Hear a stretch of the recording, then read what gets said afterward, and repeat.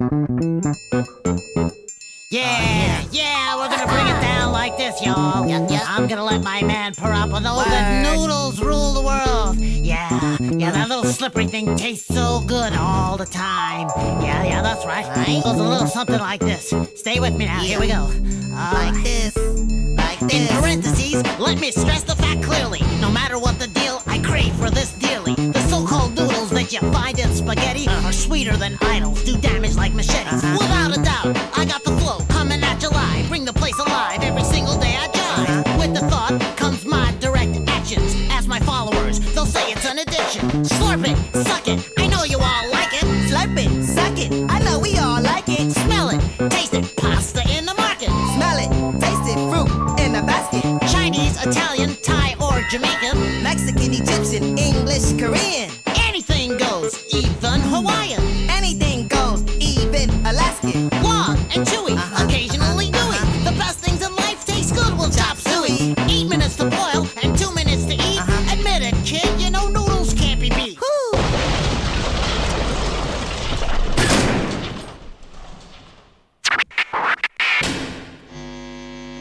What happened? What's going on? What happened? Roll it on your spoon, create your own boom. Roll it on my spoon, create my own boom. I bet you didn't know noodles the rule. I bet you didn't know there are no rules. Sushi, burgers, they all taste good. Pizza, burritos, they all taste good. As long as they got noodles, the king of all food. As long as they love food, then anything's cool. Hip-hop music with an old school twist. I keep the place intact, I do a rap like this. You can use a spoon, fork, knife, or even chopsticks. Come on, kid, get down with the mix.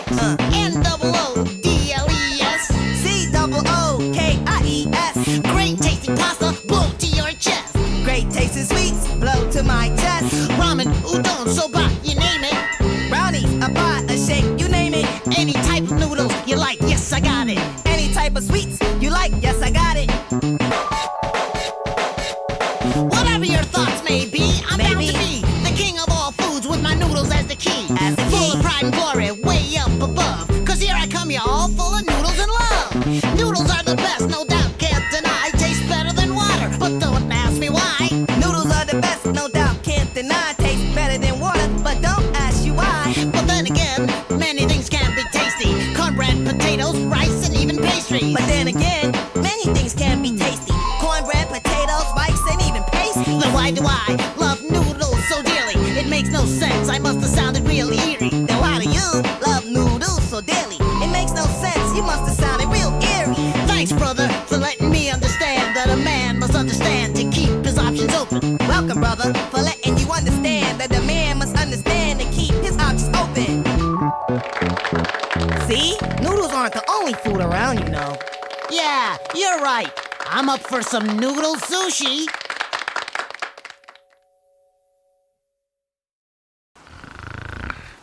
Nighty. Ah, spaghetti. Ah, ravioli. Ah, mamma mia. Hello. Hello, everyone. Hello, subject. Hello, lurkers. I am returning with a Splatoon stream. Today is... This Splatfest creeped up on me. They kind of just, you know, the hype around this Splatfest, it... Excuse me.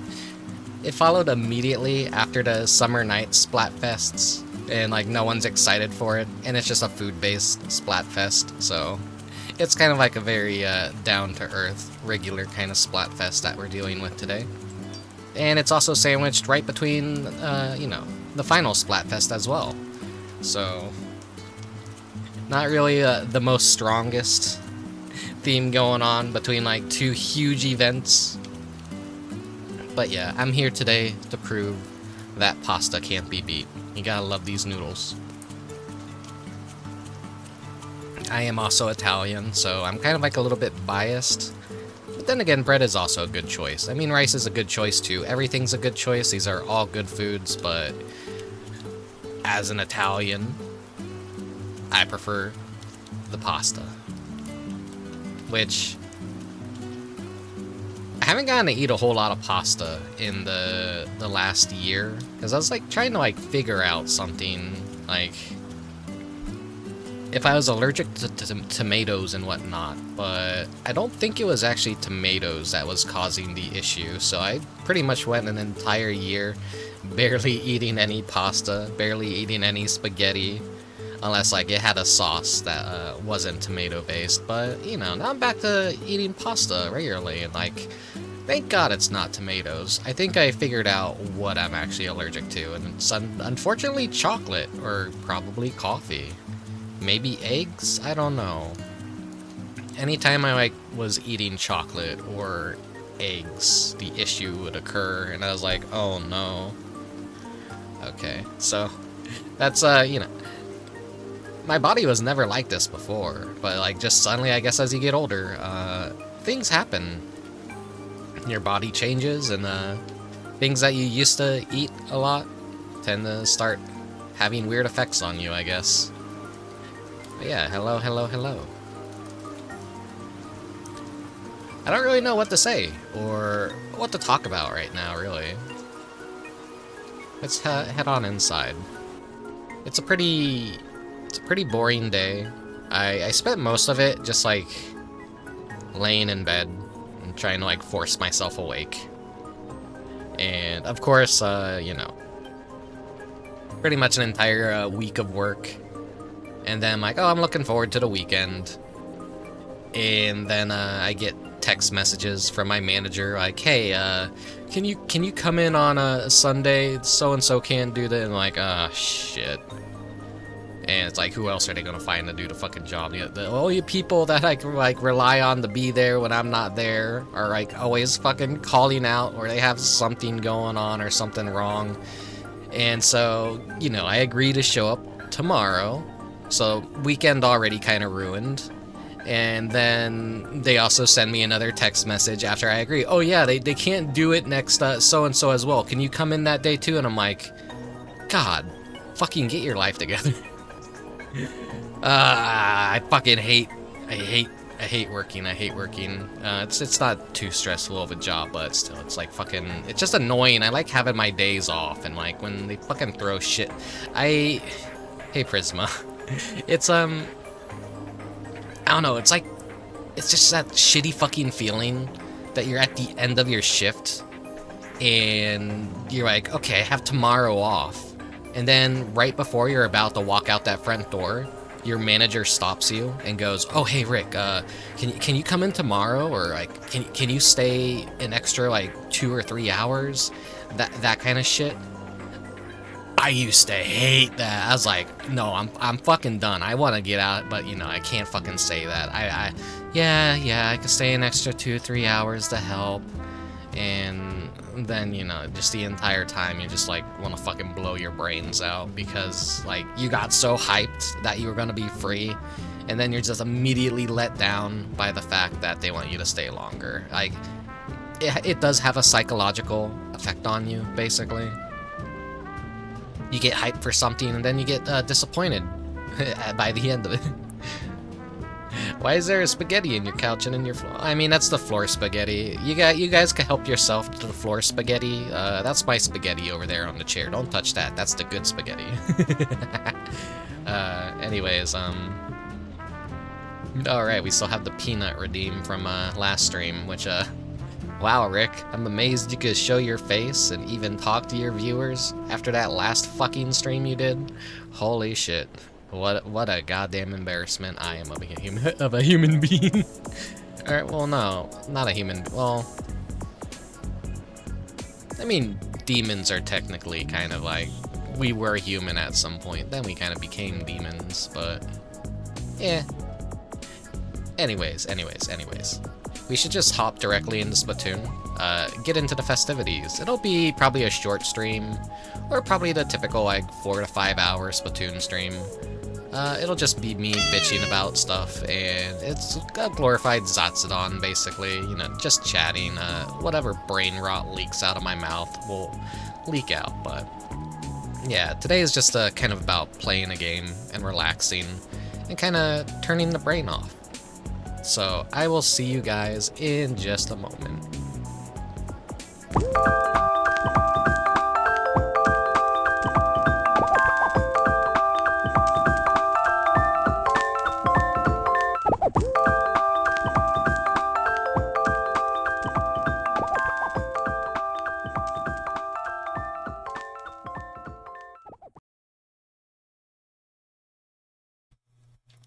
can't stay long in the stream? That's fine. I don't expect people to stick around the entire time when I'm playing games, honestly.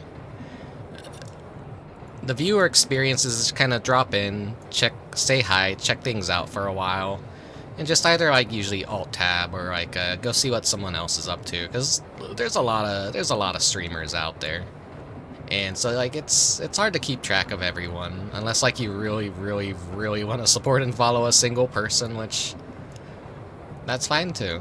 But, hey, Dubious.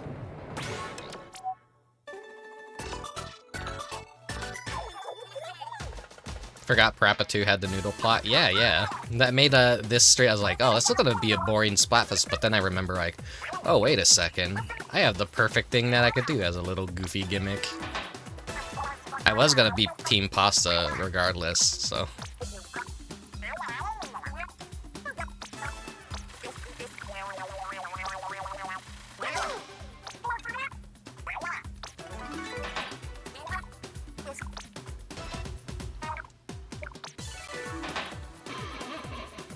So there's a likelihood Fry might win this because it's the funny cum-colored ink, the silly white ink. And I feel like most of the world probably eats rice. Pasta might be the not so popular choice. But bread probably. Italian Splatfest, yeah. This really is the Italian Splatfest, honestly. Slurp it, suck it. I know you all like it. That fucking lyric in the song is just... They knew what they were fucking doing.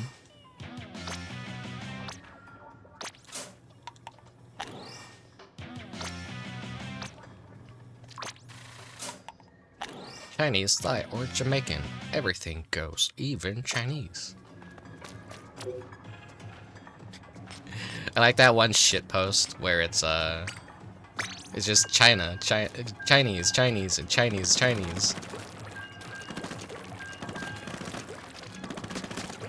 I don't have a clip of that video. I should have prepared it though, honestly. All I have is this. But then again, many things can be tasty. Cornbread, potatoes, rice, and even pastries. But then again, many things can be tasty. Potatoes, even potatoes. So why do I love noodles so dearly? It makes no sense. I must have sounded real eerie. Noodles. Why do you? It makes no sense. Thanks, brother, to let me understand that a man must understand to keep his options open. Well, brother.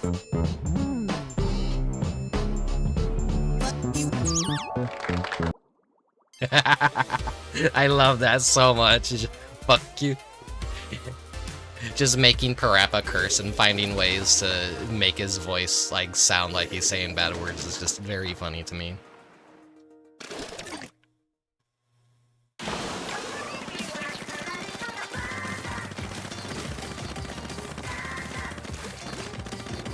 Let's see, is it actually like white ink, or is it just like more of a brown, grainy white?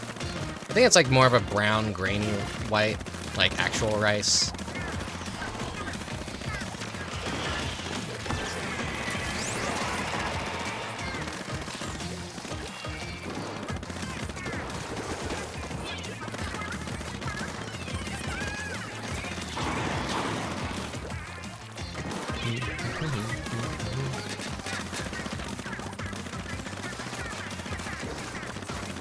Where's Rice at? Oh. Our team is just like screwing them over bad, aren't we?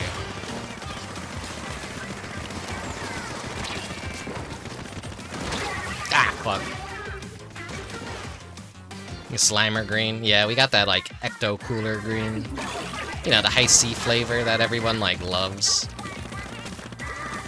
The old tie-in cross promotion with Ghostbusters for high C orange.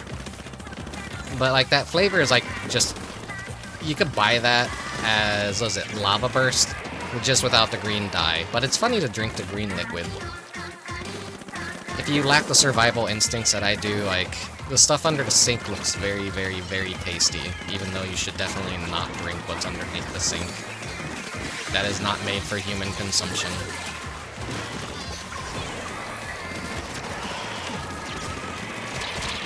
Ah! Hello, Crag. Also, happy late birthday. I saw it was your birthday. I'm like, oh, I was really busy that day, so I didn't get to pop by and say, hey, happy birthday.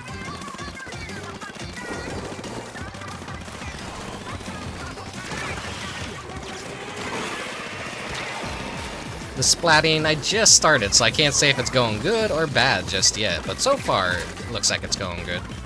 What team did you choose? Are you also pasta?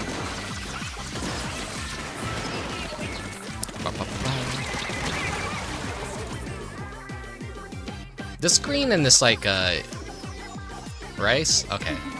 You're my enemy! Nah, they're all good choices. If pasta wasn't an option, I probably would have went Team Rice.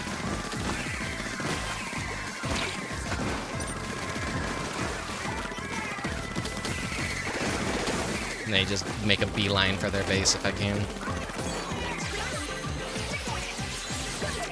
Yeah.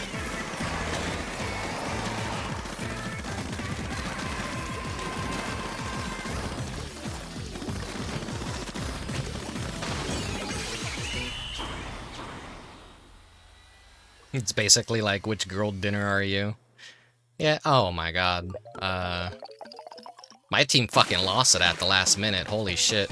Well, it was like only a 1%. I was like carrying us by the end of that, holy shit. How did my team fuck up that bad?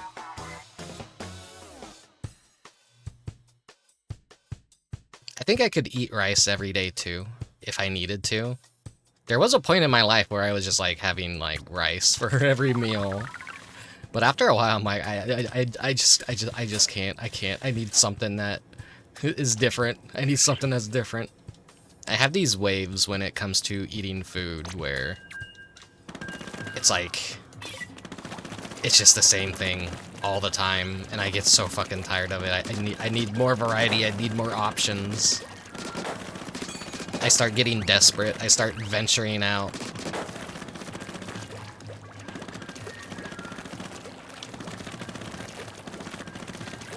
Bread's good, but like bread is always like, you just eat it with a sandwich. You eat it on the side, you know, breadsticks. Dip it in a nice concoction of what is it, oil and vinegar. Whenever me and my family used to go out to fancy Italian restaurants, they'd give us the bread, and then you dip it in this, what is it, like basil and like olive oil. It's really good. I love dipping bread in minestrone soup as well, because like minestrone is my favorite kind of soup. It's like the perfect combination is just bread and minestrone. Minestrone.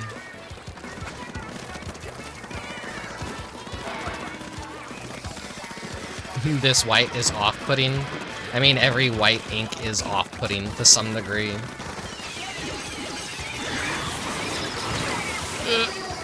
At least I got it. I got it in their base. Christ. I forget, like, when the daily timer resets. Is it like 4 p.m. or 5 p.m.? Like, does it reset in like a minute from now? Because I hope not. Because then I didn't get the first win of the day for like yesterday. So I gotta hope that my team can actually fucking win this. And not like drop the ball at the last minute.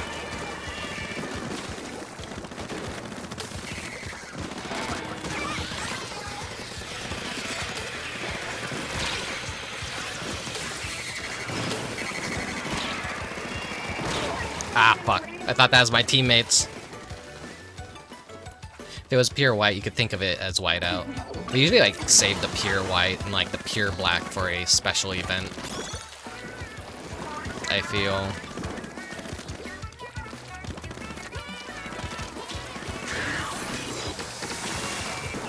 Charisma, you know what the peanut redeem is. Don't redeem that.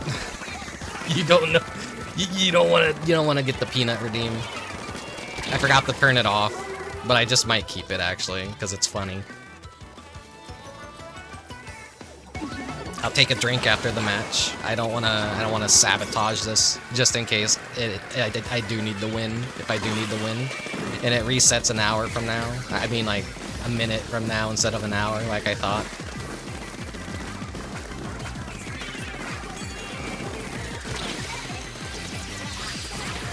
You know, fuck your base. That's more of a priority.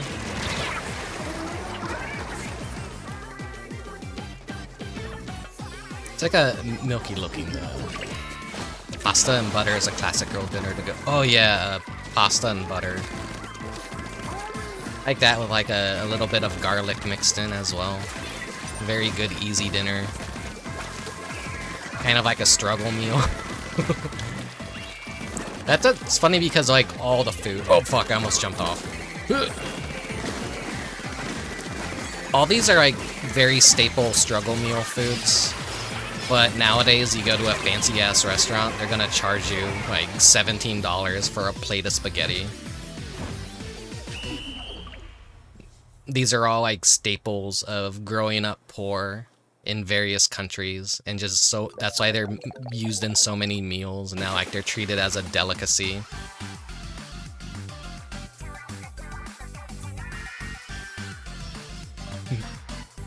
So it's like, what are the new struggle meals that we can have now? What happens when pasta and rice and bread are so expensive we can't, not even poor people can afford that? Which I fear we're getting to that point.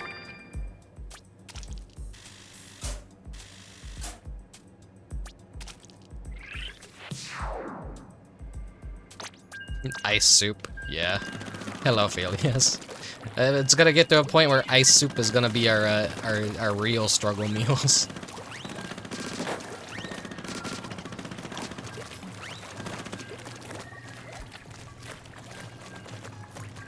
While we're waiting, let me see. I got some cursed food. Where do I keep those images though?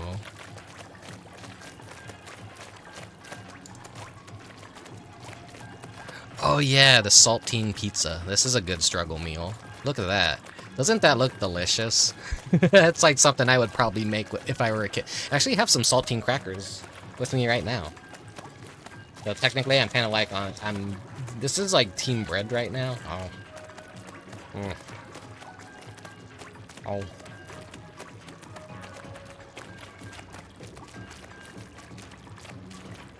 I haven't eaten anything at all today, so I'm having saltine crackers for lunch. You guys want some birthday cake mayo?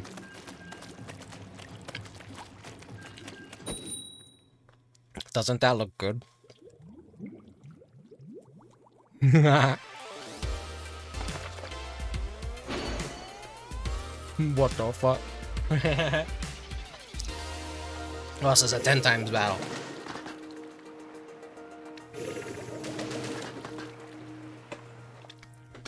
Okay, crackers eaten, drink.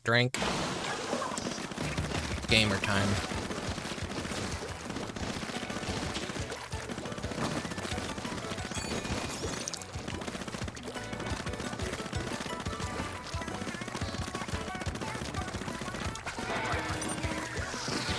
Yeah, it wasn't aimed at me, luckily.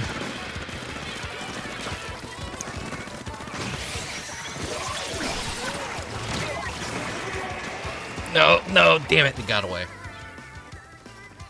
I'm not a fan of... I like mayonnaise, but like... It's kind of be a light spread on a sandwich. It can't just like be mayonnaise like layered on and caked on. It kind of like grosses me out when there's like too much mayonnaise. A lot of condiments have a proper place and time and a ratio for me. I'm kind of a little bit of a picky eater, sadly, so... I get grossed out by textures and consistencies pretty easily. Yeah, Japanese mayo, everyone like loves it. It's like, isn't it like very different from American mayo though? It's kind of like the pickle situation, where pickles in Japan are basically any sort of vegetable you could put through the process of pickling. But here in America, pickles are like a very specific thing.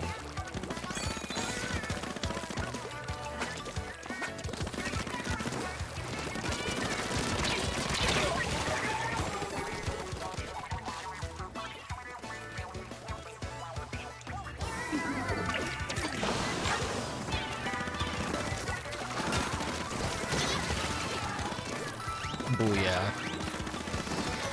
We're covering our poor teammates' ass. Fella's about to get bamboozled, and we're just like, no, we got you, we got you. Okay, so I guess the reset is at like 5 p.m.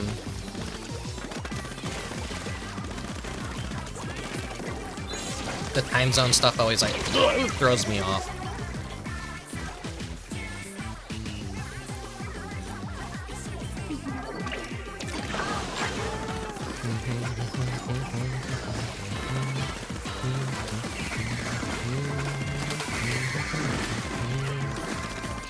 I should probably check on something after this match. I forgot if I reset the setting. Actually, I could do it right now. Did I? No, okay, yeah, we're fine. It's like, did I still have the scale filtering to point? I'm like, wait, no, I didn't play anything on the Switch that would need me to turn it to alter that and whatnot. Fucking hell. I think we lost that one. I wasn't nearly as aggressive as I should have been. Yeah, we lost that for sure. This is the power of white ink. Oh, Crow? There he is. Now I'm gonna give him a little pasta hat.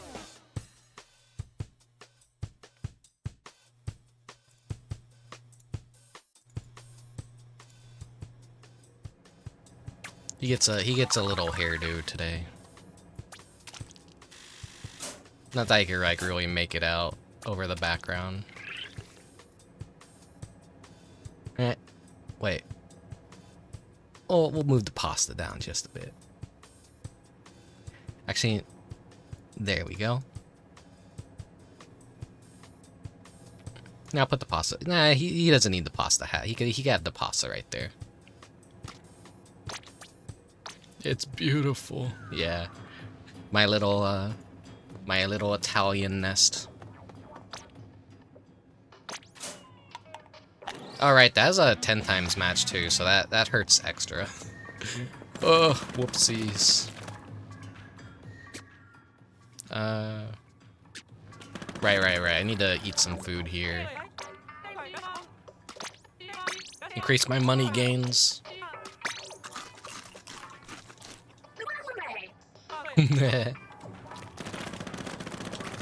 Where's the flag?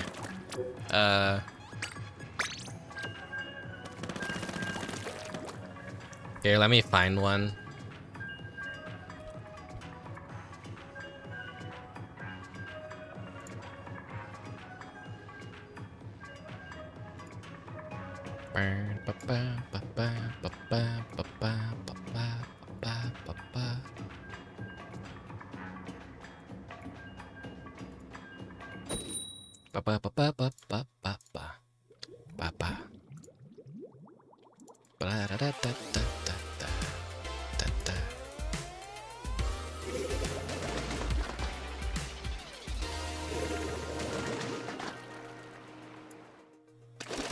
There we go. Yep, it is the Italian Splatfest.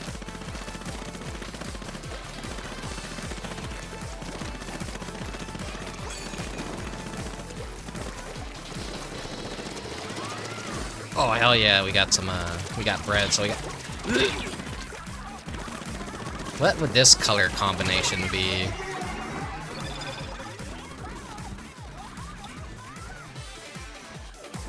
Let's see, like tomato sauce and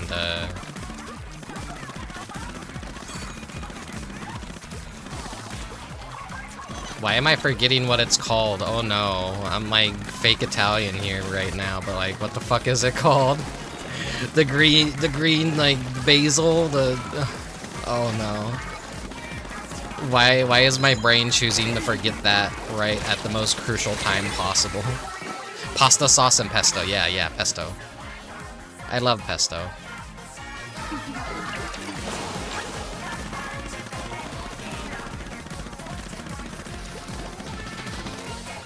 I'm not really a mushroom person either, but like, I do enjoy like mushroom-based sauces as well.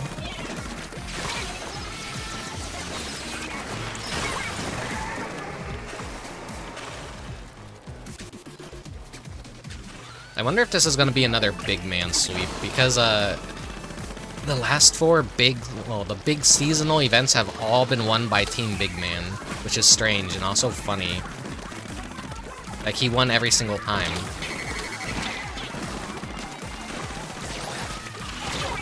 Oh fuck, I jumped right into that. Basil tomato soup. Oh yeah. Having a little basil leaf to garnish, like a red soup, always looks really nice. Oh, there's like 3 of them there. I'm playing like shit, but like at this point I'm so burnt out on Splatoon. I'm kind of glad the final Splatfest is right around the corner, so I can kind of like hang this up a bit and like take a breather away from Splatoon and focus on other games for a while. It'll be nice not having to do the game every day to some degree. Because I always gotta get my first win of the day for the catalog. And this is the last catalog after all.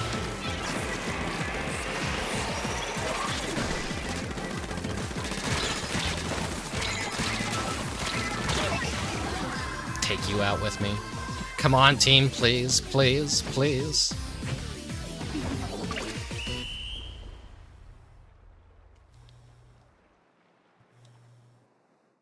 No, they win, they win. Damn, we're just fucking getting destroyed.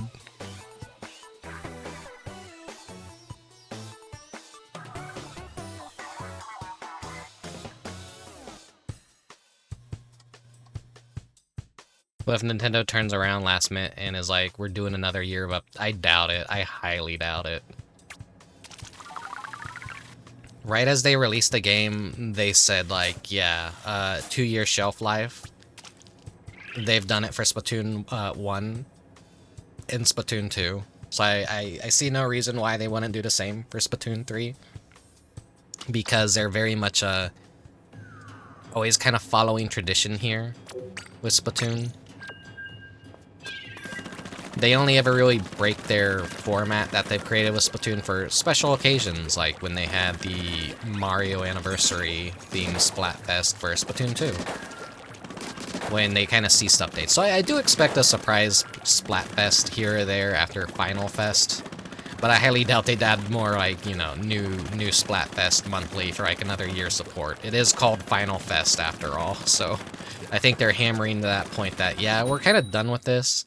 We're gonna go work on the next Animal Crossing game. Because it's kind of like a lot of shared developers between Animal Crossing and Splatoon. Because New Horizons was made between Splatoon 2 and 3. And the effects of working on New Horizons was felt in the launch of Splatoon 3. How a lot of people said, like, yeah, there's like barely any content, and it feels like pretty bare bones, and it felt like it wasn't quite ready to come out just yet. And with a lot of the map designs being the way that they were when the game first came out, like, yeah, I do kind of agree. It need a little bit more time to cook in the oven.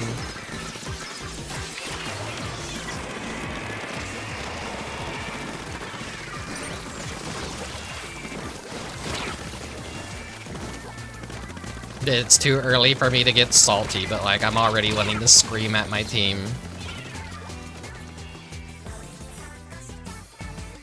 Will you be on past, present, or future? I think I will be on past, because I began with Splatoon 1. So I always have like a nostalgia for Splatoon 1 versus the other games. And 2, while I was on there at like first, like I actually just fucking fell off of Splatoon 2 pretty hard. I didn't really like Splatoon 2 a whole lot, to be honest.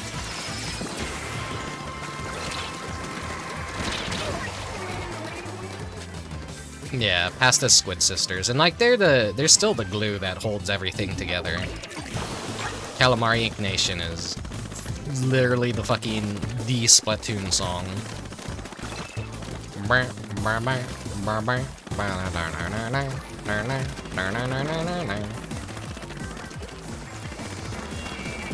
As you can tell on my channel, on my streams, I'm a very I like traditions.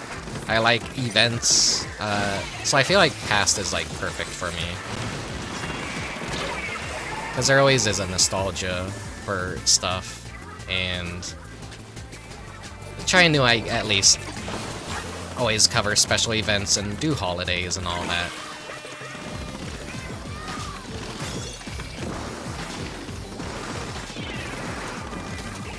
Future would be good too, I guess. But, like, I'm not really optimistic about the future right now.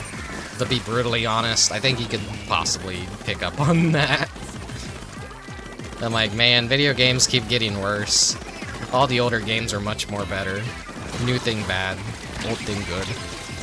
You know, typical boomer shit. The fuck is my team doing?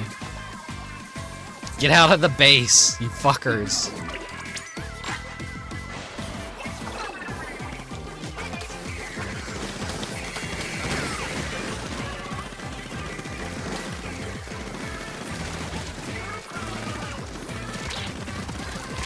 How is like the entire enemy team always on my fucking ass, but at the same time going into our base and taking over everything? Like, where are all my fucking teammates? All these matches, like, what the fuck is going on?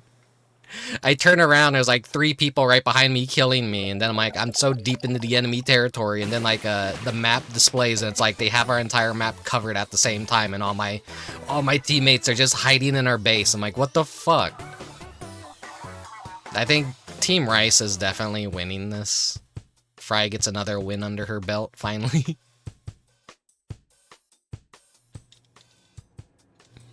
Stop giving me such dog shit teammates, please.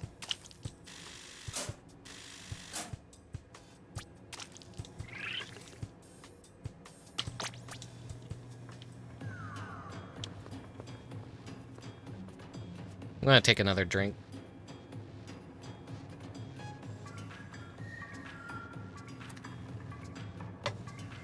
Yeah, I got some Shasta Cola, so the poor man's Coke. Fry already has 3 if you count the Japanese only one. Yeah. It's always funny how everyone was blaming the Japanese favoritism for Fry losing, but then they finally have a Splatfest that was region-based, and Fry ended up winning that Splatfest. So it's like, the issue is clearly Fry fans being stupid and not good at the game. Oh my god, I'm fighting HIV+.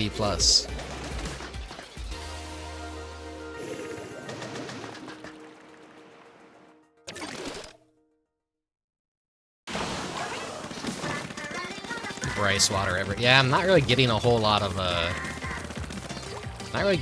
team bread. Just all rice. But they are on the most popular team, so maybe that will be their downfall. Because typically, most popular team tend to struggle. They get the most mirror matches, while everyone else gets more matches that actually matter.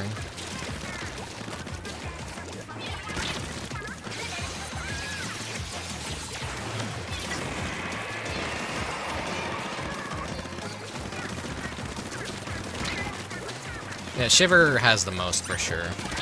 But Big Man finally started catching up at least.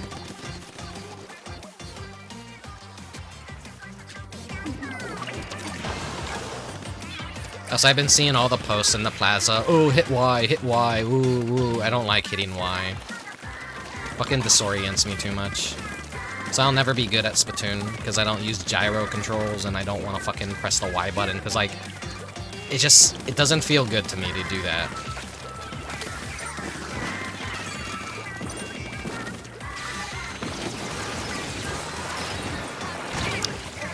Fucking hell. I was, like, trying to get it just right, but I wasn't fast enough.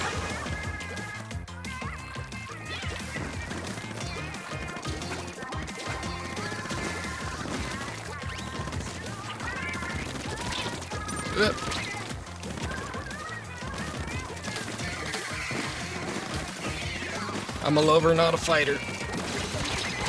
Fucking.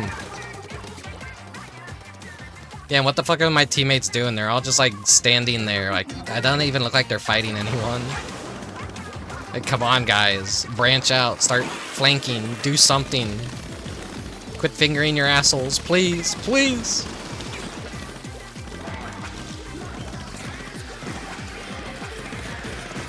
We have to prove pasta's the best. We gotta beat up a bunch of 13-year-olds to get our point across. Every Splatfest ever. Beating up a bunch of 13-year-olds to prove that you have the right opinion.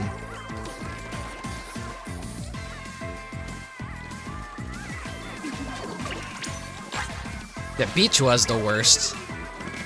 You could just go to a beach, no problem, and have people not be around. Beaches are like everywhere. But like, for some fucking reason, beach won over like theme park. Ah, fuck. Another loss for Team Pasta. Fucking. The salt is settling in. The salt is settling in.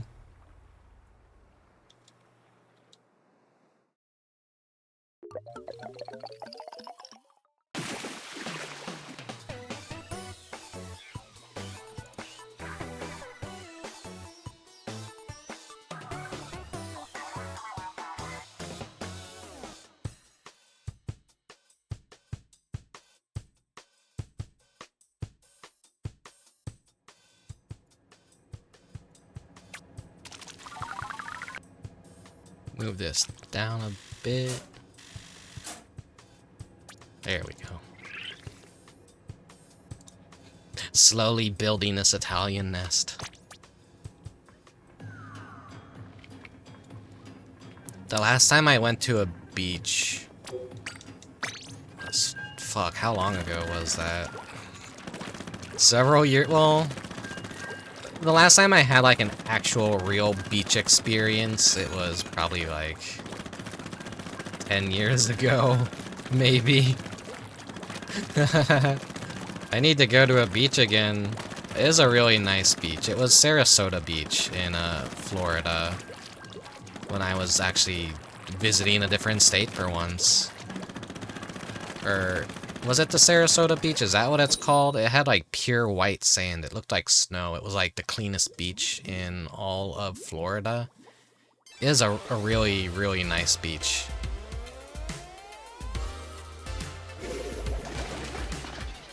And I'm like, you know what? I'm tired of being a cave goblin. I'm tired of being pale as fuck. I'm gonna have a real goddamn beach experience. I'm gonna go in the ocean. I'm gonna walk around barefoot on the sand. And then little like fucking, I forget what they're called, but little like beach, what are they, like beach fleas or whatever, bit the fuck out of my feet. So I had bug bites all over the bottom of my feet. Basically having a fucking smorgasbord of a fucking pale ass soft nerd. Instead of like a seasoned beachgoer. I'm basically a banquet for bug bites. This is what being in your room, being indoors most of the time gets you. Yeah, sand fleas. After that, it's like I never really went to a beach again, and to that degree, I didn't go into the ocean. The beaches that I could go to around here, like, the waves are a lot more nasty and rough, so like I can't exactly go in the water and feel safe, because I don't know how to swim. I'll drown, I'll die. I'll get eaten by a shark.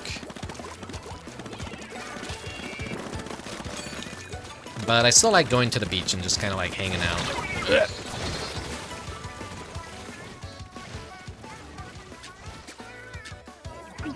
There's gonna be a lose your way to the top Splatfest. I can just fucking feel it.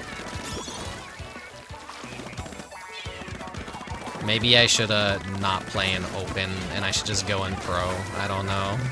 Just actually scramble the teams or something. Like, I can't fucking do anything. Oh, that's a name right there. Bara Rider. Fucking hell. Fucking Jesus Christ. I don't think kids actually fucking play this game anymore, to be brutally honest. These are all just like fucking 30-year-old neckbeards, such as myself, fucking destroying this game. It stopped being a kid's game like fucking 3 months after it released too, to be honest, because fucking everyone fell off of it. All the new people, all the fucking furries, everyone that like, this is my first Splatoon game ever. I'm gonna post weird fetish art in the plaza. They're all gone. They're gone. It's just like fucking weird people like me still playing this game.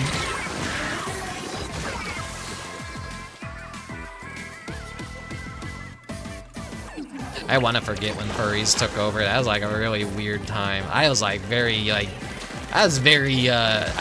toxic on stream. Every time I was running around in the plaza and I fucking saw fat furry art and like, I was like, oh my god, they're fucking allowing this shit? Get this out of here. No, this is, don't be posting that. Ugh.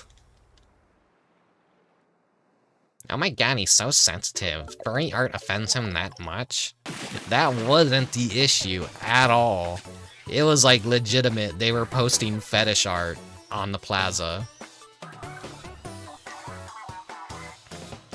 It's one thing to be hosting your own stream and talking about degenerate, fucked up topics, because everyone that comes to your stream is a willing participant in said fucked up things, but when you're just like, you know, you're playing a game and you're drawing a hyper furry muscle art with big fucking pepperoni nipples, little Timmy is gonna, oh boy, I can't wait to play Splatoon. He enters the main plaza and the first thing he sees is a fucking wolf with giant pepperoni tits in his face. Because his parents forgot to fucking turn off the plaza post, because parents don't fucking monitor what their kids do and give them free reign to the internet for all kinds of shit to happen. That's what I take offense to, so. That's what I did not like about the furry invasion in Splatoon. I don't need to like log into the game and immediately see an inflated balloon furry when I start up a stream. I'm like, oh yeah, cool. Let's do a Splatfest stream, and then it's like either political war agenda stuff or furry fetish art, and it's like, okay, this is not the vibe I want to go for on the stream. So, but like the good news is they killed all Twitter support for Splatoon Plaza, so now you don't really see anything anymore. Like it's just all fucking low quality shit posts, and I think I prefer that more. You only get the good stuff around Splatfest anyways.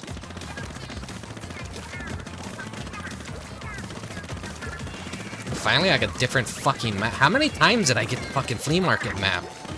That was like fucking, what, 6 matches in a row, the same fucking shit? I was like actually starting to get used to it, like, fuck.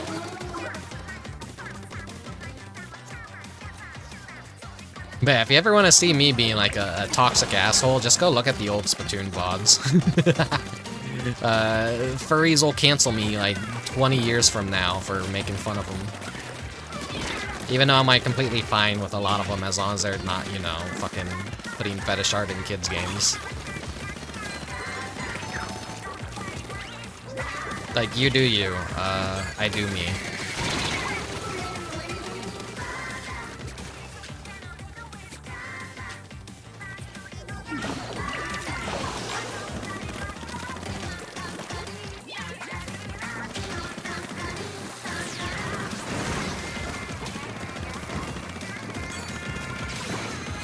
Got another dog shit worthless team, as per usual.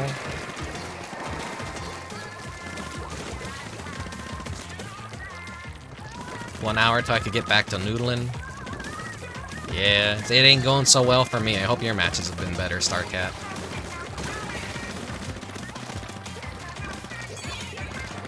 No team I'm getting can, like, fucking hold their ground. And I'm trying my best to do as much, like, damage to the enemy base and kind of, like, keep myself busy and backdooring. Because that's how I play. I'm not much of a fighter. I'm more of a, like, annoy the hell out of everyone and, like, run away and, like, do a mass spread of ink when I can. Okay, it looks like my team is actually... Let's see if we could keep this momentum up, because this is good. This is good. Fucking... VC teams on Rice are brutal. Yeah, I imagine there's a lot of, like... It's just, like, the more popular dish, Rice. Like...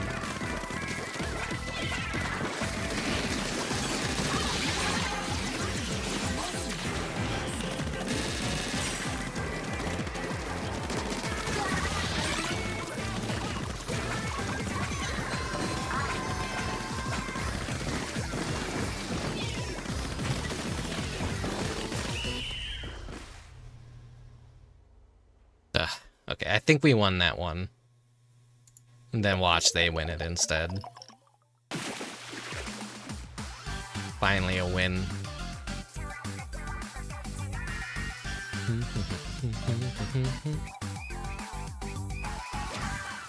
We've been going nearly... How many matches now? It's like already been 30 minutes and I feel... I've only won 2 matches and I lost a 10 times battle, so already off to a poor start.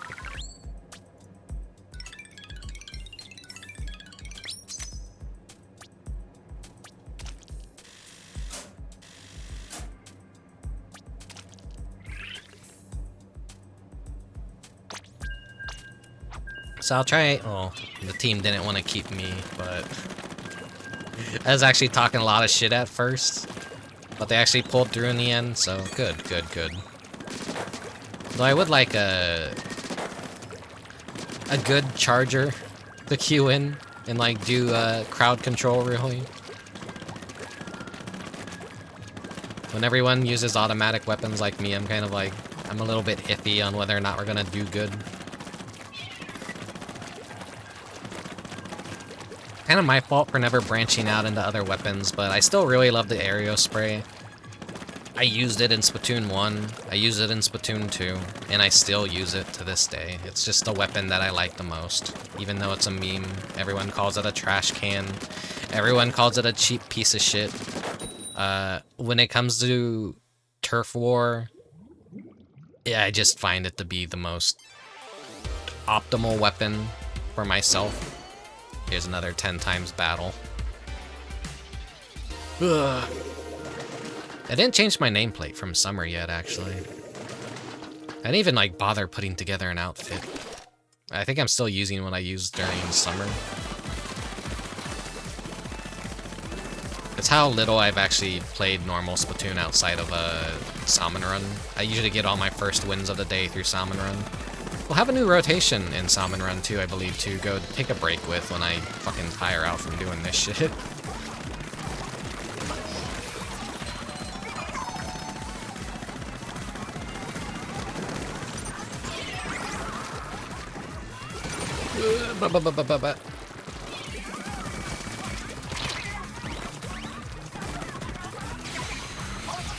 Let's see. Flush you out. Fucking hell. Damn it. Really good aim on that crab tank. Like, I'm actually fighting fucking people that know how to play the goddamn game. Normal people don't care about this Splatfest. They're just like, yeah, whatever. It's a food-themed Splatfest. It's not a big event. It's like it's the lull before the storm. The quiet before the storm. Alright, you go down there. I'm not gonna chase you. So, fuck you.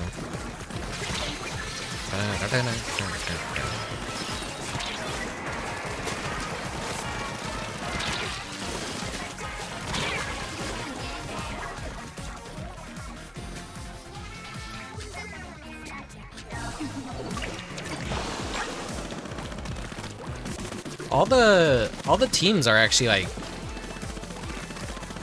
they're kind of like soup or sauce themed when you think about it. Also, the colors basically kind of are the Italian flag. You got green, you got white, you got red. Though it's more of like a, what is that, an auburn red? It's not quite red, but maybe that's like by intention too, because maybe they don't want to like represent a country flag color for like any sort of like political reason. They want to avoid that kind of stuff, maybe. I don't know. I'm just trying to like think of like reasons why they would. There's always some like weird legality thing when you could go super ham with a theme, but like they tend not to want to do that for safety reasons or some sort of like favoritism. I don't know. Companies are really weird.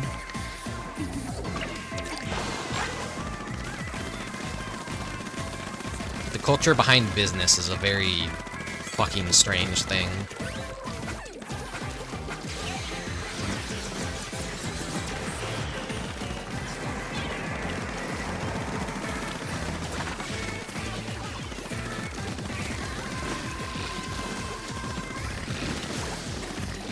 Fuck you and your toothbrush.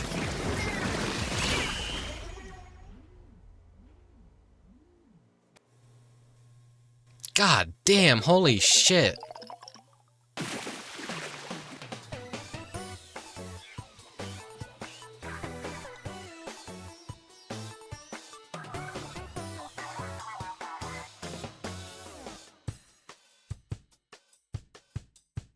That's definitely a team that is on voice chat and queuing as a full team, I feel. Because half of them all have the side order splat tag on. And has another 10 times battle down the fucking drain. Yeah,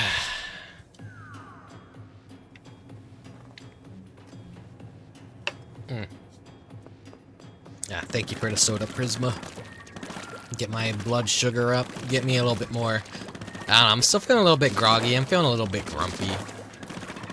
It sucks to immediately begin a Splatfest and like lose a bunch of those battles and then like it's just, nothing feels like it's going right. I'm like, ugh. The last Splatfest that's happened was also one that I was very excited for, the music themed one with drums.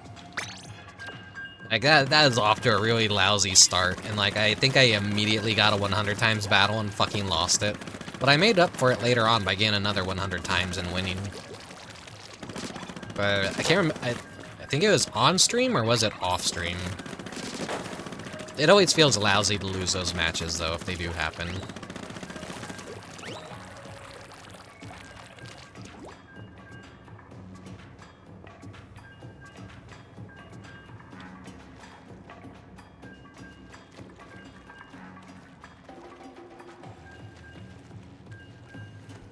I'm gonna eat some crackers again real quick. But then again, many things can be tasty. Cornbread, potatoes, rice, and even pastry. But then again, many things can be tasty. Potatoes, potatoes, potatoes, even potatoes. So why do I love noodles so dearly? It makes no sense. I must have sounded real eerie. Noodles, noodles, noodles, noodles. Why do you? Why? It makes no sense. Thanks, brother, to let me understand that a man must understand to keep his options open. Well, brother.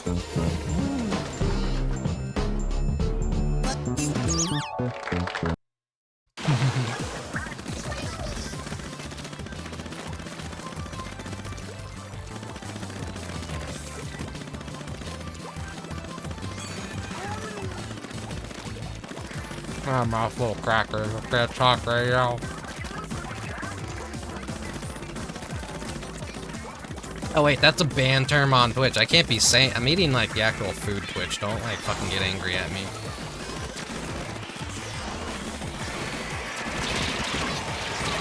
Cause I'm Italian. Fuck you, Twitch.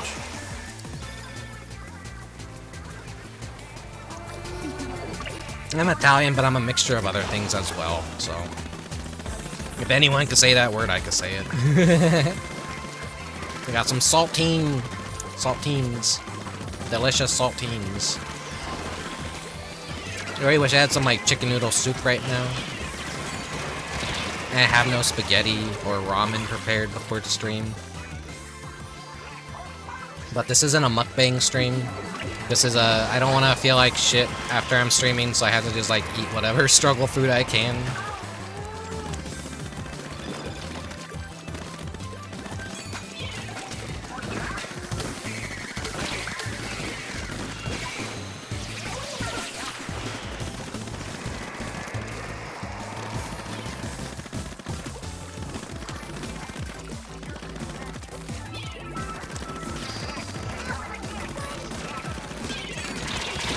Fuck! Maybe they nerfed my weapon. I feel like this like every Splatfest. Like, it's my weapon just getting worse? Or is like the pool of weapons increasing, just like making people more deadly? I can never tell. But I never feel like good enough at killing people with this weapon. I used to be able to kill people very reliably at the start. But now it's like, I feel like I could just, it takes too many hits, and the hits are so spread out and random that it's just me killing anyone is just not gonna fucking happen with this weapon anymore.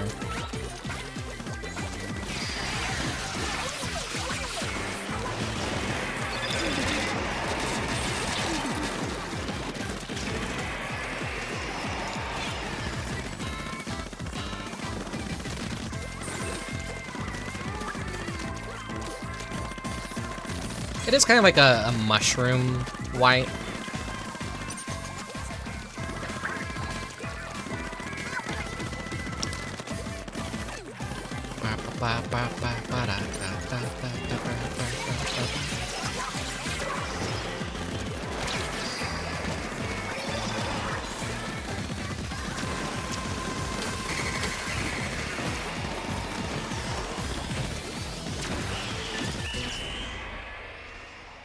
Alright, well, I'm feeling good about that one. Let's see if I win that one. This is gonna be a close one. Okay, good. Fucking won.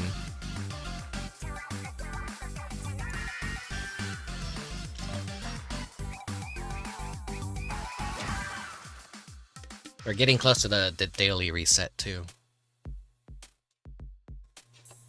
Let me just finish off the rest of this Shasta.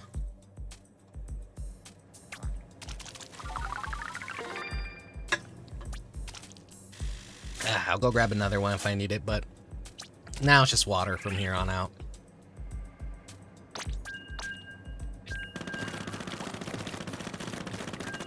Okay, we have 2 rulers, so these are actually good players.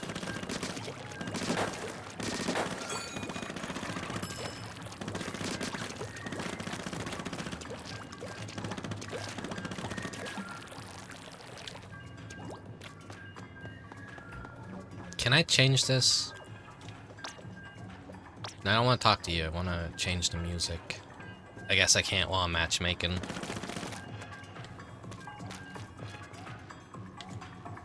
I want to... Fuck, what is it called? Doot, doot, doot, doot, doot, doot. Pop and Schlock is what that song is called, I think. Oh, well. No, it's just a defender that left, so... Give us something good.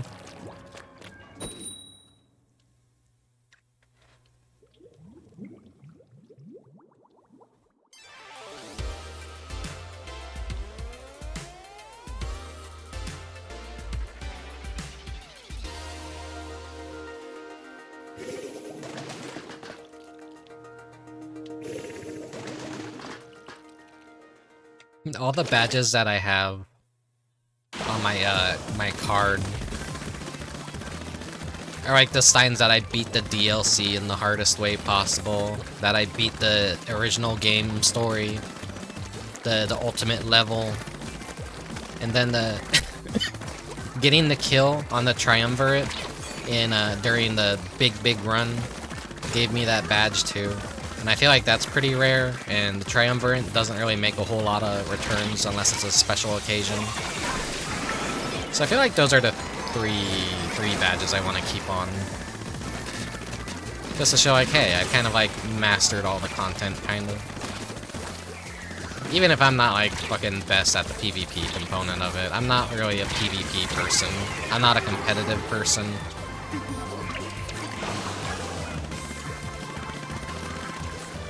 the issues you're having with kills probably has nothing to do with your with MMR has more to do with your MMR going up. Probably. Like, I don't really think I'm a good player at all, so when I actually play against people that have skill in this game, I get my shit kicked in. I'm not using gyro controls. I don't like gyro controls. I know when Splatoon 1 came out, everyone was like, turn gyro controls off, they're fucking dog shit. And I learned how to play with twin sticks instead.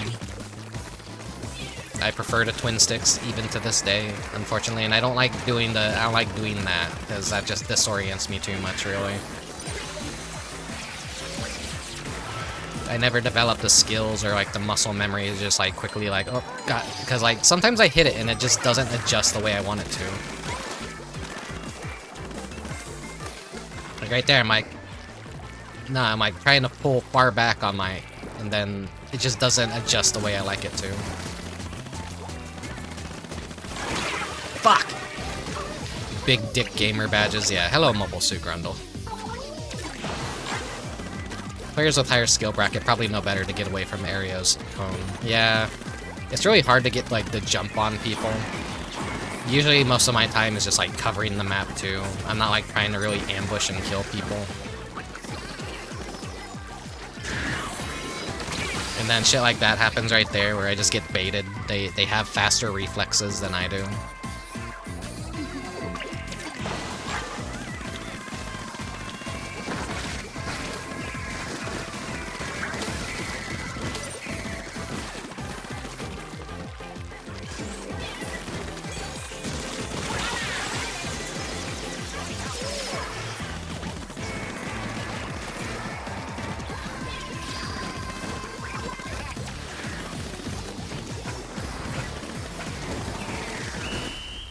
Okay, hopefully that's a win right there. I feel pretty good about that last-ditch effort.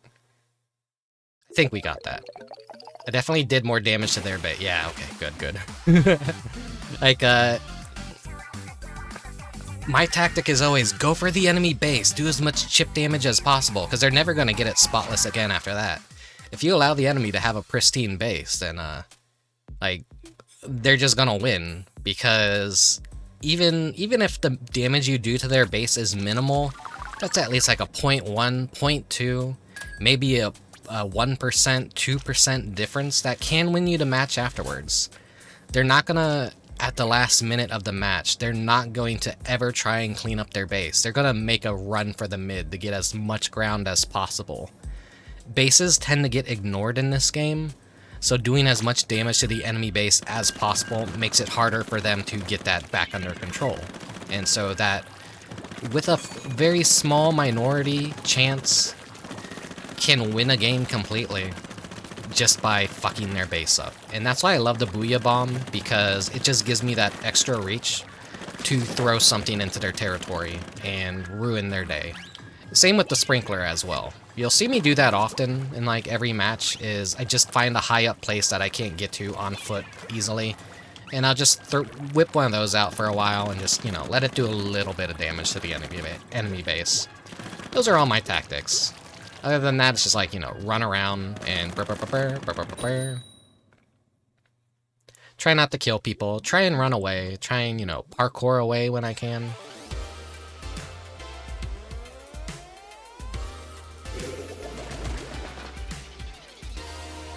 Wow, 2-win streak. Wow, my luck's picking back up. Maybe it was just like the fucking flea market map. The flea market map always screws me over. I'm never good at that one. I don't know. They've made like some changes to it too, I think. This one is like much more open. I feel like the enemies aren't always on my ass like they are at the flea market. I don't remember a lot of these fucking maps by their names. Fake fan, fake fan. I'm a person that remembers things by their looks rather than their names a lot of the time. That's one of my major, like, brain issues, is it's just easier for me to recognize by visual. So if I ever forget anyone's names, I'm gonna remember your face, no problem. I'm just gonna probably really forget your name. Unless, like, I know you very well.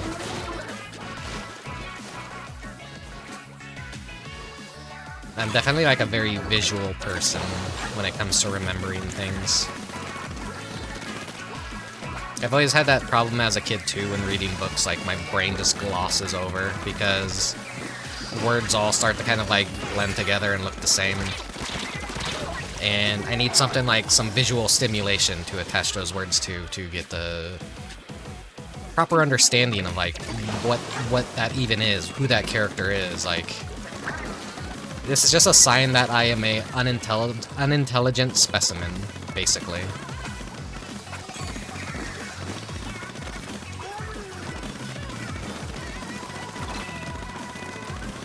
What are boobs? I'm a visual learner. Please, show me boobs.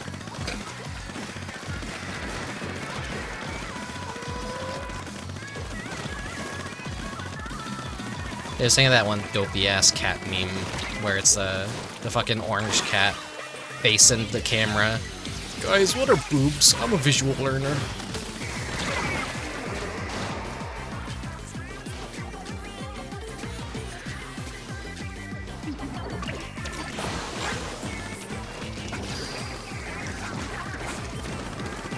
I hate the fizz bangs so much. I wish they would. I hope that's a thing that gets cut in the next Splatoon, honestly. Fuck fizz bangs, they're not fun. They're annoying.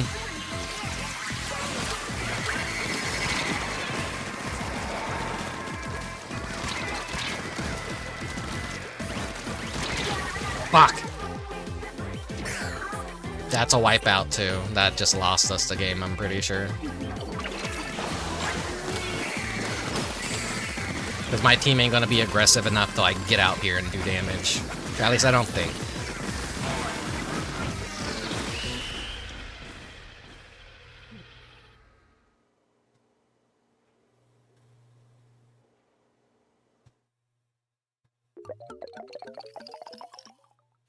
Damn it! Fuck!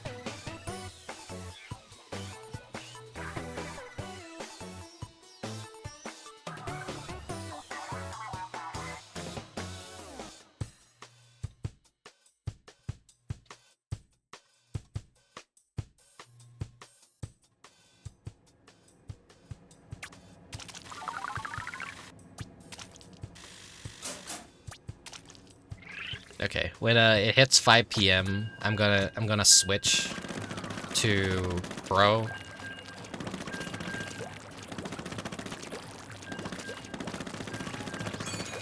Open matches always suck because that's where you're gonna get all the fucking parties and the people that are in voice chat.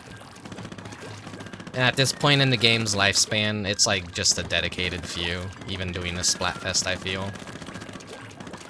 So you got entire friend parties just like, hell yeah, it's the entire weekend, Friday through Sunday. I don't know how fucking people could play this game for fucking nearly, how many hours is that? Fucking 48, 72 hours of just like Splatfest and this gameplay. I would want to fucking blow my brains out. I have enough after I always hit max rank. I never want to go beyond that. I'm just like, I'm gonna be disappointed if we lose, and I've lost the majority of the Splatfest in Splatoon 3. But, you know. Wow, Rick, you sound like you really fucking hate the game. I don't hate it, I like it. It's just annoying that, like, the three-way Splatfest, kind of, like, I'm not a fan of it. Still, really. It gives more variety, but I think it's better we go back to the 2 model Splatfest, because at least it feels like there's a higher, like, either team can win. But I feel this way about Final Fantasy XIV too. Like, Frontline sucked as a PvP match because it's like three different groups fighting for supremacy on the PvP map, and that it fucking sucks. It feels terrible. There's like, even if you're winning, like, the second team could just like fucking sabotage you and make the fucking dead last team win. It's just not, it's not a good model for, like, PvP to have 3 teams. I know for the longest time people wanted, like, a 3-way battle for Team Fortress 2, and that never happened. People modded that stuff, I believe, but, like, they never officially put 3 Fort in the game and like had more than just red versus blue. But I think the original Team Fortress had Team Green and Team Yellow. They did have those modes, but obviously they kept them out and they never put them back in for a reason. Because PvP games are just better when it's team versus team, or free-for-all for everyone. Having too many teams... I want to say maybe having 4 different teams would actually balance things out pretty well. But just having an odd number like 3 is just really bad.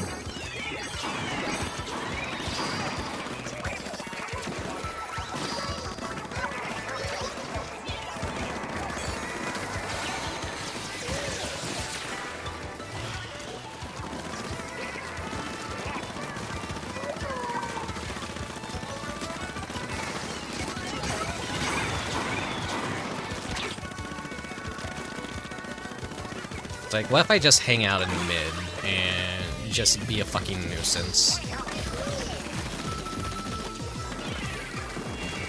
I'm not really getting a lot of, like, ink charge.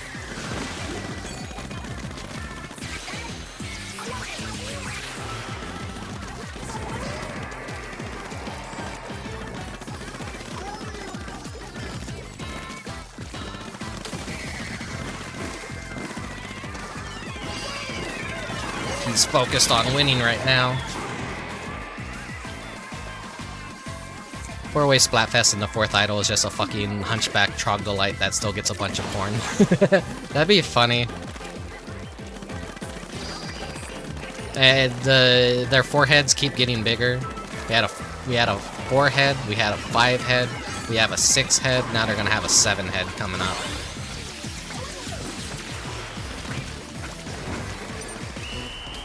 Oh, we actually fucking destroyed that team. Holy crap.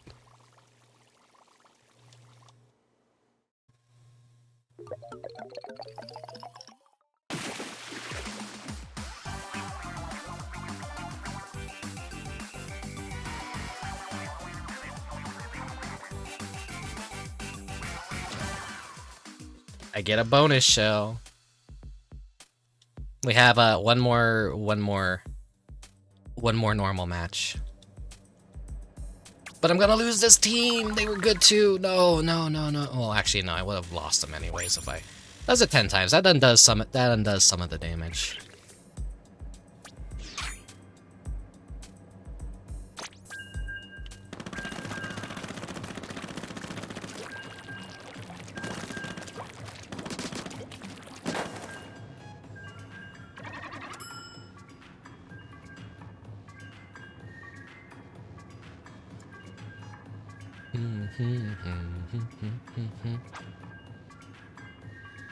Ah, no, I already lost one of them. Okay.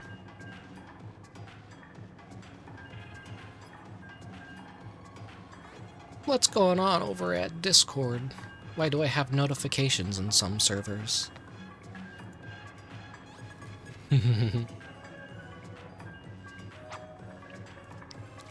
Oh no, this is what... Oh, my final teammate left.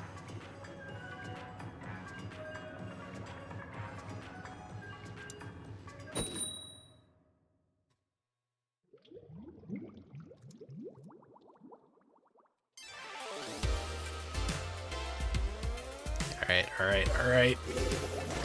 Who am I fighting? I'm a clown! Don't worry, buddy, I am too. It is on this fucking map too, god damn it. Please give me the Walmart map. I feel like I always get the Walmart map in every Splatfest. Is it? The thought just occurred, like, have I not noticed, but, like, are all the maps on a very shared rotation between every Splatfest, and it just so happens that I always just play on the time slot that gives us the Walmart map? Watch it actually have been in Pro or something. I don't know. I'm sure it's, like, slightly more randomized between each Splatfest. Well, thanks for dropping by today, Subject. Have a good night. Take care.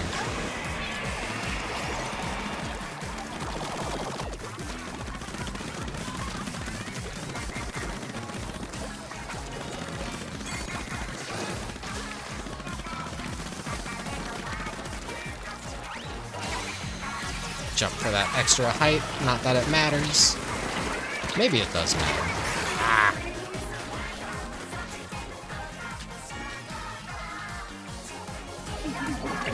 I'll try to have a good night. It'll depend on like how well I do in these matches.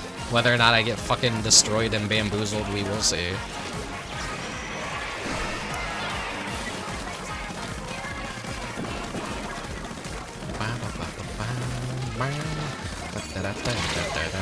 Actual good Splatoon players watching my stream probably like fucking... What is this asshole? He can't fucking play this game for shit.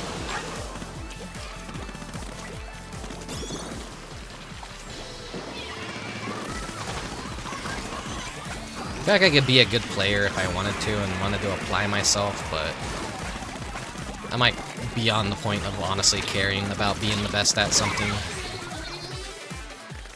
Because I can never really be the best at something, because there's like always someone that's right around the corner that's better than you at everything you'll ever do. And so striving to always be the best is a impossible goal to achieve. It's good to push yourself and improve.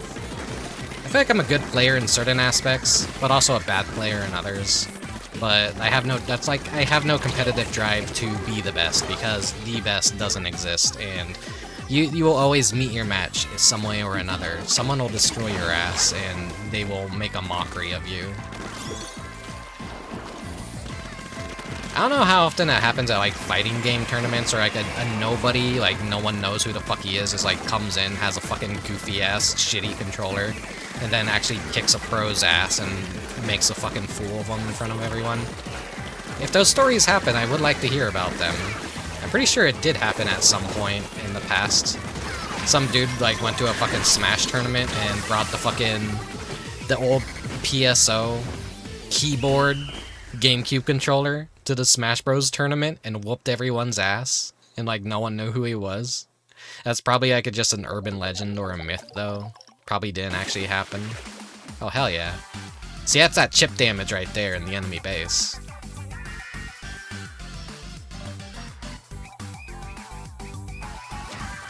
I feel like my Switch is on its dying legs because the poor thing is just like the frame rate's going to shit. There's a dude who wins Street Fighter tournaments and shit with a PS1 controller. That's great, that's great.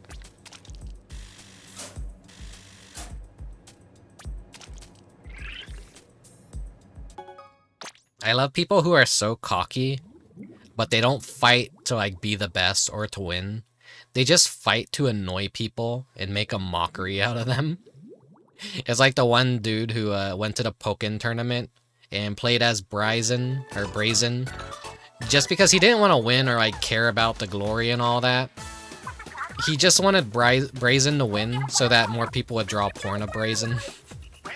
That was his main goal of winning as Brazen.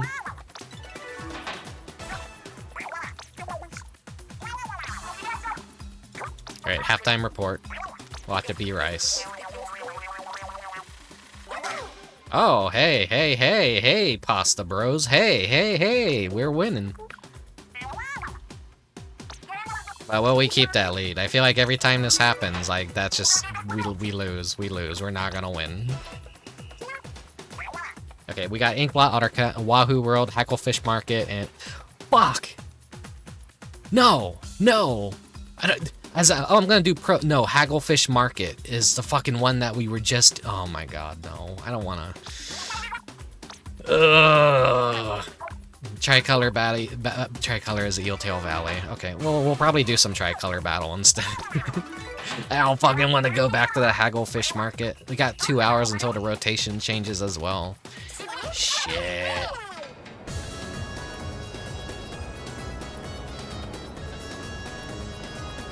Love carbs. Alright, right. Like, all three foods for this Splatfest are very carb heavy.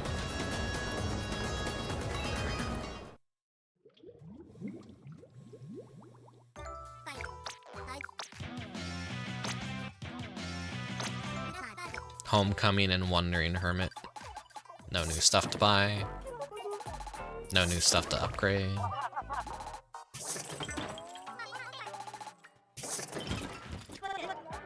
Did get a pass for something though, so... What weapon do I want to buy?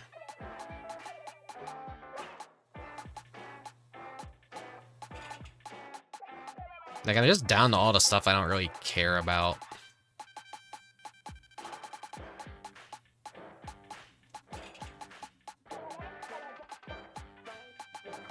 Let's see. It'll be a choice between these two buckets. Yeah, I think the Red Ringer.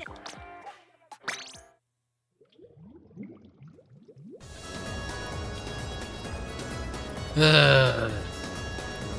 Sensei says go Team Bread. I still need to watch Dungeon Meshi. I haven't watched it yet. I haven't read it yet. But I hear a lot of good things about it.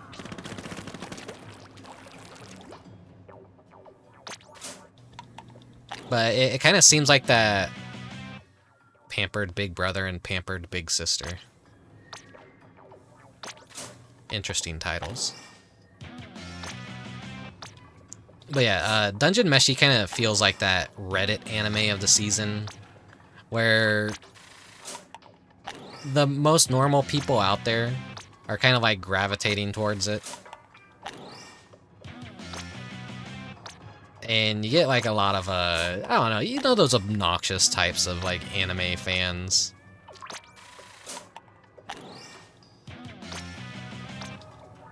Everyone likes one thing and that's like all they talk about. But then I could be like that too, honestly, sometimes, so. Fucking all garbage. Fucking give me something good. Fuck it, let's do pro. If we get more Hagglefish Market, we'll deal with it. Yeah, I'm not shitting on Dungeon Meshi. I'm just like, you know, I'm just annoyed by the people that like it. It kind of feels like that, safe horny crowd, if you, like, get what I'm talking about. Or like, oh man, I'm glad there's an anime that doesn't sexualize the characters and do fan service, and that's 100% heckin' wholesome. And then the people that say that are like fucking drawing the most depraved porn of all the characters and like fetishizing them and everything, and it's like, wait a second. I don't know. Maybe I'm just making straw men that don't exist. I'm just like remembering the time that interspecies reviewers came out and everyone was dogpiling on it like, ugh, this is such a gross anime. Ugh, who the fuck would watch this? What was that one anime about the three girls and like what, they're animators and whatnot, and there's like no fan service whatever. It was like the most heckin' wholesome Reddit anime you could get. Not that I'm saying it's bad or whatever, I'm just saying it's like that crowd of people that go to the like safest bet of the anime season and they praise it a lot for like not being sexualized or like being quote unquote gross. That's why I feel like all those fans of that go to Dungeon Meshi. I don't know. I always take a lot of issue with fandoms more than I take issue with the thing that they're a fan of. I think I just don't like people. I think that's like the major connection here. Oh, it's on Netflix, so okay, yeah. So it's like the anime fans that don't even have to like fucking go find the translated version of their anime or whatever. So yeah, it does have the normie audience then. And like watching food stuff is kind of like the most normie thing as well. Topical since this is a food Splatfest, but I feel like every time I would go over to friends' houses in the past, they would just like fucking turn on Gordon Ramsay or some sort of food cooking shit on the TV.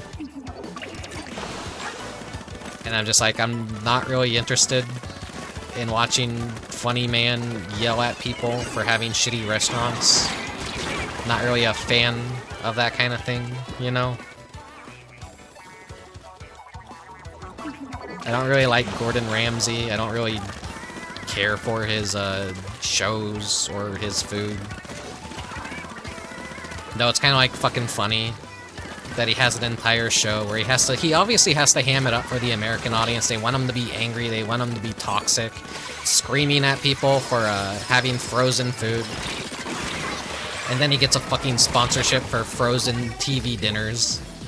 Like, the irony of that, huh?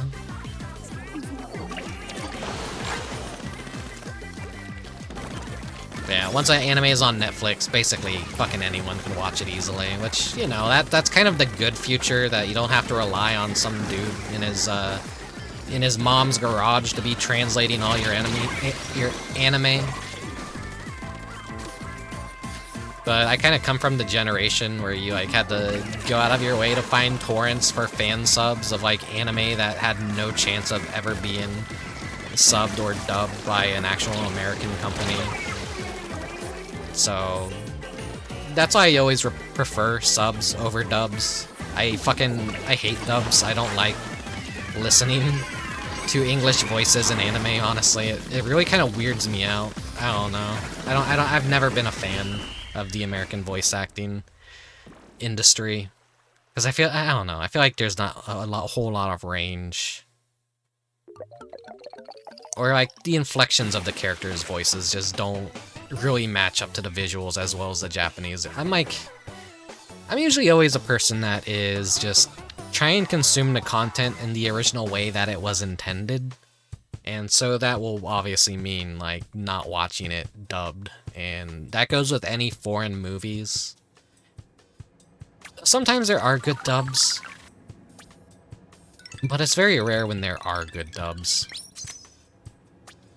I've had fights with friends in the past over this. Like, no, I don't like dubs at all. They're all bad. I don't like the English voice actors. I think it's kind of like a walled-off garden, where you got a bunch of people in the industry and they're keeping out a lot of new blood too. And you look at games like Dark Souls and Demon Souls, and they weren't getting like professional voice actors, they were just going to theater people and hiring them to do the voice acting in their game. I don't know if it's still like that, but I think it's probably is. Same with Disney and a lot of their older movies too. Like they kind of just got literal who's and theater actors to be doing the voices, but now it's like celebrity. Have Awkwafina do the fucking female voice of another character in our movie, even though her voice acting is fucking dog shit.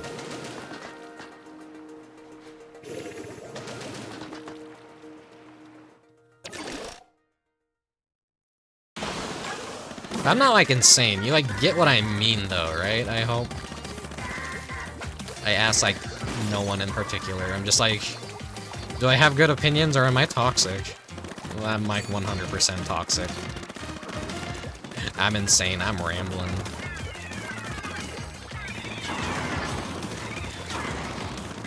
But I feel like a lot of like nobodies and literal who's do a better job than professionals a lot of the time. When you go the professional route, you're gonna be working with someone that... Like, I don't like when companies take advantage of people either and underpay them, but... There's definitely a snowball effect when you get a professional, and then they think they're worth more than they're actually worth. And they start making a lot of demands, and the moment like they try and find someone new, or someone who will do it for cheaper, that's when they fucking like, ugh, I'm being replaced. Everyone, kill this person now. I was like on the side of the anti-Powerpuff Girls reboot, where they completely replaced all the voice actresses. But that's like a kind of a completely different issue of like, they didn't even bother reaching out to the original voice actors for a reboot, and the fact that it was just a reboot, and they were redesigning the characters, and getting new voices, and they didn't have the original creator involved. I think that's a more complex situation than, say, you have a completely new property, and you're not finding completely new people. Like, you know, it's kind of like an unproven thing already. Where's the risk in, like... Well, they don't want to take a risk in it failing, which is the problem. So that's why they go for professionals, I feel. But then you have people that just, you know, they find really talented people and smaller people that need work. And then they get hired, and then the thing's a huge success, and it's a breath of fresh air, and people are like, whoa, whoa, cool. And then you have industry giants using the same 5 people over and over again, wondering why all their products are failing, and why no one likes the current direction of the franchise or whatever. Fucking hell.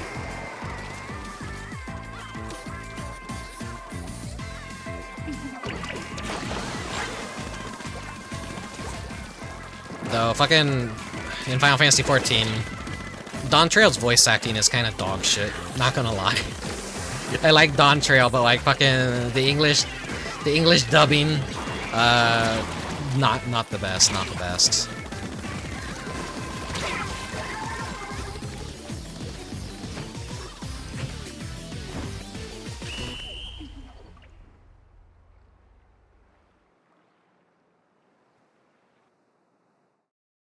This could be ours, maybe. Fuck.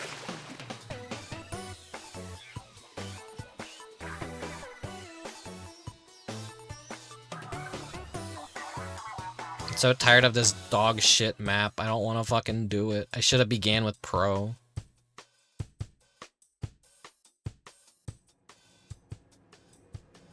A dong trail would just be a treasure trail. When you think about it.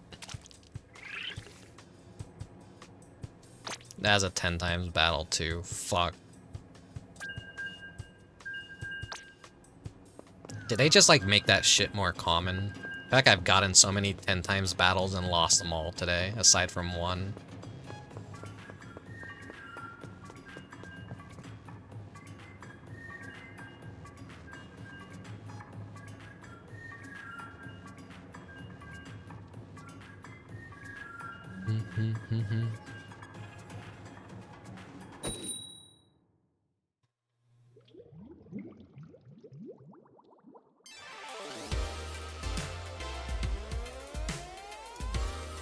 I'm gonna give my voice a rest though, because I've been bitching non-stop. I need a drink of water after this match. My room's getting hot too, so that's not helping. I even have my fan on and everything, but it's still getting muggy. I have the room that like fucking both sides of it get hit by the sun later in the day, so it's like it's literally fucking living in an oven. Doesn't feel good.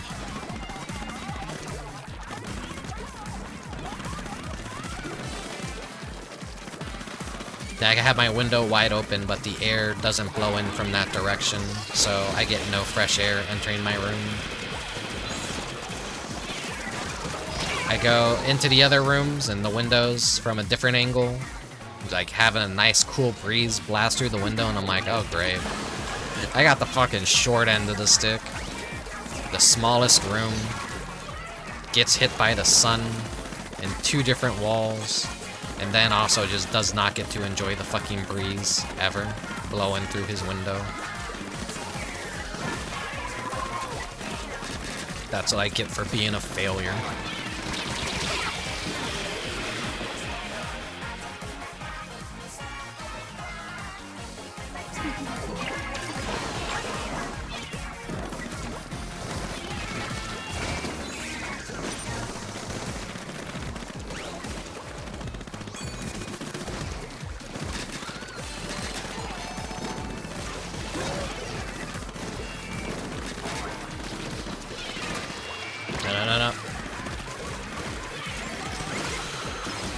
I need to start being toxic and just get the bub lobber out.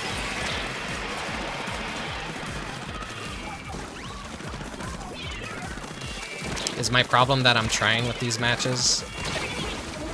I need to like not try.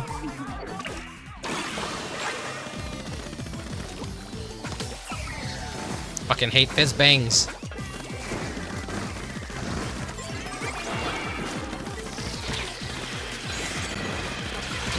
Fuck!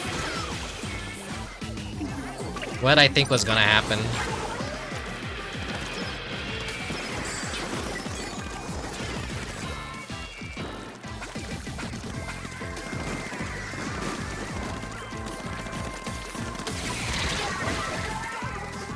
The super armor activates so late. They had to have changed something about that. I feel like I'm always getting splatted right as I'm using that.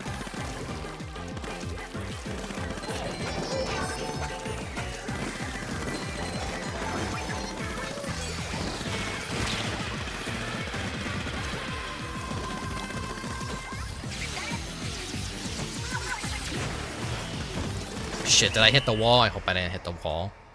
If I hit the wall, it does less spread on the ground. That was like the perfect timing to get it to... Fuck. Okay, we still won. Thank God. Ugh. That could have been, like, all me right there. Throwing out that last-minute Booyah Bomb.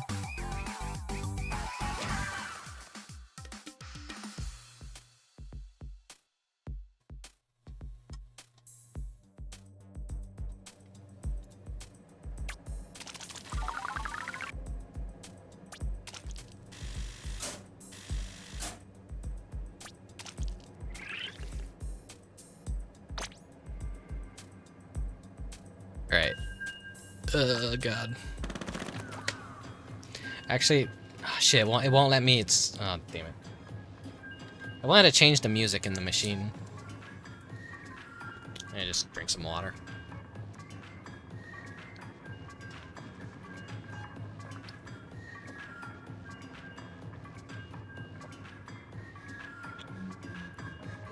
Drink a lot of water. Can't wait for the winter to come back.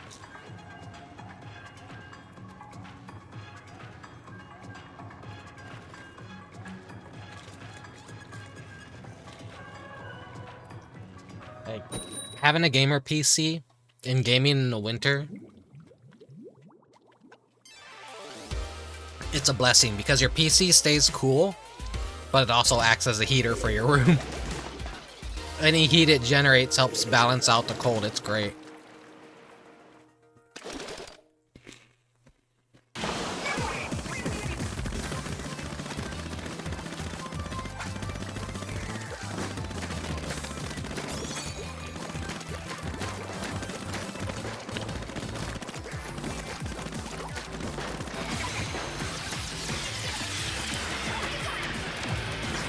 Oh, motherfucker. Fucking. God damn it.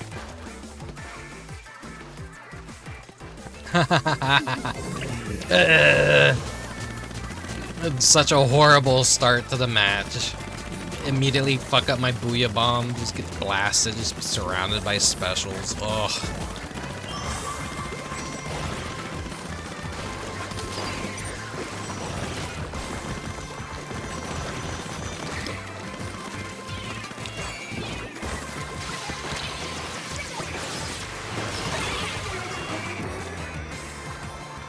It wouldn't be a Splatoon stream without a little salt, though.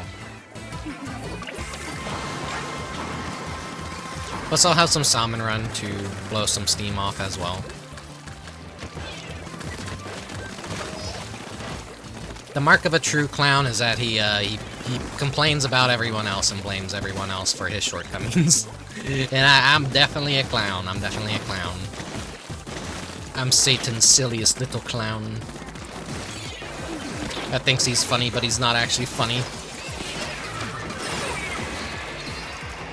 You were in that. You were in that. Why didn't you die?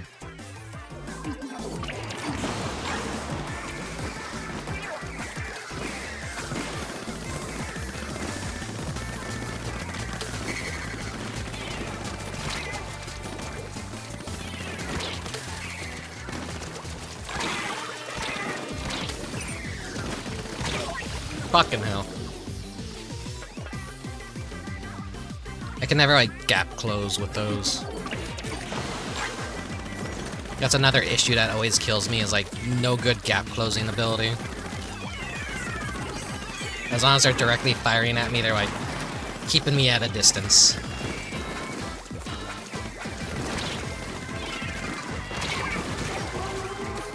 And fizz bangs give a clear advantage to someone that has gyro controls, I feel.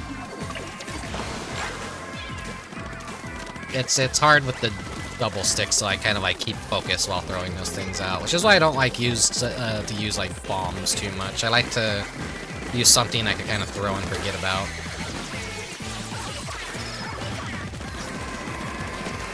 Back to sprinkler.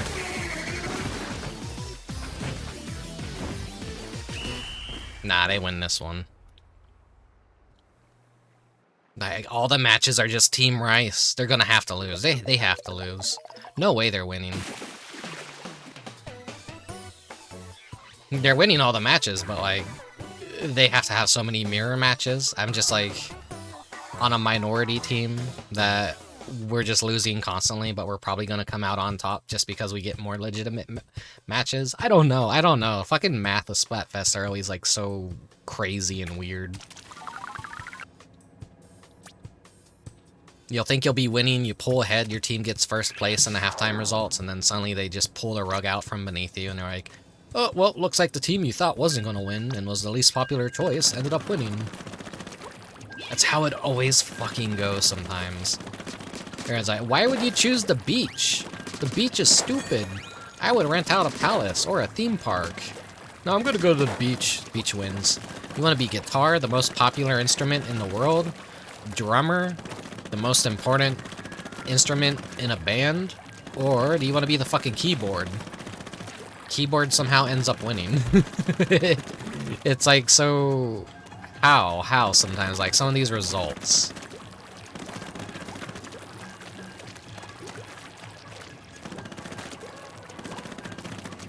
Do you prefer fruit, vegetables, or organs?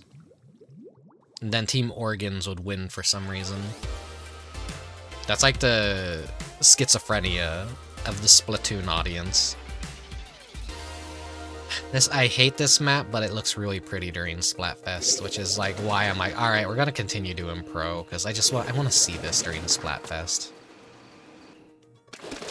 Okay, finally a Team Bread.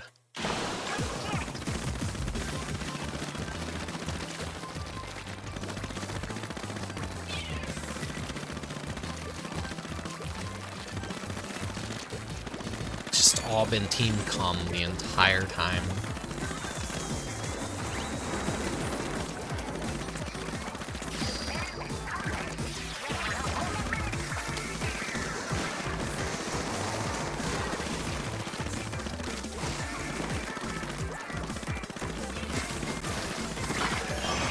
Fuck. Yeah, it's like the weapon I don't want to be fighting against right now.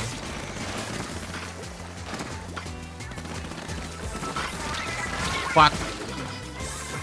That always happens to me. I know it's gonna happen to me, and then it fucking just still... Someone's always gonna pop up right when I try and jump over. That classic fucking age-old issue of, oh, there's no one around. Suddenly the entire enemy team is just manifest right in front of me. I think I'm safe to do what I want to do, and then no, I'm not. I'm never safe.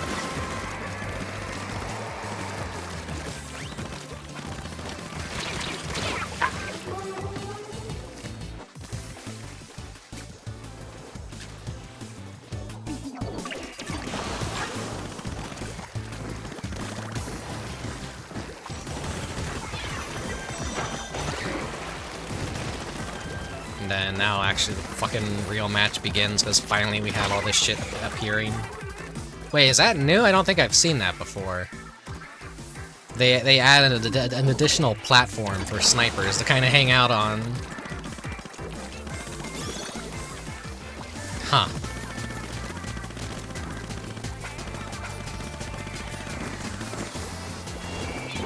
But the tricky thing is they can't really do anything.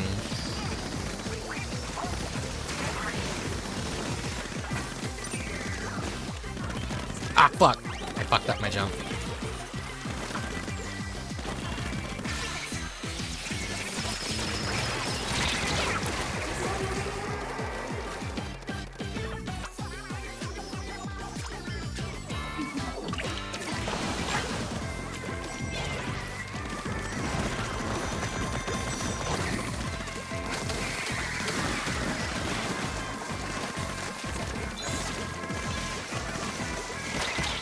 No. Fuck off. Oh my god, two of them. Yeah, I don't think we're coming back after that.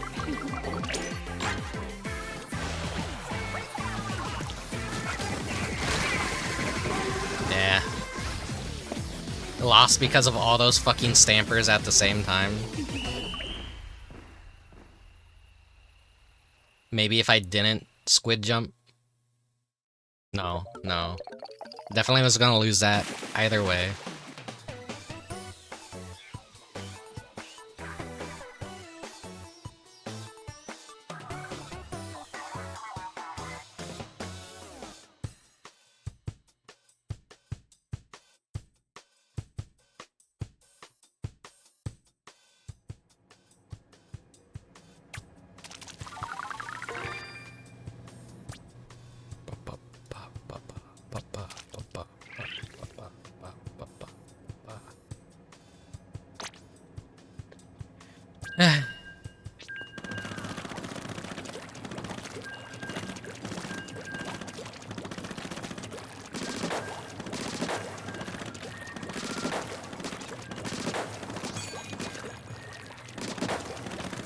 I wish, Splatfests are more on a Friday night or a weekday sometimes. It feels like everyone's, like, really busy on the weekends out partying.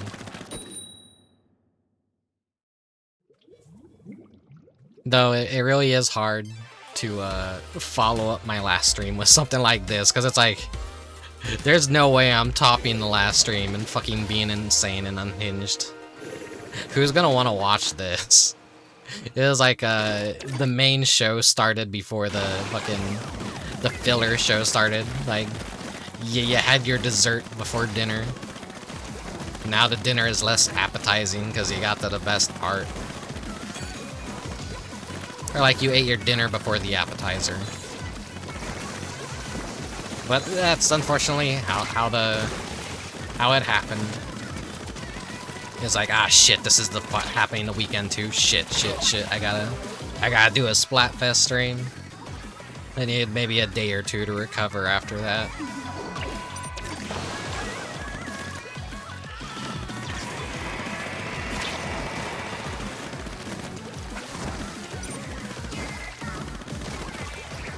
Then we also have a Final Fantasy XIV summer event that I gotta stream that also, but I hear it's like 5 minutes, so it's not gonna be a long stream. So I have to think of some bonus stuff to do in Final Fantasy XIV that might be summer themed.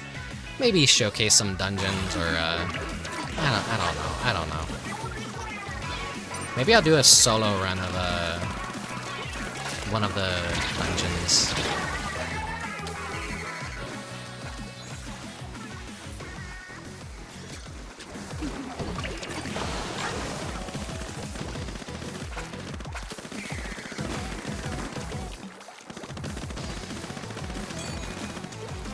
I always forget what it's called, but it's like Aloha Island or something.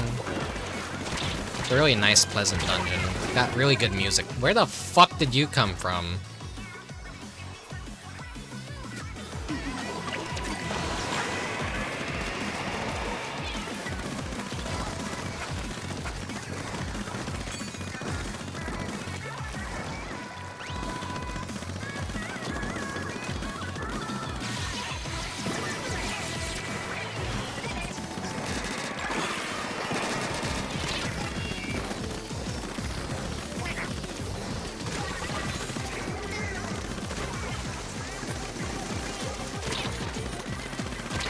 Yeah. And it's gonna fuck up your base, cause fuck you. Shit!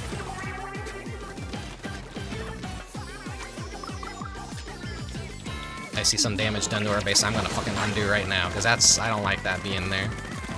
That's a lot of chip damage.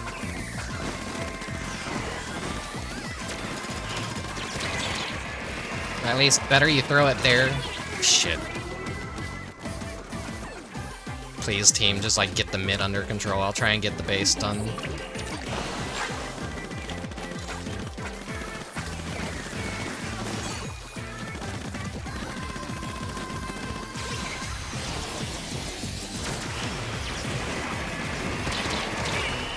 Fuck. I don't think, Wait. No, they won. They fucking won. Okay.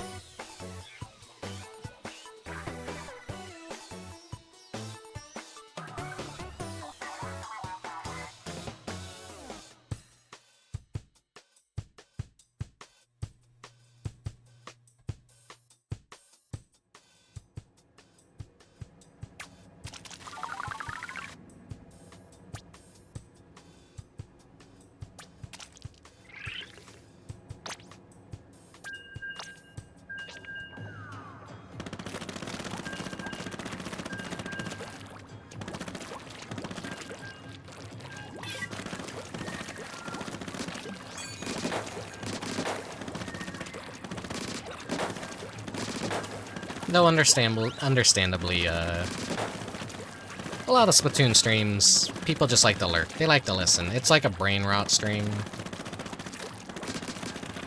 It's usually like a coin flip. Do people want to watch it? Do they want to listen? Do they want to talk? I don't know. I don't know. So I always like, even though we're 2 years into this, like every stream I mention it, it's like, it's just a Splatoon stream, Rick. No one wants to watch it, like is what I always tell myself. It's really random whether or not people are around, or if they're interested, or if they're up for it. Maybe by the time Splatoon 4 happens, I'll be less afraid of doing collabs, and maybe I'll have friends that actually play Splatoon, and then we could all be on the same team, and we could hang out and play the game that way, or maybe I'll just still be doing everything by myself, because I am kind of just a solo person, I feel. I want to talk about what you're doing. Oh, that's fine. Like, you're currently at work and doing warehouse stuff. Don't feel bad at all. Do your job.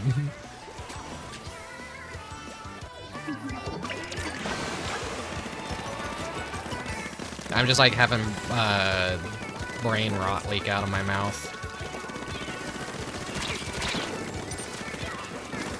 Like how I always just like function is I'm like a broken record. I repeat a lot of the same stuff over and over again.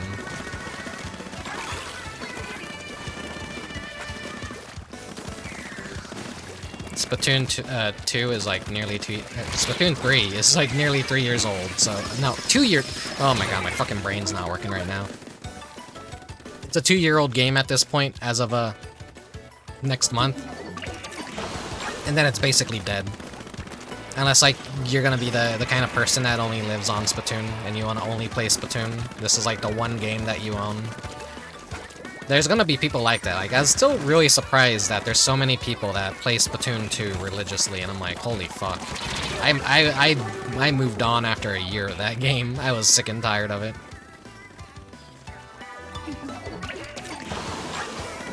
We left early because I want a Sploon, and also my stinky ass desperately needs cleansing.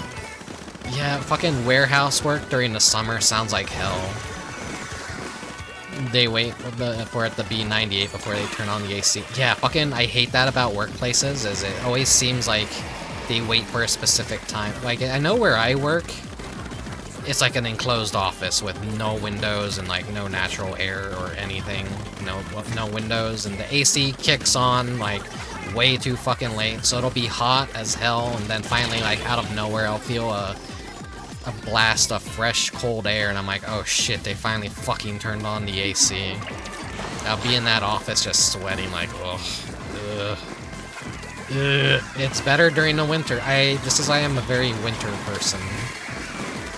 Just everything's easier and nicer on me.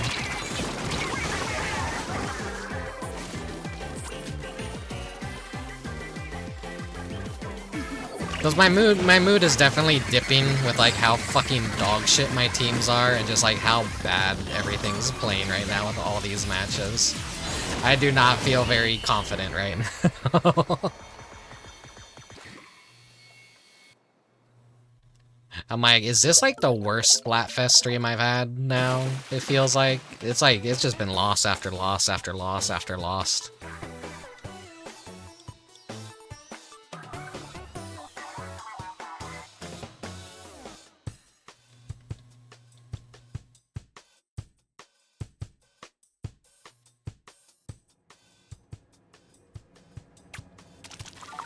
I think maybe almost everyone Well, not almost every. Well, a lot more people will be back for the final fest when that happens.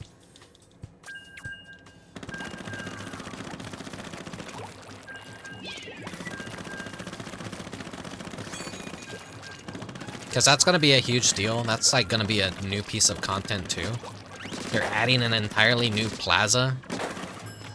Which part of me thinks, how is that going to work? Are we going to spawn in and we're just going to be a part of this giant festival and they're going to have like all the shopkeepers there, all the, like, how are they going to do that? Is it going to be a new hub that we have to like manually go to? Or is it just everyone just is locked in there, but we have all the things that we need to do if we want to do other modes and whatnot? Will Salmon Run even be open during that, or will just everything be focused on Final Fest? Interested to see in what they'll do. The fucking has-been hotel character on the fucking...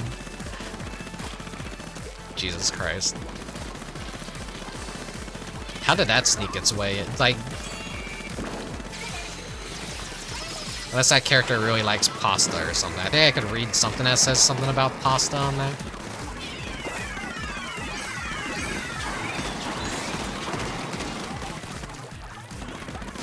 Oh, Angel here. Angel. Stardust? Angel No, it's not an Angel character.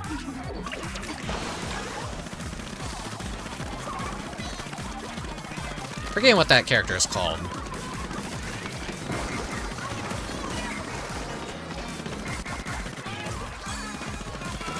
Something Stardust, I think.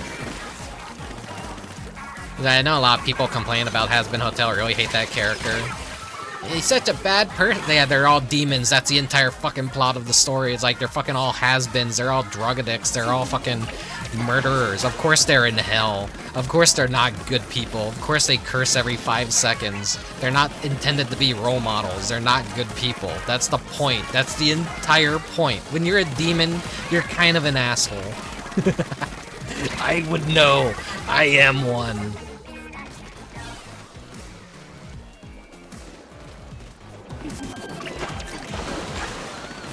Having a foul mouth, being an asshole. It's just a part of being a demon. Now, if I were an angel, that would, well, some demons are technically fallen angels, aren't they? Fucking hell.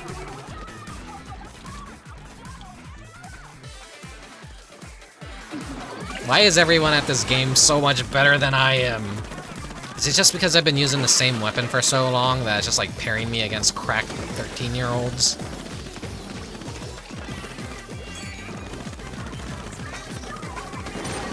Is that like how does it go by match wins, or does it go by like the fucking weapon that you're using? Whether or not it gives you like people you can actually fucking fight against, I wonder.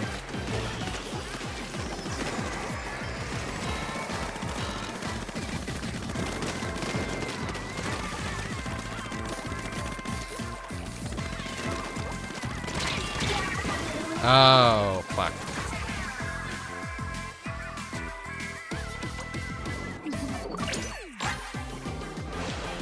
At least, we seem to kind of have this on lockdown, but I'm gonna just... extra insurance.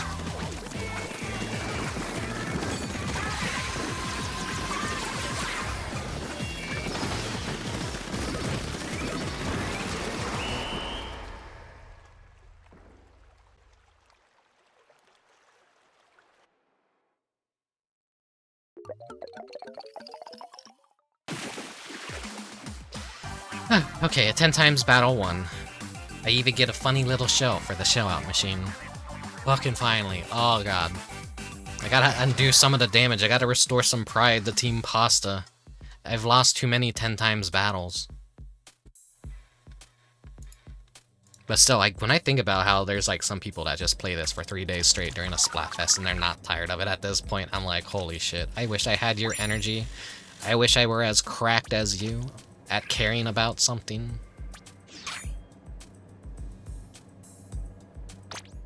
One more time, and then I have to reset my food. It's like already been 20 matches. What is it, like fucking... On a good Splatfest, it's gotta be at least like 30 or 35 matches, I think, to get max rank. Doesn't sound like much, but then like you realize it takes like at least 3 to 4 hours to hit max rank. And then you're not counting the time it takes between matches to wait. You're not counting the menuing, doing other things. Time adds up. And then I remember that, yeah, I gotta go to bed early tonight and wake up early tomorrow to go to work on a day that was gonna be my day off, but fucking... Thank you, coworkers. Thank you. Now I'm gonna have to fucking sacrifice probably Saturday next week as well. Because they can't fucking do that. And they didn't offer to like, hey, well, someone else will take one of your other days to give you, 2 days off that week. So it's probably just gonna be like 1 day off next week. I don't know. It annoys me. It pisses me off. I hate being a doormat.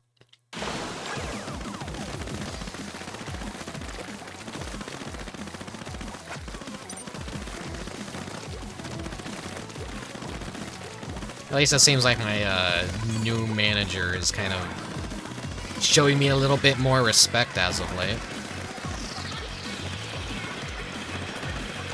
I think he realizes that, yeah, he had a fucking loaded gun and he pointed it at me and he shot, no questions asked. Before he realized that, oh, fucking Rick is one of the more reliable people working here that actually fucking knows his shit. Whoops. I got on his bad side very fast. Meanwhile, all the rules that, like, he says I was breaking, like, I've caught him charging his phone in the office. I've caught him, fucking listening to music. I've caught him having drinks in the office that he could very well spill everywhere and get all over all the hardware and whatnot. So yeah, food, phone chargers, music, all stuff I've been taking pictures of just in case I need to report them to human resources, but I think I'm beyond the point of caring right now. At the end of the day, it's just a shitty retail job, so who gives a fuck?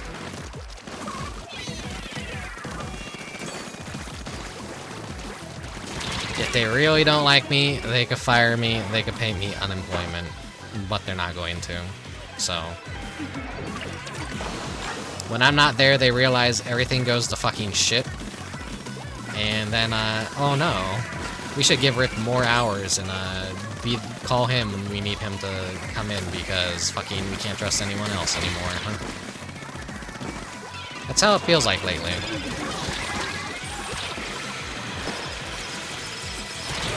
Fucking. So glad your current manager is a chill dude. Good, enjoy it while it lasts. Managers get like fucking burned through at my store all the time, like they come as fast as they go.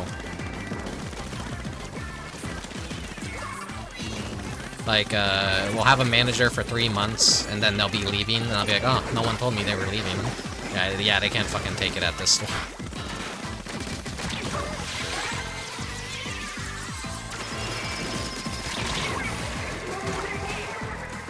It's a very tough store to work at, and they don't realize, like... Here's something gross about my work. Someone they brought their dog in, their dog shit in the store, in, like, the women's shoe aisle. And, the person just, like, kind of scooted it into a corner and didn't alert anyone that it happened out of embarrassment. And I saw it. I didn't report it to, anyone to go clean up. I didn't give them the heads up. I returned to work, like, 2-3 fucking days, and it was still there. No one noticed or cleaned it up. Things are going good, but we really fucking lost that match. Holy shit. That's like how fucking shitty our store is. It's too fucking busy. There's too many people, and it keeps getting worse and worse every year. It's awful. Don't work retail. It sucks.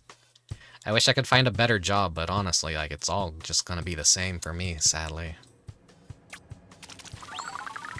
Yeah, fucking dog shit on the floor for like 2 to 3 days. By the time the janitors actually fucking did their job and cleaned the goddamn store. Swear to God, we hire the most half-assed janitors possible. Like, in the past, all the janitors that we hired were actually stealing from us. They were taking, like, small electronics, going into the bathroom, ripping them out of their packaging and pocketing them. And then, finally they got caught after a while. That was, like, fucked up. You want you to do more shit with less employees. Yeah, that's how it goes with retail. Profits are always increasing. But despite that, they don't want to pay you a living wage. Nor do they want to put more people on the payroll and, like, have more people working, so good job with a line of 20 people and being the only cashier on a hot summer day. And everyone has more than 20 or 30 items. Fucking hell. Food buff.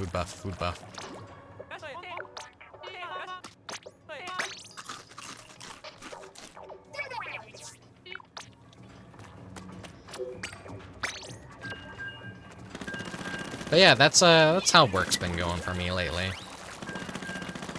Like, it's not just with dog shit either. It's like smaller things too. Like, well, we have like, you know, a jewelry cabinet where a bug will occasionally get inside of it and die, and it'll just be there. Like, you know those like little earring earring containers, like you spin them around. At the very base, like, there's been a dead fly in one for, like, a couple weeks. And I'm just waiting for someone to, like, clean that up, get the fly out of there. But no, the fly is basically a part of the decoration at this point. The only time they care about cleaning up a dead bug is, like, when a cockroach fucking dies in one of the cameras. Which is another thing that happened a while ago. One of the security cameras had a cockroach that got right in the middle, got caught, and died. So, like, when you're looking at the security footage, there's a giant dead roach in the view. I got jump scared by a cockroach at work as well, a week back. So I made sure to make that known to my manager. Oh yeah, by the way, we got cockroaches. Not my fault. I'm not the one bringing food into the offices. You know, I'm just drinking something, but I'm throwing that out, and I'm making sure the janitor is getting that and taking it out ASAP. It's my coworkers that whenever they have lunch, they dump their rotting food in the sink that doesn't have a garbage disposal. They leave, whenever they have pizzas or whatever, they leave that shit out overnight on top of the tables, uncovered. They have sauces that they don't even, you know, they pop the cap open, they don't even fucking close it. They just leave shit wide open. You know, the classic, you got tortilla shells. They unwrap the thing, they don't put the twisty back on it and seal it, they just leave it wide open. I got some really fucking disgusting coworkers, and, you know, I complain about this all the time, and, you know, they're mainly all women. It's like, how? How are they that? How?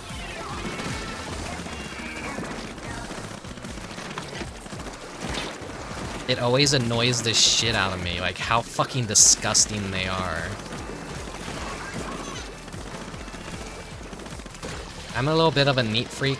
I like things clean, I like things orderly. And all my coworkers are the exact opposite. They want to leave rotting food laying around. They want to eat stale bread, stale muffins. Like, none of them have any courtesy for the next person in line, basically. If a manager is nice and like, oh hey, donuts for everyone, they'll like take a donut, eat half of it with their teeth, and then put it back in the box. So, like, you know, the germs from their mouth are being passed on to the other donuts. I'm like, oh boy, we got donuts. Looks inside, there's like a donut with a giant fucking single bite mark taken out of it, placed next to the only other donut in there. I'm like, oh, okay, I guess I don't get any donuts then. We have a refrigerator, but no one wants to fucking use it. We have space in a refrigerator to put food. If you have a pizza, and there's a few slices left, put the fucking pizza in the refrigerator before you leave. But no one does that. No one fucking does that. They leave it out overnight, and they don't even shut the box all the way. So that thing's probably got cockroaches crawling on it in the middle of the night. Oh god, my coworkers are a goddamn nightmare of cleanliness, and it's no surprise that our store has cockroaches in it.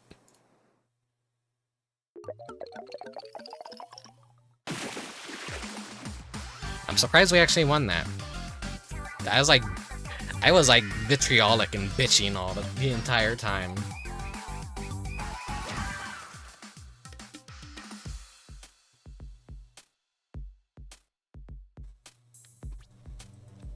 So I was like looking at my phone real quick to see if I was getting any more text messages from managers. I still haven't agreed to go in on the second day, but they're probably gonna like ask me again. Like, I've done that classic thing of like, I don't want to give anyone my fucking phone number at work, because the more coworkers who know my phone number, the more they're gonna go, "Hey Rick, can you come in on this day? Can you swap a shift?" Well, it's not even, I'm not even swapping a shift. They're just like, "Rick, just take the shift, please." Like, fine.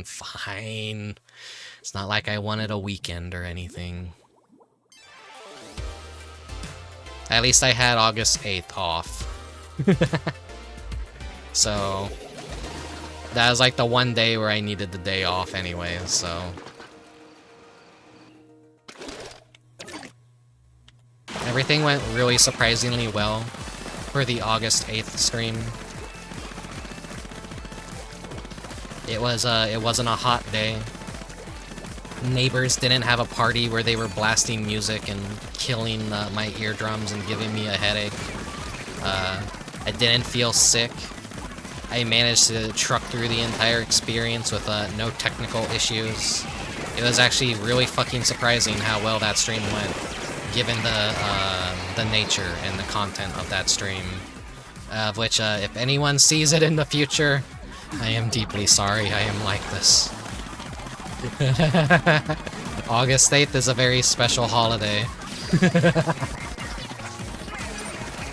Like how everyone's celebrating International Cat Day, or Five Nights at Freddy's anniversary day, and then I have a very special Rickubus brand holiday that I celebrate. Oh god. The VOD's already pretty much ready to be uploaded on YouTube too, but I'm just kind of like, I'm like very like, I haven't publicized it yet because I'm like, do I really want to? Is this a good idea? My brain is screaming, this is a horrible idea. But the other side of my brain is also saying like, who gives a fuck? You've seen people do worse shit on the internet, Rick. This is nothing.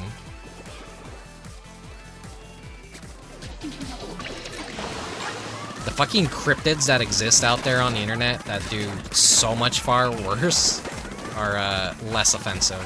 I mean, I'm less offensive than those cryptids that do much worse. It's still very embarrassing to a certain degree. But I'm learning to just kind of like humiliate myself a little bit to offset some of my nervousness, because, you know, if you have the gun and you shoot yourself, then what can anyone else do to you?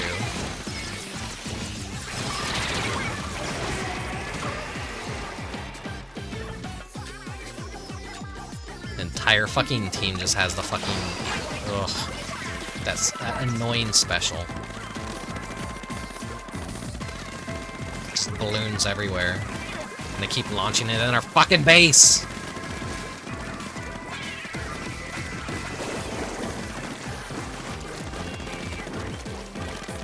Okay, we don't need everyone in here, guys.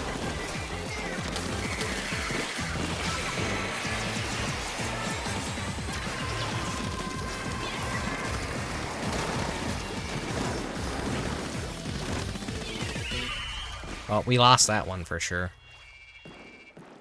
Isn't that legit how a lot of comedians got their start? Just disarming everyone by being a clown? Yeah. Oh my god, we got fucking destroyed. Holy shit. How did it go that bad? Jesus Christ. What the fuck was my team doing? Yeah, but okay, yeah. Most comedians out. I'm not a funny person, so I'm not a comedian.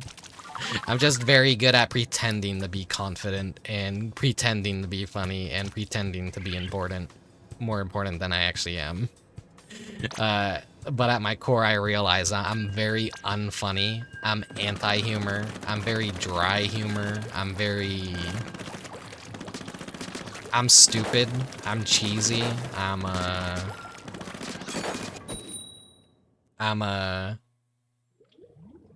How do I put this? Actually, I drew something recently.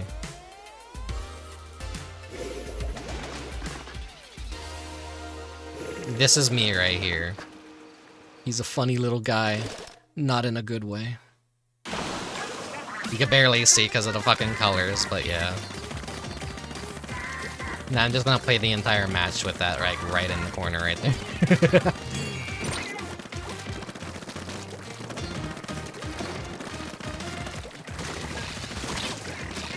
It's Splatoon. I don't gotta care about the presentation.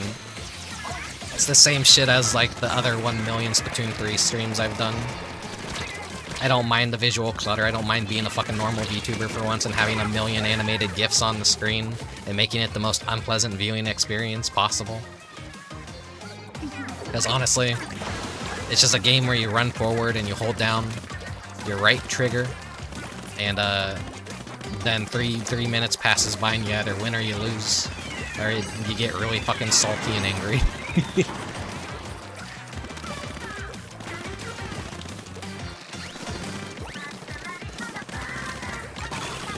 Though it does feel like comedy and comedians are like a dying breed in the modern world. People get really upset really fast now. Like, you can't joke about anything anymore without someone getting upset, and I've gotten so used to that it's kind of like sawed off a little bit of my edges and like made me paranoid. But I don't know. Then also just watching a lot of other VTubers and like the weird stuff that they do and like the stuff that they don't mind saying, it kind of like helps me like reel me back in a bit and go like, yeah, no, the world's not all like that, Rick. You could still be a little bit of a troublemaker. You could be very mischievous. You could do some stupid unhinged shit. The world isn't as terrible as you think it is. So thank God for VTubing. It's kind of like making me sane, even though I'm like presenting myself as very insane. Or maybe I am just insane and I don't realize it, and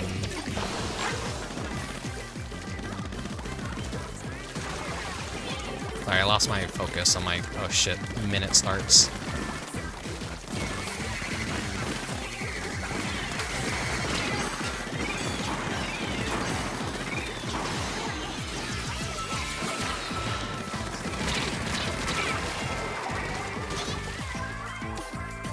There are gonna be people out there after I upload the last stream that do question my sanity though, and I can't blame them.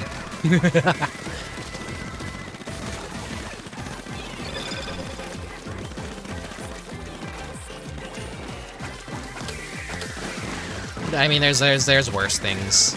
There's definitely worse things out there to be into.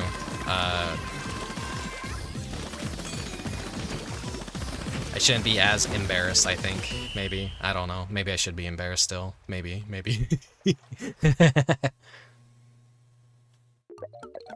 He's a funny little guy, but not in a good way. Holy shit, we actually won.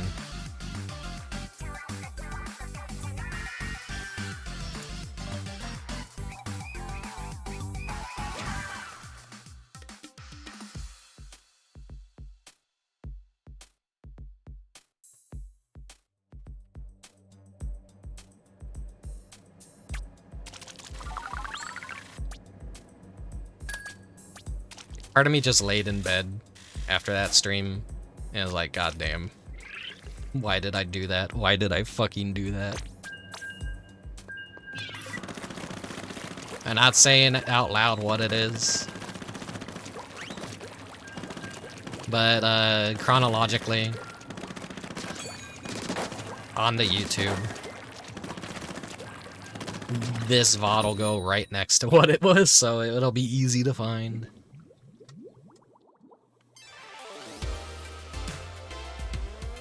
Oh yeah, speaking of like bad apps, Twitch redid their entire app, and it looks like fucking dog shit now. Unbelievable dog shit. You fucking open up the ad and it just starts auto-playing a random person that you follow. I hate that so fucking much. And then it's like a nightmare to actually fucking navigate and find anything that you want to, because everything's in a completely different location now. Also, Twitch introduced a new DJ program, so now people can play copyrighted music if they want and be DJs on Twitch. But they're recommending that you make an entirely new channel to do that, just in case you still get banned. And it's like, what the fuck is the point, Twitch? We can't play this music on our main channels now? We have to make an entirely new one? It's so like fucking 1 step forward, 10 steps back. What is wrong with, like, there's a lot of things wrong with Twitch.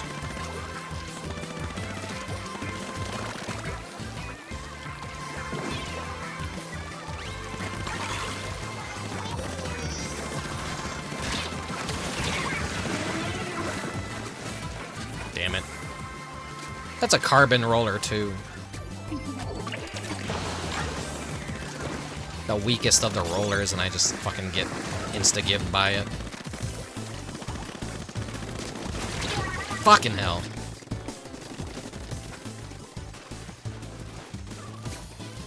Unless they buff that fucking thing too now. I use a roller and I feel so weak and shitty. My old weapon of choice, and then it's just, I can't fucking use them anymore because I always struggle in every match against anyone with them now.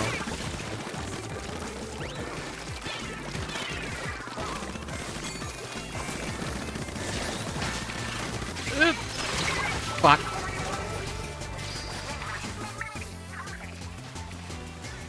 Does BTTV have an app or something? Like, I just thought, well, I have to do everything through the official app anyways, I thought, but I'm not really a person that, like, tries to go through third-party services, because I know how that usually fucking works out, where, support for that thing gets cut, and it feels like trusting a third party with, personal information that just creates a back end for your account to get hacked and shit, or something to go very wrong in the future. So I'm always like really wary about using third-party apps and like third-party replacements for websites. I know everyone used like that one for Twitter, and now they can't really use it anymore. I just like, I use a lot of things very vanilla. I don't like modding things. It just, I don't know. I feel like if you can't use it at its core function, why use it at all? It's a really weird opinion, and a really weird way to feel about things. And I get that. Like, I guess I'm just weird for enjoying vanilla. But then again, we did have a Splatfest where I believe vanilla ice cream did win, so...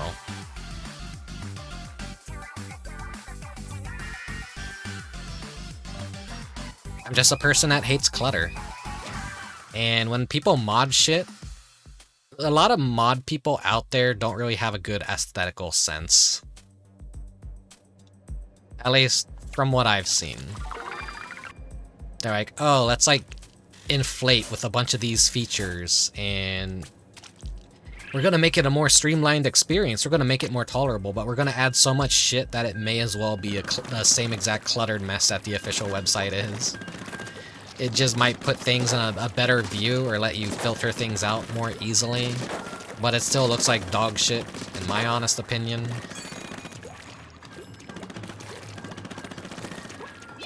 I'm a very if it ain't broke, don't fix it kind of person. There's a time and place for modding things though, such as video game consoles. Hee. I wish I knew how to mod video game consoles though. That'd be really nice for some retro stuff if I wasn't deathly afraid of fucking something up and bricking the entire thing. Because playing games with actual hardware would be really nice. It's a lot of things people are doing now because they're like, oh, well, here's my entire gimmick. I'm playing things on original hardware. I'm better than the people that just use emulators. And I'm just like, not really. When you're modding it, you're essentially just kind of like, it's kind of close enough to emulating. What, you opened up your Dreamcast and you put a hard drive inside of it loaded with all the ISOs? You're not actually using a disc? You're not using, like, you put a new cable port for HDMI too, and, like, you're not even using the original cable output or anything?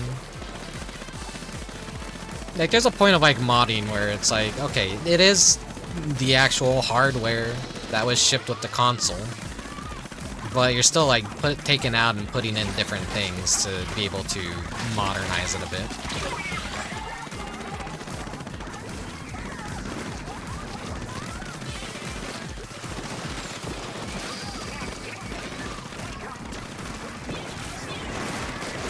No, oh my god. The fucking roller battle right there.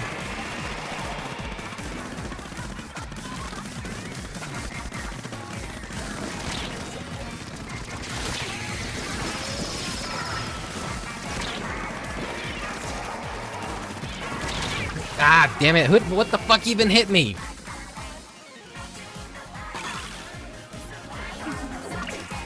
The way I see it, everyone has already stolen our personal information. There's not much we can do except update our personal information when someone gets out. Yeah, kind of like, yeah. All of our personal information has already been sold off to third parties and advertisers and everything. It's like, all these companies learned that they could break the law because there technically kind of wasn't a law against that, or at least, like, a very clear law that shit like that was illegal, so... In modern internet years, they kind of like figured out like, hey, yeah, this is illegal and we're actually going to start taking legal action against this kinds of shit, and you're not allowed to do it anymore. And now all the big sites are like, oh fuck, we can't data harvest our customers anymore.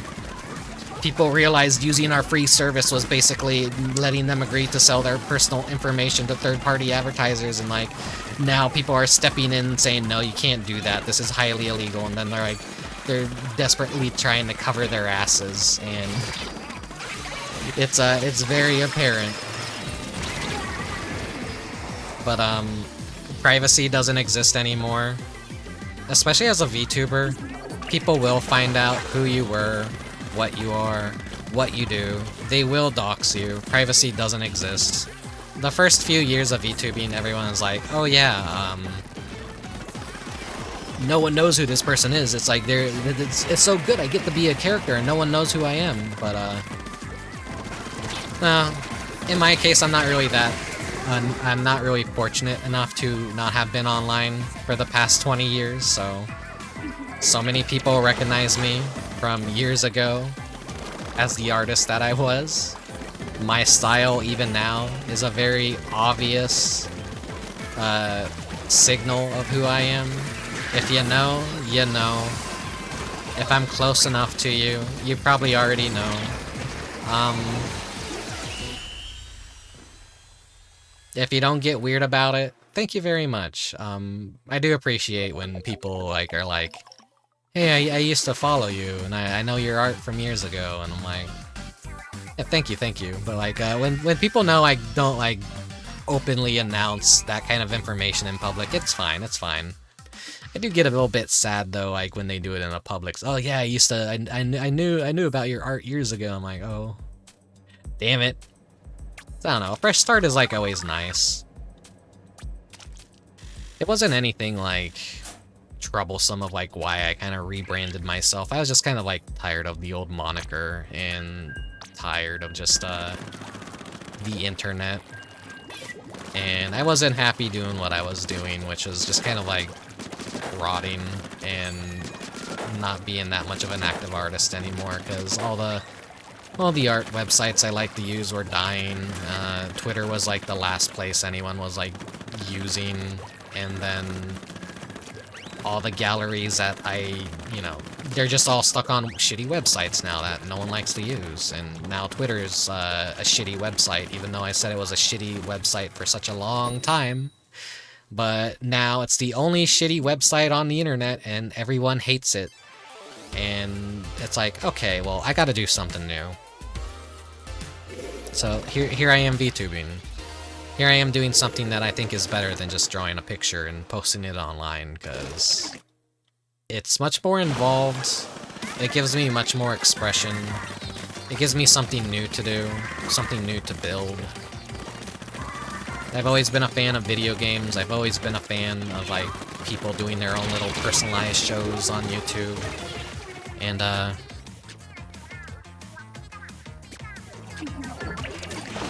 yeah, it might be...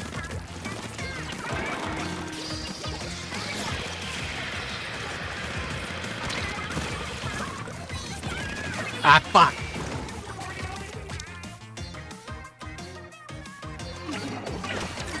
Incubus is a OC and a persona, so... He's me, but he's not me, but he is me, if that's, confusing enough. I do dig a lot of VTubers that use their OCs and their personas as their VTuber avatar, though. Like, I like more personalized things. I like when people are the characters that they, like, you know. It's, like, fun and refreshing, because, like, VTubing is such a fake thing. Everyone's, like, putting on a mask and being super fake, which I understand that's a lot of the appeal about it, too, is kayfabe, putting on an act, being a wrestler-type character, being an actor. Some people want that out of these characters, but then it's also a hobby where it very dangerously mixes parasocialness into... regardless, like, at the end of the day, like, no matter what style of VTubing it is, a person is always putting their personality in a character, even if the character is not them. It's still them. It's a very weird conundrum.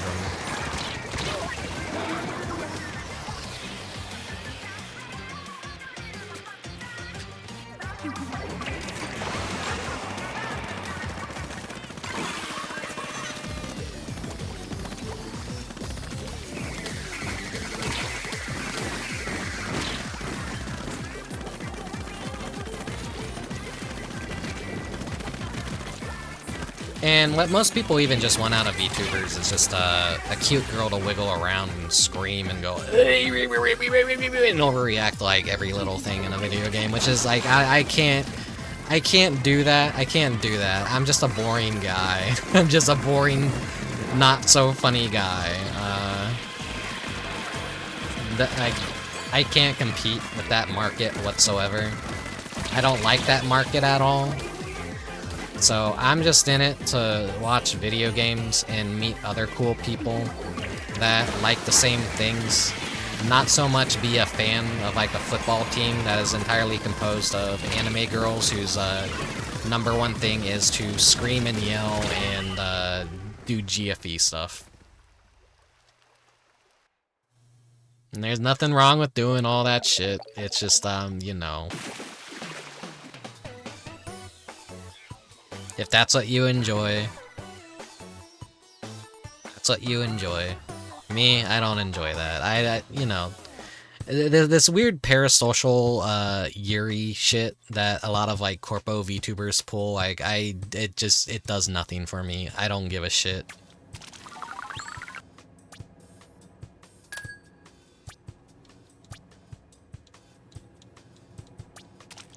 Whenever I see more than, like, one girl in a room, my instinct, this is gonna like sound like some fucking like evil incel shit, but like my instinct most of the time when I see more than one girl in a room is to fucking turn right around and walk out. I do not enjoy large collabs with a bunch of different women. It's not a misogynistic thing either. It's just literally, whenever I see those, they're all screaming over each other to get the microphone, and it becomes very gossipy very quick, and it's just like, my ears can't handle it. My brain just does not, like, my brain is not having a good time. I'm there to enjoy like a video game or whatever, and like with a streamer to be one-on-one with chat. I typically tend not to really like collabs at all whatsoever. Because it's like, yeah, the viewers show up and they get ignored.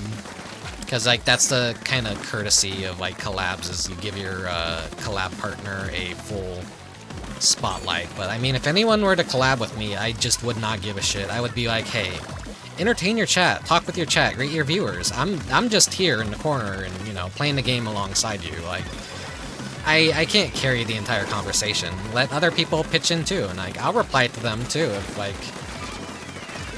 we're entertaining people. We're the hosts, they're the guests. They're still like the #1 thing. But a lot of professional VTubers kind of like have these rules, I feel, set out where it's like, no, the guest of honor on my stream, they get the full attention. They're the person that gets the full spotlight. And, you know, I've done collabs before with friends, and they weren't really like, it's just more of like hang out and play games, and like people show up in chat, and you know, it's like pretty relaxed. It's fine. I just don't like I don't like indie people pretending that they're corporate VTubers either, honestly. I think there's like a way to like do a very good job at what you do, but still like, you know, be indie about it. But like when you're just aping everything that HoloLive does, then like, what's even the fucking point? You're not HoloLive, quit trying to be HoloLive. Be something new, be something refreshing, be something that's not stagnant and stale. Not that HoloLive is stagnant or stale, I'm just saying like the fucking cultures behind it are like very different.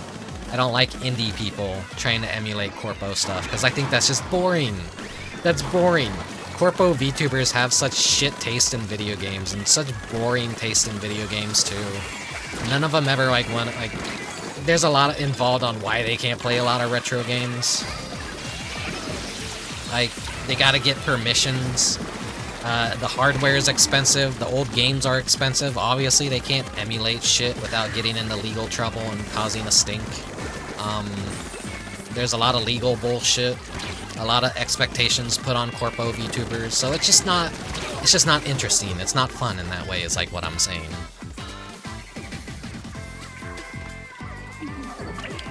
If I ever went Corpo, I would not be anywhere near as fun as I am with my current streams. Like, you would all hate me. I'd be the most boring fucking VTuber possible. I would probably just be doing Bujo bait stuff and just flirting with my coworkers, because that's what would get us money. That is like, if like, that's like what would probably be expected of me. Rick's talking a whole lot of shit right now about VTuber culture. Cancel him. Put him on the VTuber blacklist. I'm pretty sure if there's a VTuber blacklist out there, I'm already on it, honestly.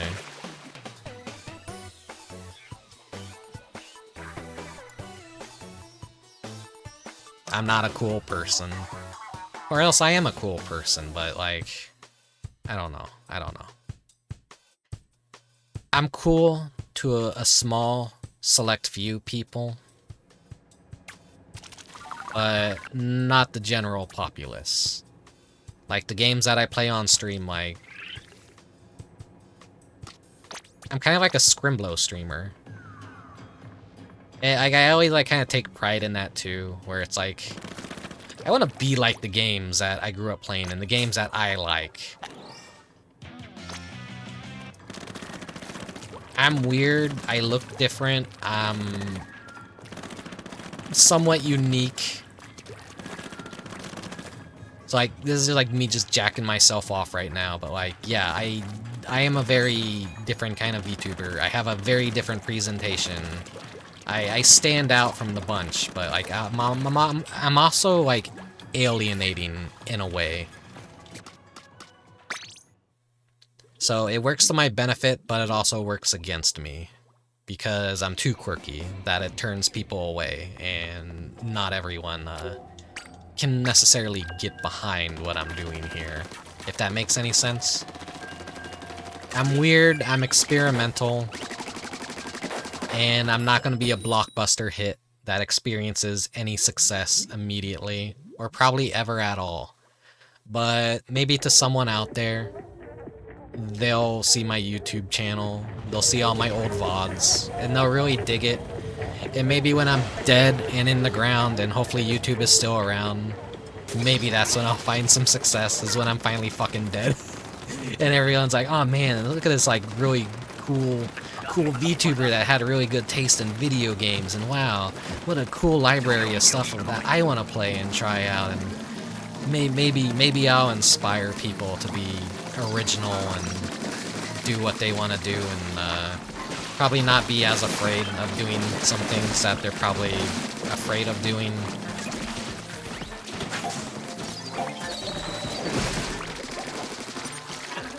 But at the same time, my confidence sometimes just comes out of pure stupidity.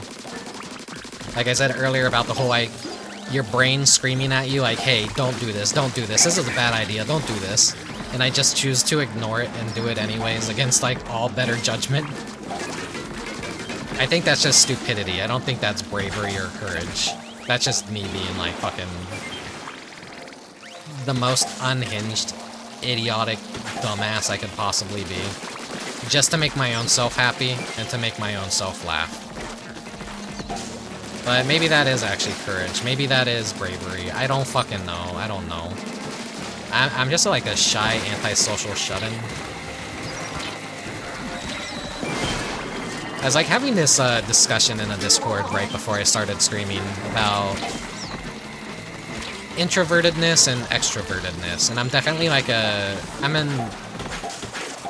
definitely more introverted, but I don't like the extremity and the black and white of the nature of like, oh, I'm an extrovert, I'm an introvert.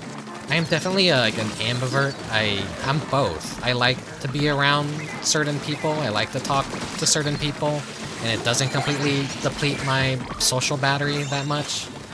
But like when I'm around people that I'm generally not used to and like haven't had time to get to know them, things get really awkward fast, and I find myself clawing at the door like a fucking stupid fucked up little house cat. I get nervous around new people, and that's like the scariest part about socializing. But if I'm around someone that I like and I'm familiar with, then I'm pretty much more of an extrovert. My battery doesn't drain that fast. I want to be around that person, I want to talk to that person, I have a good time around that person. And yeah, it's that's nice when that does happen, but it is rare when that happens, because I don't make a whole lot of friends. I'm still very, like, socially inept in a lot of ways.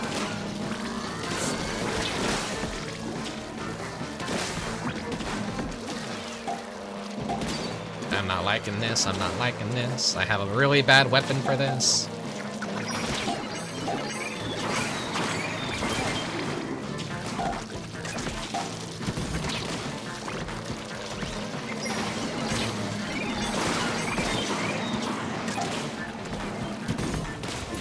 God damn it.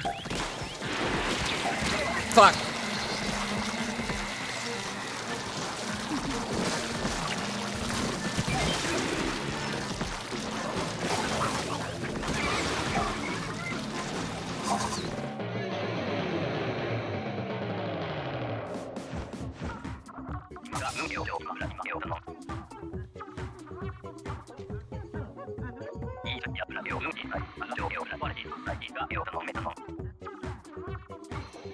Yeah, when it comes to like VTuber groups and all that, I don't really care about joining any of that shit. I'm never gonna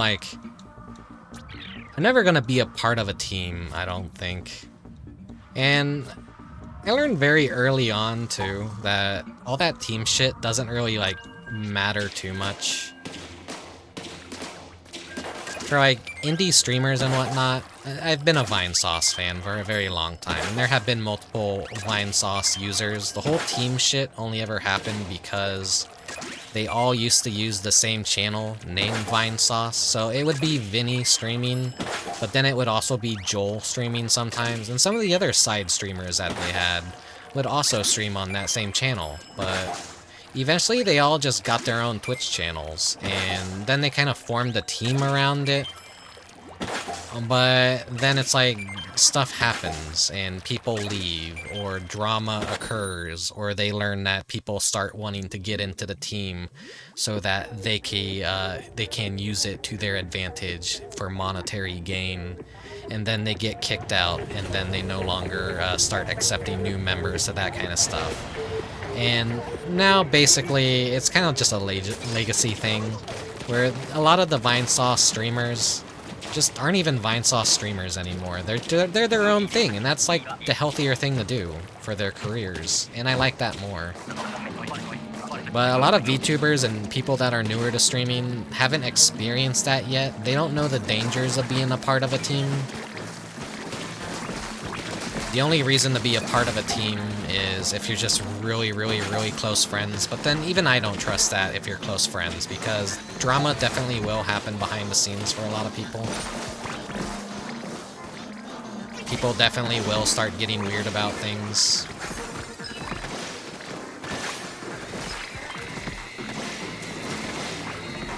Everything always looks like beautiful and perfect on the outside.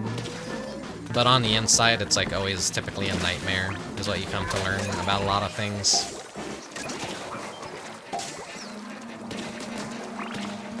Can you guys stop dying out there, please?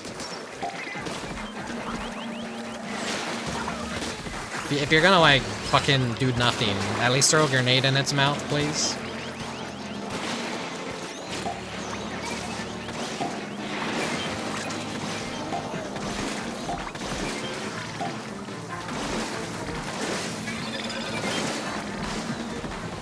Nope, sorry, you're fucked out there.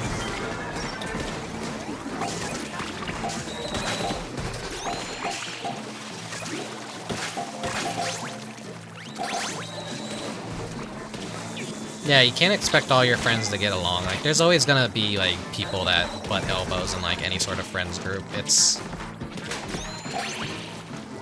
like I said, it's like...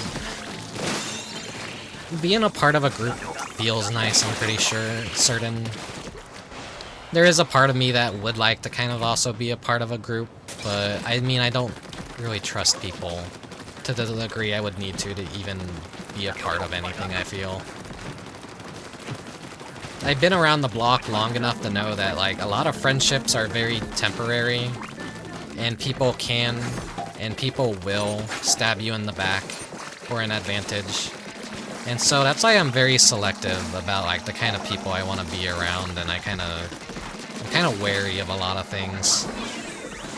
But I'm, like, trying to also break out of that a little bit, because it's not healthy to just always be, like, fearing of the worst out of people.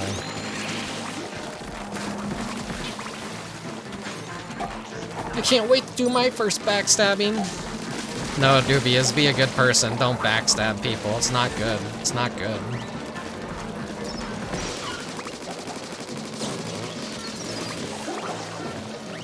No one painted walls.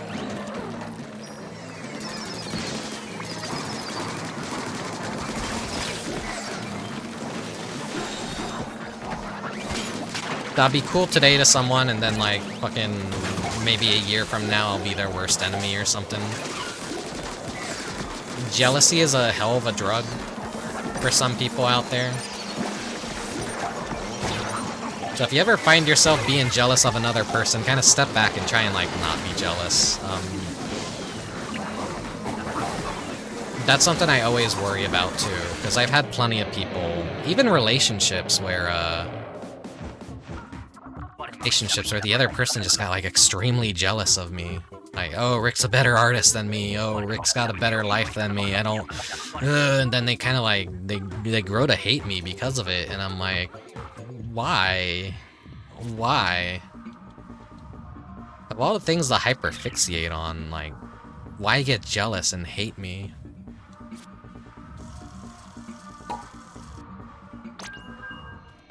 Actually, no, I don't want this team. Get them away from me.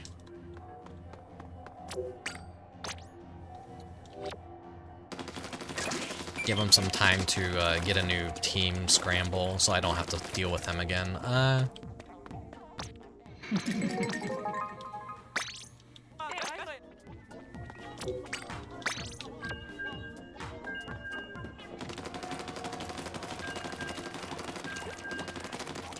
But yeah, I'm not interested in drama. Fucking whenever I see people discussing VTuber culture drama, my eyes just fucking glaze over. I'm just like, I'm too old for this fucking high school shit. What the fuck are you all doing with your lives? Fucking go home and jack off or something. Then again, that's like, yeah, they are home. They are jacking off. That's why they're so obsessed with the drama in the first place. Ooh, ooh.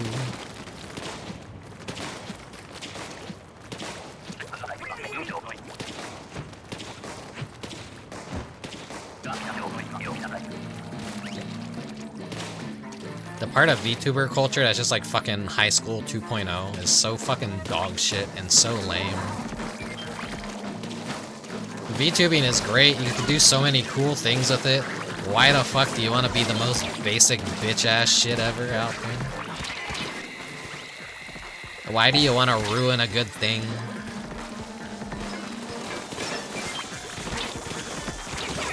You have a fucking entire library of cool old games to try out.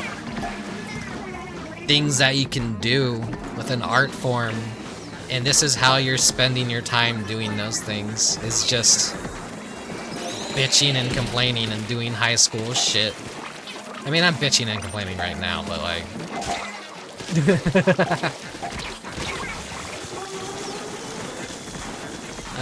this is just out of the fact that I feel like I've never fit in with VTuber culture or VTubers at all. Which is why I'm glad I'm self-made. I do my own shit. I break the format of what people think a VTuber should be. Why are you all so fucking worthless? Sorry. Fucking teammates can't do shit. I have the worst weapon. What the fuck are you all doing?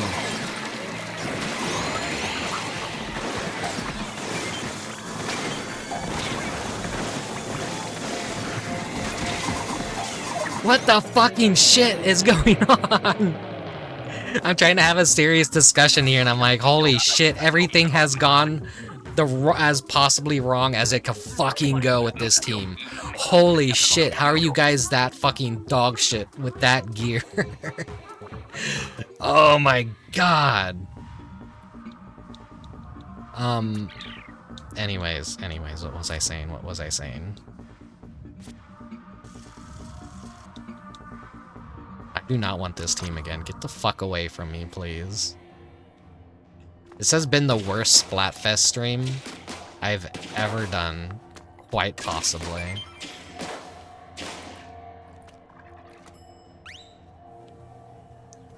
Ah, fuck, my ass hurts. I was like, ugh. I probably need to, like, take a break after this.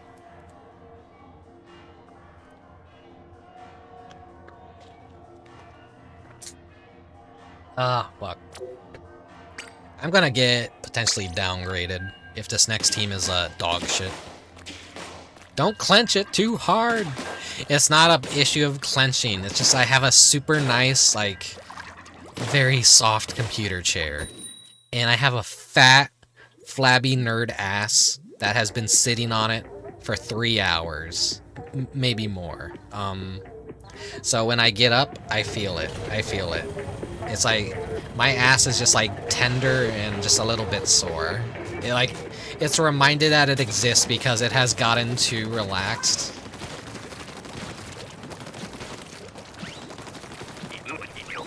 I'm not a very physically active person. Oh no, Rickubus is actually fat in real life. Yeah, so are all your other favorite VTubers. How many of us are actually physically fit and active people? Not a whole lot, because it turns out when your hobby is to be an anime person on the internet and play old Scrimblow video games, you're probably not going to be the most beautiful or attractive or physically active person out there. You have a few outliers out there, probably, that are exceptions to the rules, but it's like that old classic Billy and Mandy gag. Where it's like, oh no, my face! Oh, I'll have to be a voice actor! I don't know if that's how it went, but like I always think about that gag a lot. Like how they just like they made fun of ugly people having to be voice actors instead of like real actors.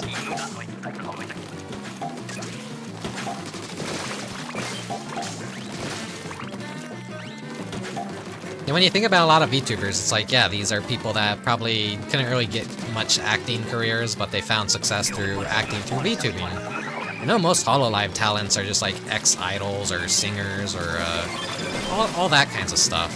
And they found success with their voice through another means. The video games, that's all kind of just a set dressing for the bigger people out there.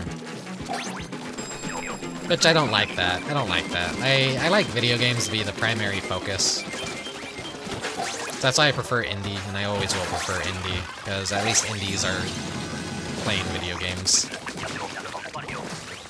There's a point where a corporate VTuber will play really good video games, and then they'll just get comfy once they've found their niche, their audience, and then the video games become completely secondary. Or just, they ditch it altogether. Like, you know, video games are just the easy start to a lot of VTubers that go big or stop being as indie, or start being large indie, I guess. So if you know any large indie VTubers, or any corpo VTubers that are still playing video games and like actually have good taste in video games, hold on to those ones, because those are actually the good ones.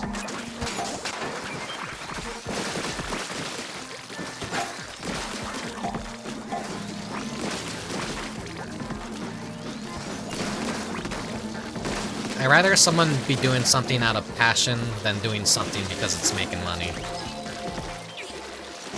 Otherwise, I would have fucking quit VTubing already, because... it's pretty obvious, but like... I'm not the most successful VTuber out there, but everything I do is like basically fucking out of passion, and because I want to do it. I want to stream it, I want to share it, I want to... Even if I'm not the world's best actor, even if I'm not the funniest person, even if I don't have the best voice out there, I want to do this. I want to fucking do this, because I have fun with it.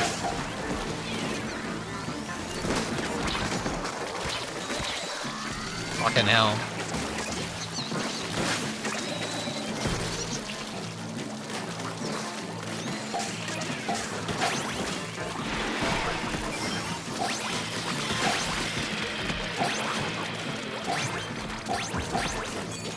That's a good use in my opinion. Got some few extra eggs.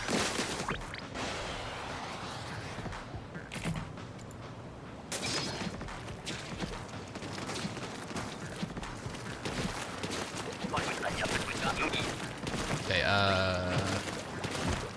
high tide, so a little bit scary on this map. What was I talking about? Bitching about corpo VTubers, bitching about fucking stream teams, bitching about not fitting in, just doing everything out of passion. I think I covered all my bases. I think I added myself to several more blacklists that exist, probably.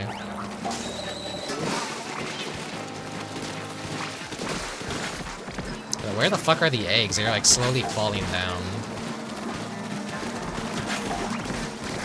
You know what? Fuck you, and fuck no one else, because I couldn't aim. Oh, I guess that maybe that got the Maws? Yeah, it did get the Maws. Okay, good, so it wasn't a complete waste. It got 3 targets and for 1.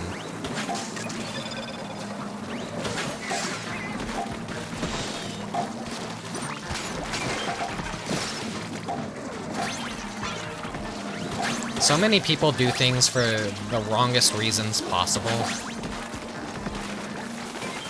And it's just, I don't know, I kind of wish people would think a little bit more about themselves and what they want to actually do.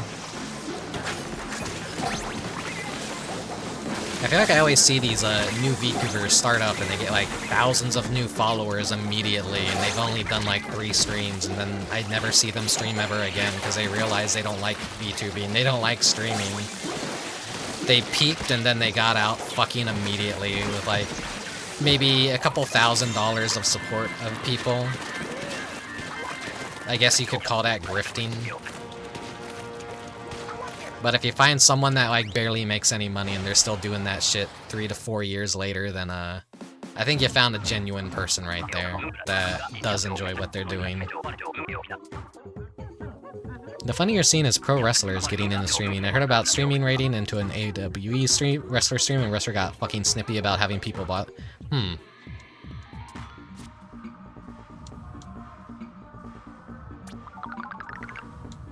Crazy.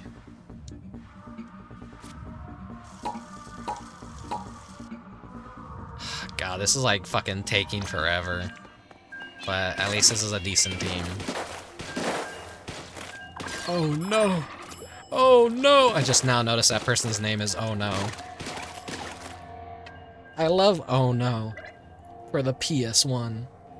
When are people finally gonna start playing that game? I feel like I've seen so many other bigger streamers finally play the stuff that I have played, and it's taken a while for anyone to still play Oh No.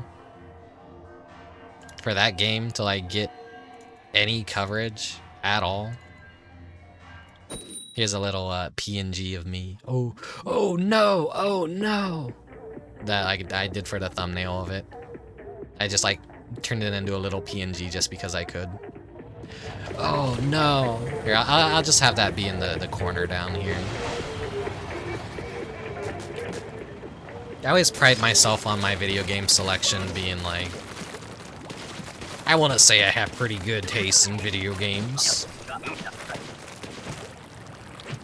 They're all bangers, they're all hits.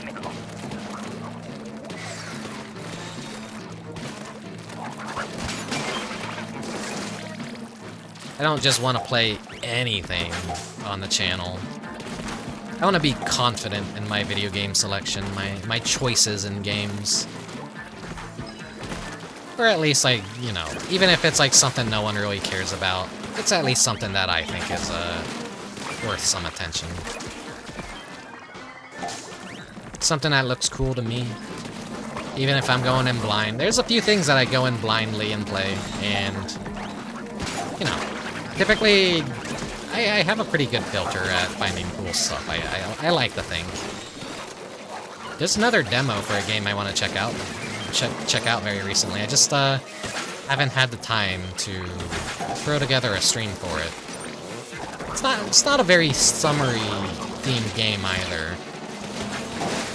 But we're not doing a summer themed stream right now either. I figured we'll be back home. We'll be at my rainy little abode for this Splatfest stream because, yeah, I was missing the rain. I had it all set up for the last stream, so I'm like, okay, we'll just stay here for today. We're not going out to the beach.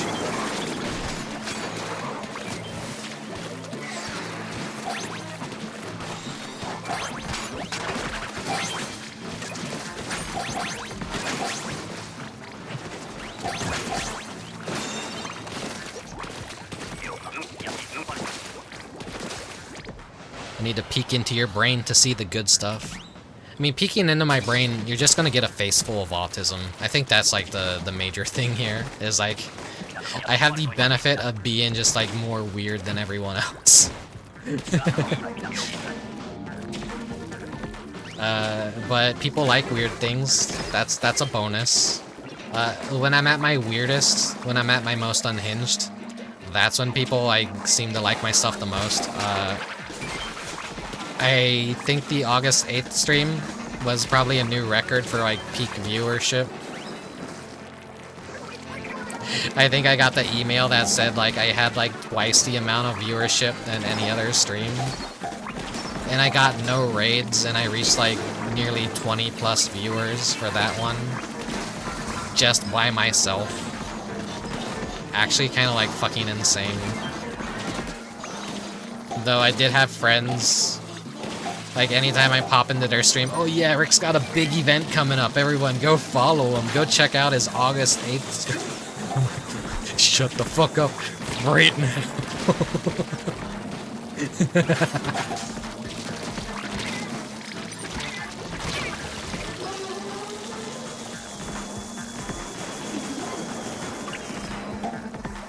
I wonder how many people I actually did alienate with that stream, though.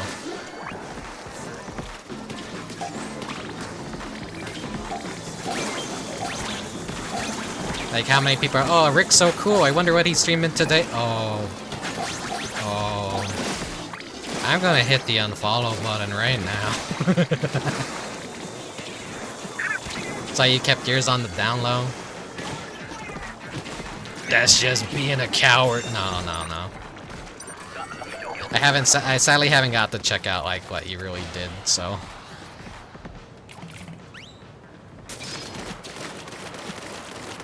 It's not normal to have that kind of stream to celebrate that holiday.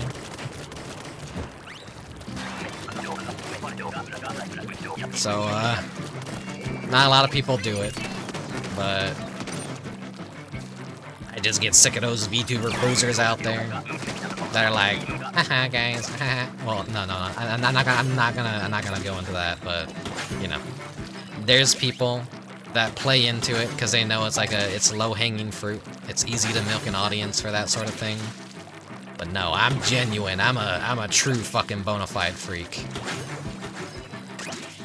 I'm gonna put those people to shame. I'm gonna show them that they're posers by absolutely fucking humiliating myself and ensuring that I'm single for the rest of my life.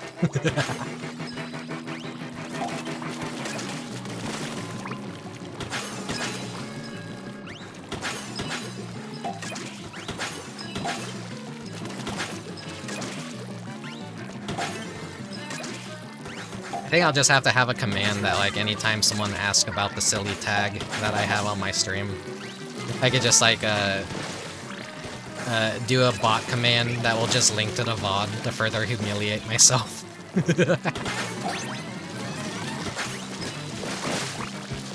Like, oh yeah, no, see, like, you saw the tag. Well, here you go. Here's all your answers right here in a convenient YouTube video. A lot of normal, well-adjusted people would probably let something like that die and never preserve anything like that. Which is why I think I'm partially fucking insane. No. We don't have the bot command yet, Dubious. Do not do that right now. Fuck.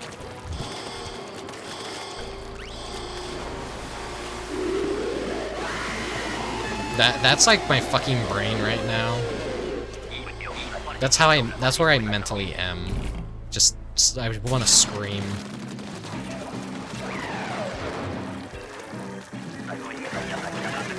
No, don't shoot at the fish, shoot under the fish. 3 fish sticks, what the fuck is this shit?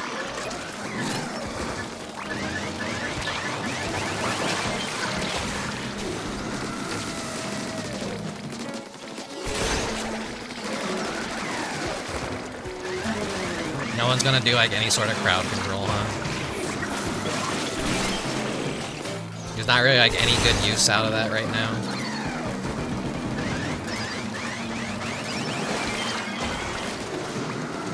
Yeah, if you like something, you gotta go big or go home.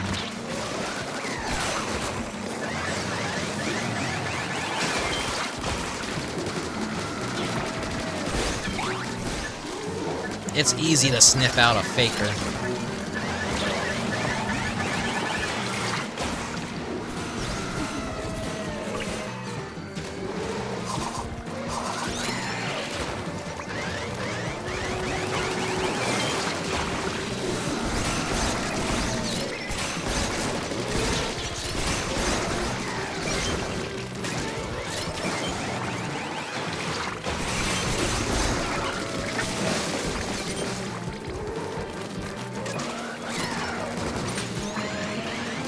Please kill that. Please kill that. I respawned you right in back of it. Please kill it. Please kill it.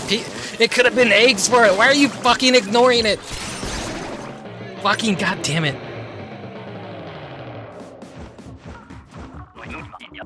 If I revive you right in back of one of those guys, and you don't fucking immediately kill it, what is wrong with you? What is fucking wrong with you? This is my most toxic stream ever.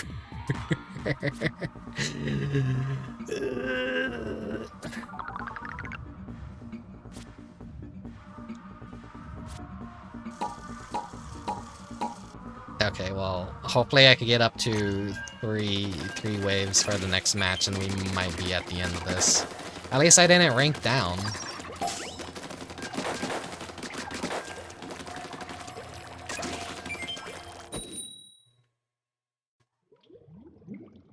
The Italian blood is overflowing.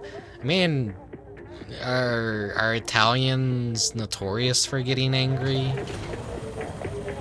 I know we get stereotyped to hell and back, and right now I'm not really doing myself any favors with like what's going on behind me, but I don't think we have temper issues.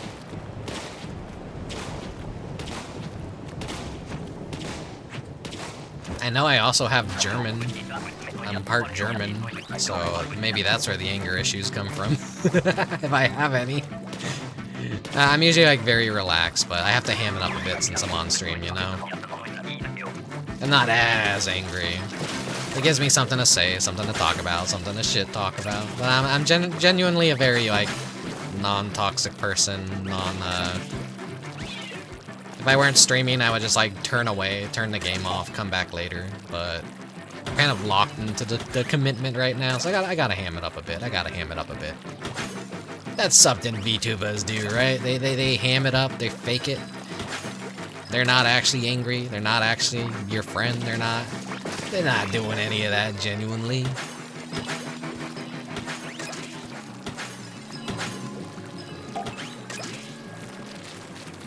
Nah, I'm never gonna be like one of those fucking VTubers. Everything's fake. Everything's the kayfabe. It's not my fault. You gotta no. I like VTubers that get parasocial for their audience as much as their audience gets parasocial for them.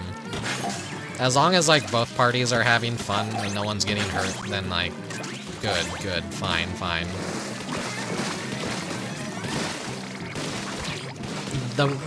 I kind of dread the day that I have a potential audience that gets too troublesome for me that I do have to start being a recluse and I can't hang around anyone anymore or like talk directly without fear of like people getting really weird about things. But I also have the benefit of having a penis, so I don't think that issue is really gonna happen because no one wants that. No one wants that.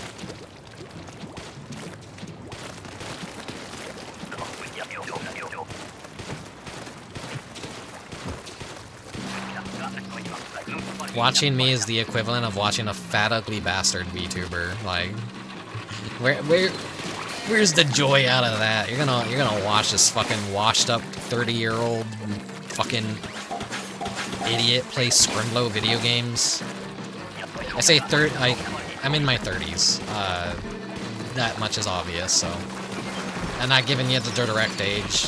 I probably already said it in previous streams, but fucking. That's up for you to fucking go find and if you really care that much. I'm a seasoned old veteran. The best years of my life are behind me. I'm washed up, I'm nothing.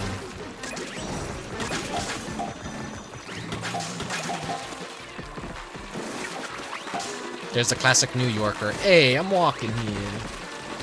Yeah, it's like a Staten Island Italian thing, isn't it?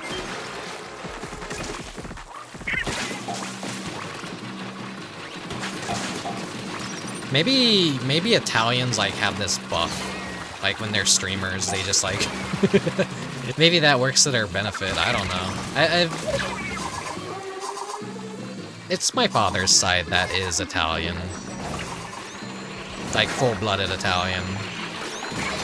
But I don't really know much about my culture or my language, and I didn't grow up in an area where I was around other Italians, so fake Italian, not a real Italian. But isn't that the American experience for most people, honestly? You only really, if you're from the old country, that's like the only way you're ever actually quote-unquote true whatever you are.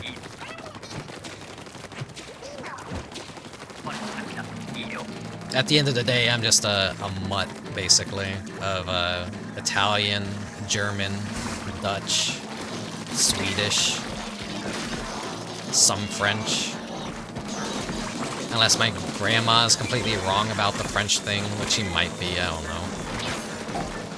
I learned that one Christmas, I was like, oh yeah, you're part French too. I'm like, hey, wait, what? Why did no one fucking tell me?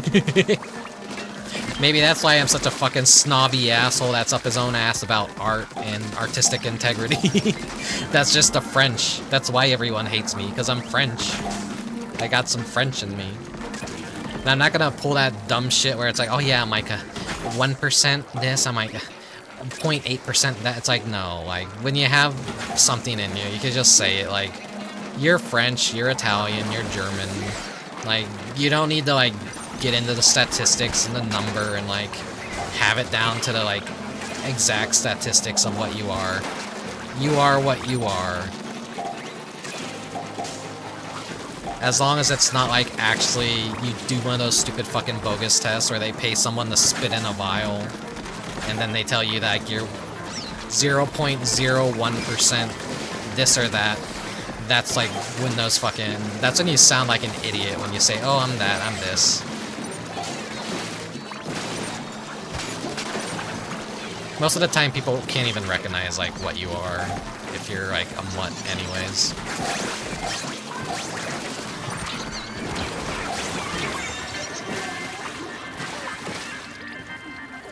The stereotype is more that Italians get passionate, I think, but I ain't about to start policing stereotypes. I think stereotypes are funny.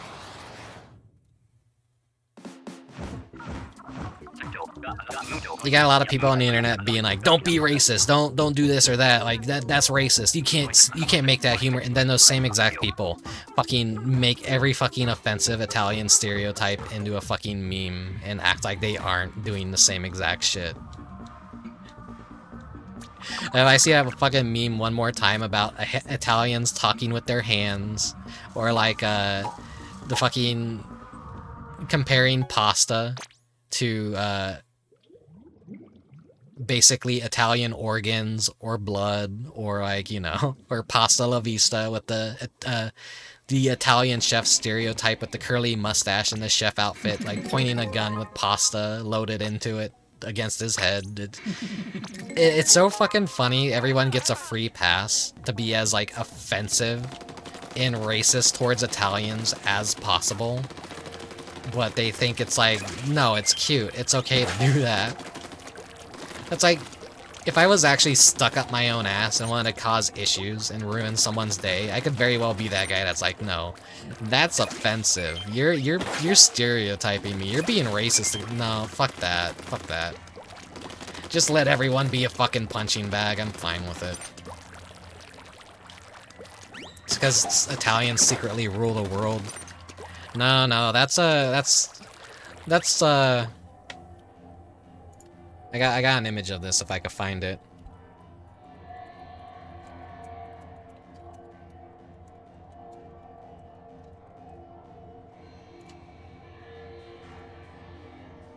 Yeah, here we go. I found the image.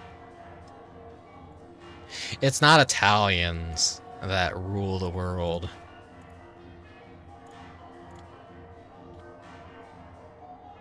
It's actually the Filipinos. As you can see from this image right here. Fact, Filipinos are the most powerful race in the world. What did they mean by this? I don't know, but apparently they're the most powerful, so... If I'm supposed to rule the world as an Italian demon, I got my work cut out for me. I'm sorry any of my Filipino fans, but apparently we have to fight to the death for power. I remember seeing this legitimately on Tumblr years ago, and I'm like, what the fuck did they mean by this? This is like so fucking funny. This is like weird to me. Like, it's so cocky.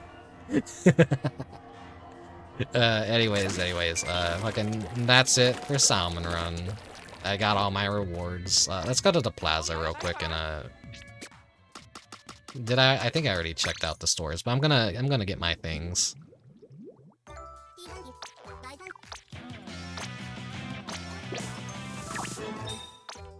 The catalog is almost maxed out too, and then I won't really have to do daily wins anymore, which will be nice.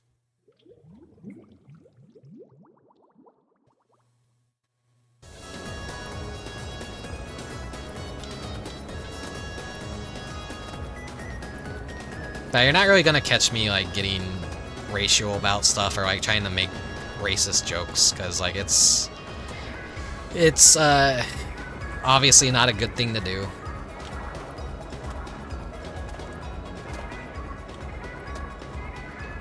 Too many people get lulled into that false sense of security, and then they think they could do that thing, and then they do it, and then everyone, like, the music in the room stops. The record scratch happens. All their eyes are locked on that person, and it's like, uh-oh. You got a little bit too comfortable, and you made a joke that you shouldn't have made. Like, I'm like, whenever I see people getting, like, making humor like that, or ribbing each other, I know to stay the fuck out of it. Don't touch that shit. Don't try and join in. Don't try and be funny.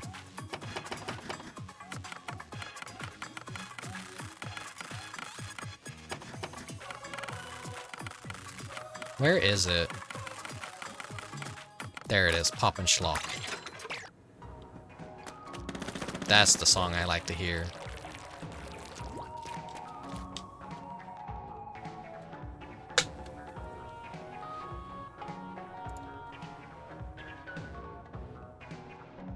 But yeah, if it wasn't like obvious, I'm kind of like I'm just a goofy, edgy person, but if anyone's gonna get canceled, I'm probably gonna get canceled. Oh, no. I say that just out of like, I was talking about this earlier with how I looked at the internet and how I've like felt about humor on the internet for a long time. It's like suddenly like all this stuff that wasn't offensive to anyone became offensive overnight, and people, there's definitely a faction of people out there that are a little bit too overly sensitive about things, and all jokes are basically offensive now, and it's just, comedians have a hard time keeping their careers, I'm sure. I've said this in the past, a lot of people have gotten to where they are by being the most offensive, unhinged, rule-breaking person possible, and now that they're up at the top, they're like, no, you can't do that anymore. Oh, I got out of that stuff. Or it's like, easy for you to say, pal. You built your entire career off of being a racist asshole. It's kind of, you know, you're gonna like try and act like you're a saint now when the entire throne that you're sitting on is built out of the corpses of the people that you killed to get there. Sorry for getting a little bit serious right there, but like, I don't know. Whenever I see people being fucking virtue signalers like that, I'm kind of like, I kind of roll my eyes a bit, because I know like a lot of that's just like, you definitely threw a couple people off a cliff to get where you are, buddy. Don't try to pretend like you're any better than anyone else. But anyways, that's this VOD will come back to bite me on the ass possible. This VTuber, he says it's okay to be racist. No, that's not what I'm saying. That's not what I'm saying. I'm just saying I grew up watching movies from the 80s and 90s, and obviously you have a lot of humor that doesn't sit well with people of today, and I don't know, people need to kind of lighten up a bit, you know, just fucking... That's partly why I also did the last stream that I did, because it's like, yeah, I'm gonna fucking make fun of myself. I'm gonna have the gun in my hand, I'm gonna have it pointed at my head. The only one here that is shooting me is myself. Not literally, but you know, you're doing the worst to yourself so no one else could do it to you, honestly. Once you do that, you're gonna have an easier time at life if you could just joke about yourself and not be as serious as everyone else is, I guess. Nuance is bad now, actually. Virtual Signaling is my favorite Sega Arcade Machine 2 game. Yeah. I made it sound like a video game. Anyways, I'm gonna fucking take a little bit of a break, stretch my legs, go use the restroom, enjoy some retro video game commercials, game trailers, and whatever else plays on the TV while I'm gone. So, yeah, be right back. Enjoy the commercials. GameCube も知らない地底 500m にドリルランドオープン。僕たちと一緒に冒険に出かけよう。掘り進むミスタードリラードリルランド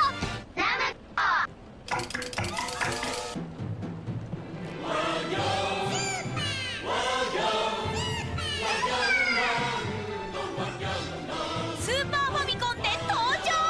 ナムコスーパーワギャンランド。ゲームキューブ。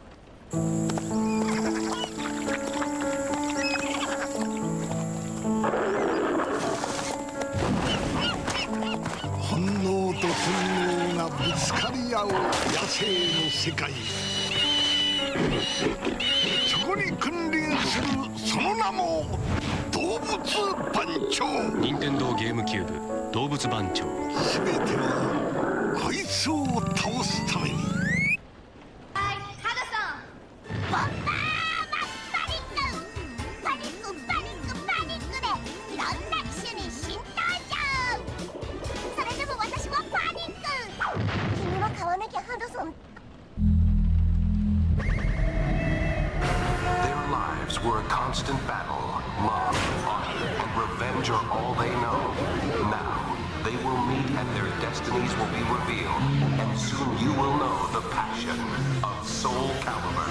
Coming to a Dreamcast near you. Man, she's off the hook. Oh, perfect. Soul Calibur on Sega Dreamcast. It's thinking. 思い思いの牧場で人それぞれの思いを込めてほのぼの自然派ゲームスーパーファミコン牧場物語絶賛発売中。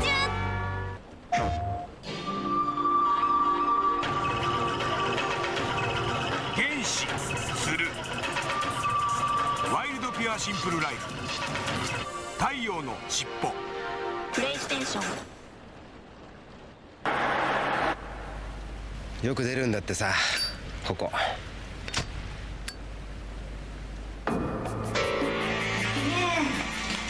嘘でしょ。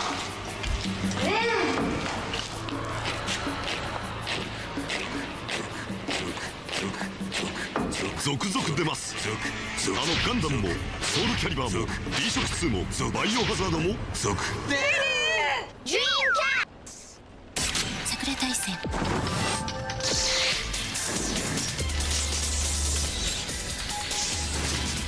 持って歩けるいつも一緒。ポケットサクラ発売中。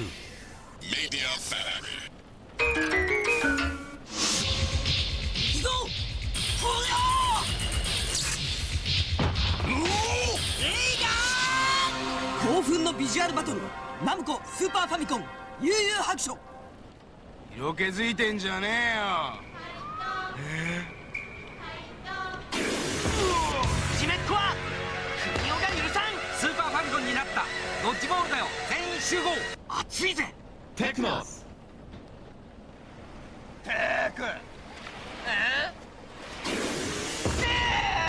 めっこは国をが許さん。スーパーファミコンになったドッジボールだよ。全員集合。熱いぜテクよーいと来てドーンと来ていてーって来て危ないな。ぶつかるってば。こけてる姿もかっこいいねなんて言ってる場合じゃないよ。ほらほら見て見て。ナイスジャンプナイスターン。俺ってかっこいいねえ。どうなのよこの走り。すっげえのやればできるもんだこれが。こいつは手強いコースだぜ。技を磨いて駆け抜けろ。任天堂エキサイトバイク64。マリオパーティー。みんな盛り上がってる。新作ミニゲーム大増量ギュギュッと64種類。みんなも置いてよ。任天堂64マリオパーティー264クリアから新登場。目が離せない。翼だ。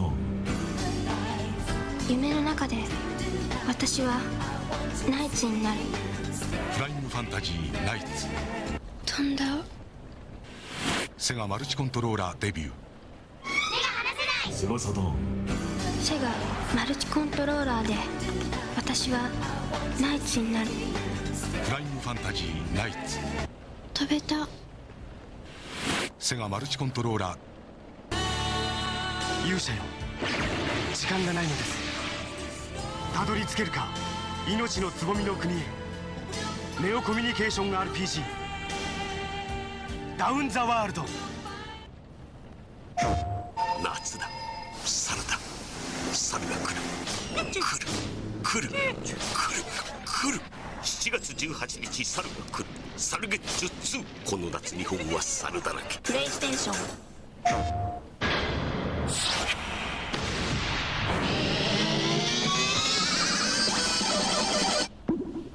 度はロックでリズムアクション。うんじゃまらみー。プレイステーション。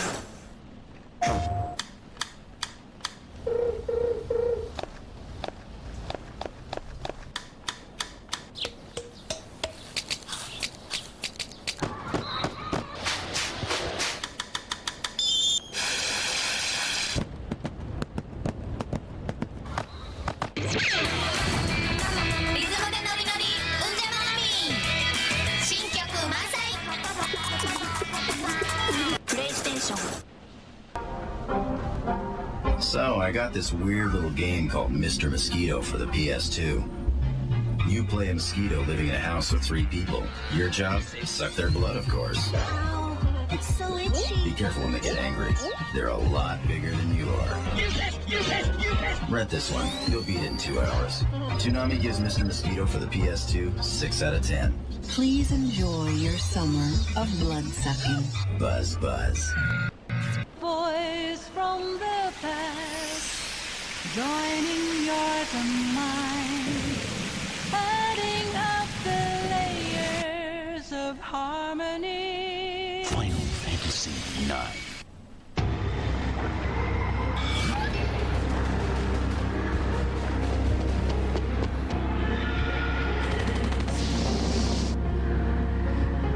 Parasite Eve 2.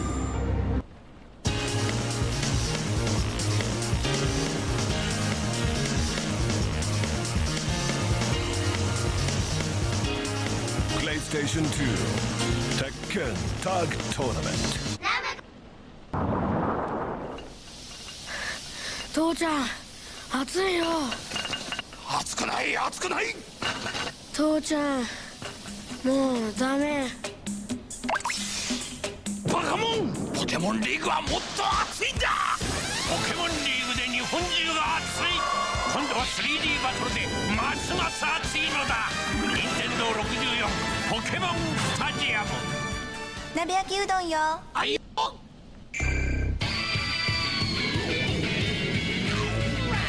タ Q 究極の新作、ついに Xbox に登場。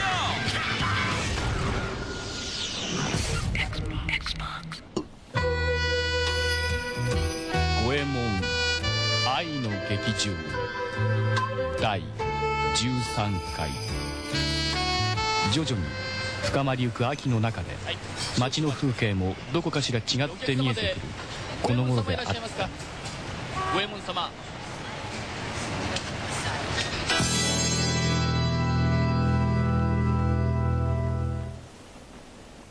Toonami。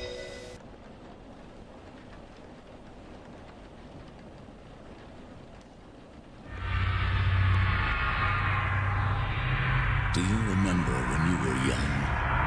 Those innermost fears that kept you awake each night? Are you ready now to face the heart of darkness?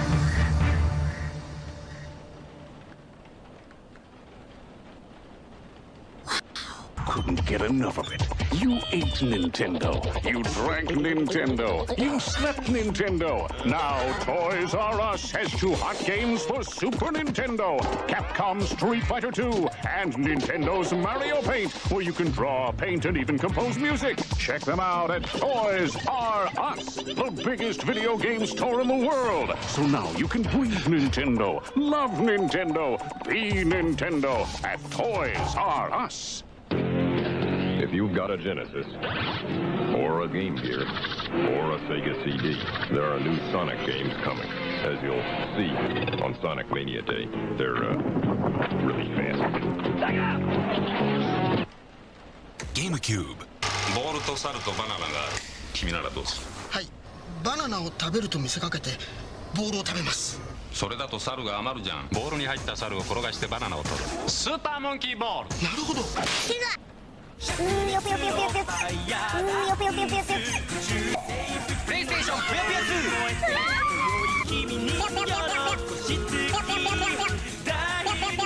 プレイステーションぷよぷよ2決定版。Pretty nasty, huh, Vargas? What should we name that one? Shatner's toupee?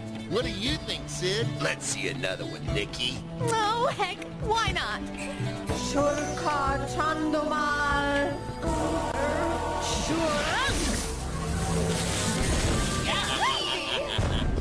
That was the coolest, but it needed more firepower. Yeah, really blast one. Well, which one should I do?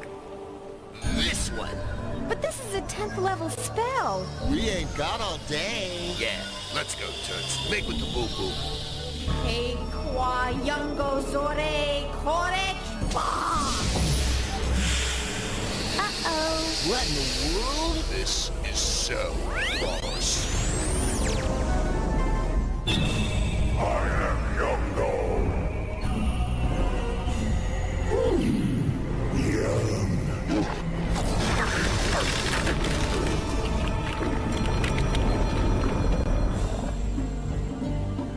That was fun. Horrible, but fun. Okay, Toots. Make with the get rid of the giant monster spell. I don't know that one. Check the book. Check the book. To get rid of Yungo, seek a boon from the wishing engine. A boon? What the heck's a boon? A wish, you idiot. And look, here's a map. Let's go. セガタ三四郎セガタ三四郎セガサタみんなで戦いゴチャキャラバトルで戦いに勝つシミュレーション RPG ドラゴンフォース2セガサタ Get ready for eye-popping, jaw-dropping GameCube action with Mario Party 4, where good friends go at it, live and uncensored, with tag match battle mode. 4 players pair up in a battle royale of 50 mini-games, played at the corner of madness and mayhem. Mario Party 4. May the best man, woman, or dinosaur win. Only on Nintendo GameCube. Rated E for everyone. It's the story of Earthworm Jim video game in outer space. Alright, I am back. Sorry for the little bit of a long break, but I needed it. I needed to rest my voice for a bit. I needed to get out of my room, and it's so unfair how cool the rest of the house is compared to my room. Also, hello Slump Neko, if you're still there. Sorry you came in during the commercial segment, or maybe you enjoyed the commercials. I don't know. I wonder if out there I have people who actually really like the commercial segment and would just only want to watch that, and like as soon as I come back they're like, no, go to the commercials right now. I don't want to watch you anymore, Rick. Get out of here. You're less interesting than these commercials. I really need to back up my entire commercial collection before I lose it all again in the next SSD failure. But yeah, I'm all rested. I stretched my legs, got the blood flowing a bit. Now I'm back to finish off Splatfest with a bunch of Tricolor battles.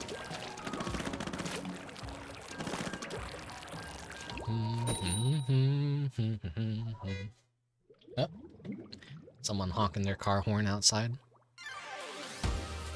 Oh yeah, I could probably hide the "oh no" sticker. There we go. But the rest of this behind me can stay. Have we seen this as a... I think we have had this as a tricolor map before.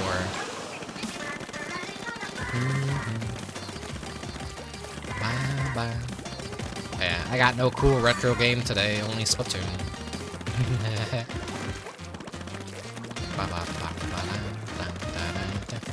I'll get back to the retro stuff as soon as I possibly can. I keep, like, saying this every stream. I feel like it's just been nothing but Final Fantasy XIV and Splatoon for a while.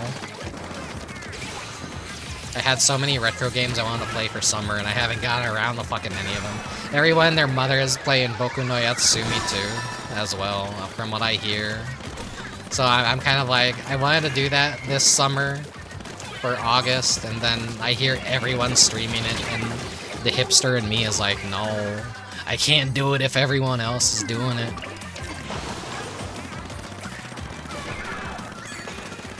Or I could just play it in Japanese to be an extra hipster, because like it did get its English fan translation. Just the entire time I'll just LARP as like a fucking 10-year-old boy that got kidnapped by a Japanese family and I don't understand anything that they're saying or what's going on, but I'm gonna have the best summer of my life. But a part of me also wants to be able to read the dialogue and understand what's actually fucking happening, because Boku no Yatsumi is a series that has just been stuck in Japanese forever, but it was a pretty big part of Sony's early PlayStation games, so it's like, it's just tragic. It's just tragic if you can't enjoy those games in English, but it's like a very unique experience that used to be a very important part of Sega's early life. I almost skipped Crow Country as a stream because everyone else was playing it, but I had to be the true myself. I mean, yeah, that's fine. I fucking played Dawn Trail. Everyone and their mother was playing Dawn Trail. Yeah, play what you like and what you want to like at the end of the day. But my experiences with Boku no Yatsumi is watching friends stream it, and that was before the English patch existed. And I was like excited to play, but like fucking, when it comes to like the indie VTuber sphere, like once something gets trendy, everyone fucking does it. Which is I have to be a hipster and not do the same thing that everyone else is doing. Fuck!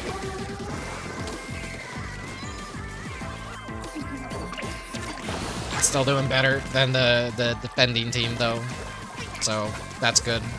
We could potentially win this.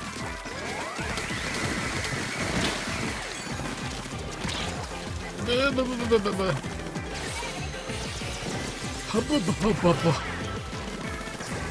ever notice like I just do that weird like voice where I just like pretend to be an old man? I think doing like a very fake old man voice is still the funniest fucking shit. I don't know why. It just make everything sound tired and like amnesiac. Oh my god, we won! Now watch all the other matches just be like straight up losses. But I'll be in voice chat with like my friend Kolkus and another VTuber. And we have a lot of like, it's hard to like say what we do in voice chat. That's like so funny. But maybe it's just funny to us. But we'll just have these different modes that we go through, where we just talk like an old man to each other. Like slowly everything we say is just gonna sound like this. Oh. And then we ask questions like, is this like... We'll respond, that's fucked, like, that's fucked up. That's fucked up. Just like the most mundane things ever.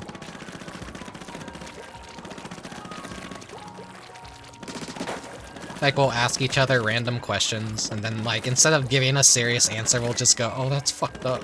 That's fucked up.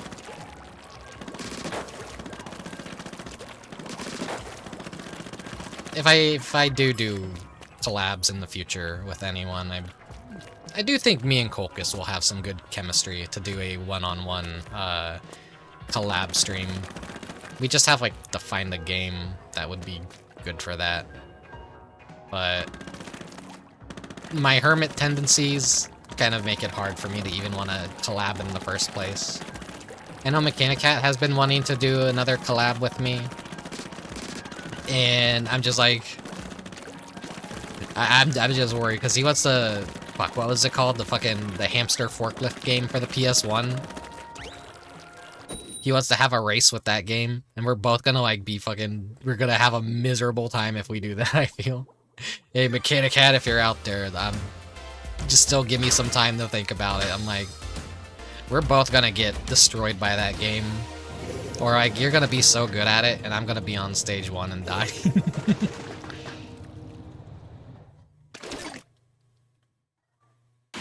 I just really fucking hate the summer too, and it's like really fucking hot, so... me being locked in my room, window open, fan on, and I'm still fucking hot. My room's muggy as hell. Not a good season for me to do anything.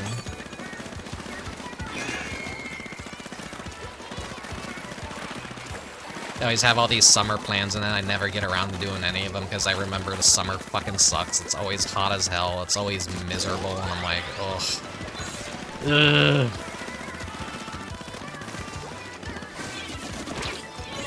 Hello. Thank you, buddy. Ah, shit. It didn't hit where I wanted it to hit.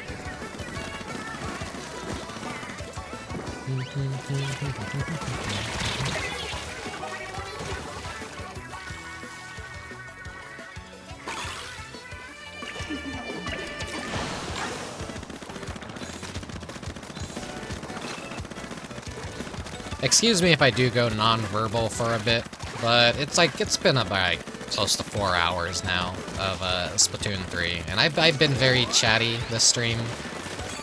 Very toxic, very chatty. But that's every Splatoon stream. Occasionally I go through my VODs and then I spot these like I always go to these exact moments where I'm just very quiet and not talking and I'm like, huh. I really am a bad VTuber and streamer, aren't I? Do people want me to shut up? Do they want to buy my silence? Or do they want to listen to me talk? I don't know. I wish I could convince myself that I'm a good streamer. Maybe visually, I'm a good streamer. Maybe aesthetically, I'm a good streamer. But when it comes to actually being a streamer and actually talking and being funny, then I'm not a good streamer. Fuck! The fact I'm shooting that person point blank and they're just not dying. I need like 5 or 6 hits with this weapon too, it sucks. Fucking goddammit. I just get outclassed by anything with range. If my teammates can't handle it, then I can't fucking do shit.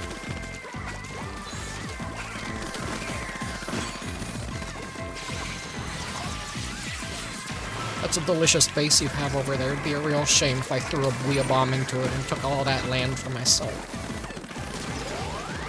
Then I'm gonna go cover up some of the cum over here. That'll be funny.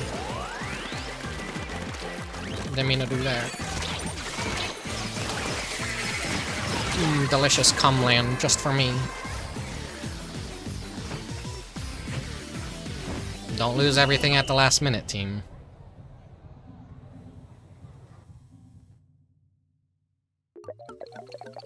I was like, I just panicked for a second because I'm like, what if I forgot to have unmuted myself when I came back? That would have actually improved the stream, though.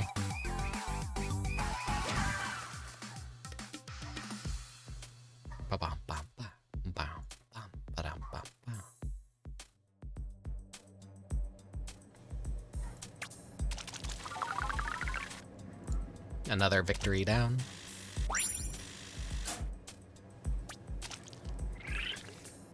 So we don't have too many more matches left. I'm gonna say maybe about 7, and I might hit champion. No, ruler, not champion. Champion is like the second the best. I've seen streamers do healthier things where they they do like half of the grind, and then they do it in another stream. But I'm like, no, I always gotta do everything in one sitting. Well, I say one sitting, but like I obviously got up, I got up and took care of myself. I got a nice cold Shasta Cola too.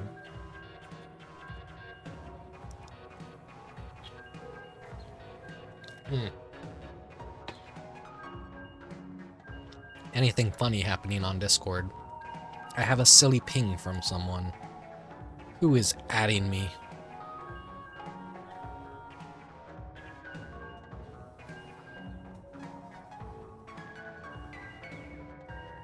What? Okay, that's what's going on. Oh, that's what Cole's up to. He's watching Breaking Bad right now. I was wondering why he wasn't around.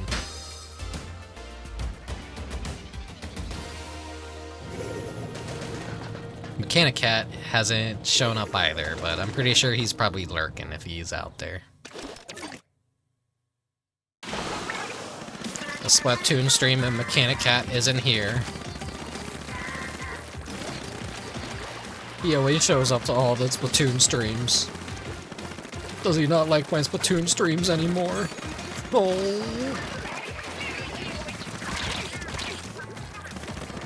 Nah, I'm not actually like that. I'm not serious. I'm not serious. No one has to fucking show up to every one of my streams.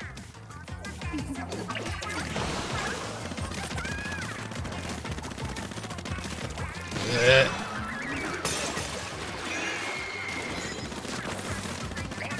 Maybe Mechanic Cat's actually streaming himself right now. I don't know. If he is, I'll consider raiding him. No, I will raid him if he is streaming. I never get the raid Mechanic Cat.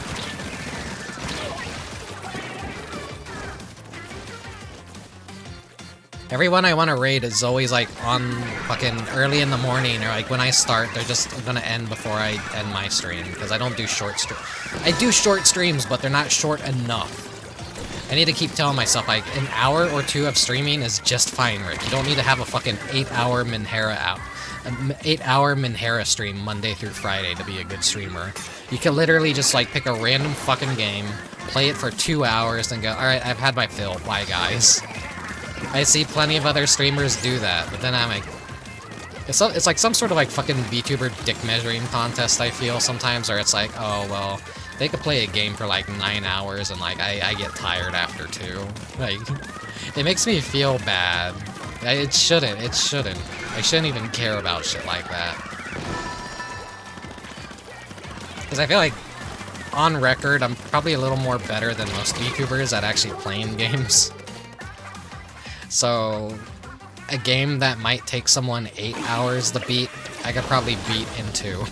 Maybe sometimes. Depends on the kind of game, but I've definitely seen some of the easier stuff that I've played, like, take hours for other people to even get through. And then there's been games that I haven't played for years and years, and I remember them being, like, difficult. And then I see someone else play them, and then I'm like, okay, then that's probably gonna take the same amount of time for me to beat it as them. But then I'm like, oh no, I beat that in 2 hours, and I'm like, oh no. Because everyone has different skill levels at video games, and I'm kind of like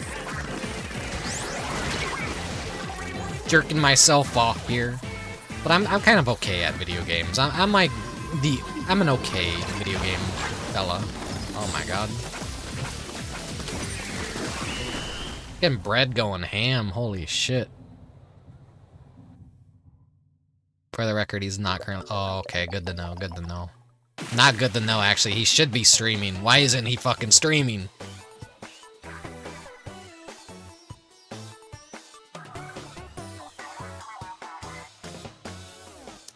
Like, Pointy's Point comes to mind, because I've seen some people take longer with that game, and I'm like, I beat that game in a single sitting. It's not the longest game, it's not the most overly convoluted game.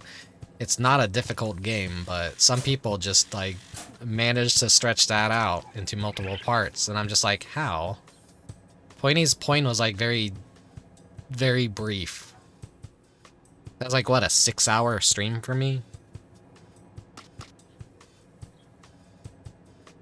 At least games like Mr. Mosquito and Stretch Panic, like, a lot of people one-shot those in their streams.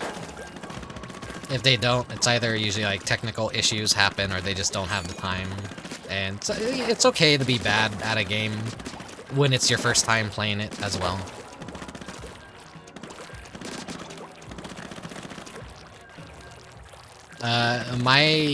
My ability to be somewhat decent at video games just comes from my past of having played a lot of these video games and having a history with platformers and adaptability. Like, if I were a Pokemon, my ability would be adaptability, because I feel I've had a very diverse upbringing with video games and trying all kinds of different styles.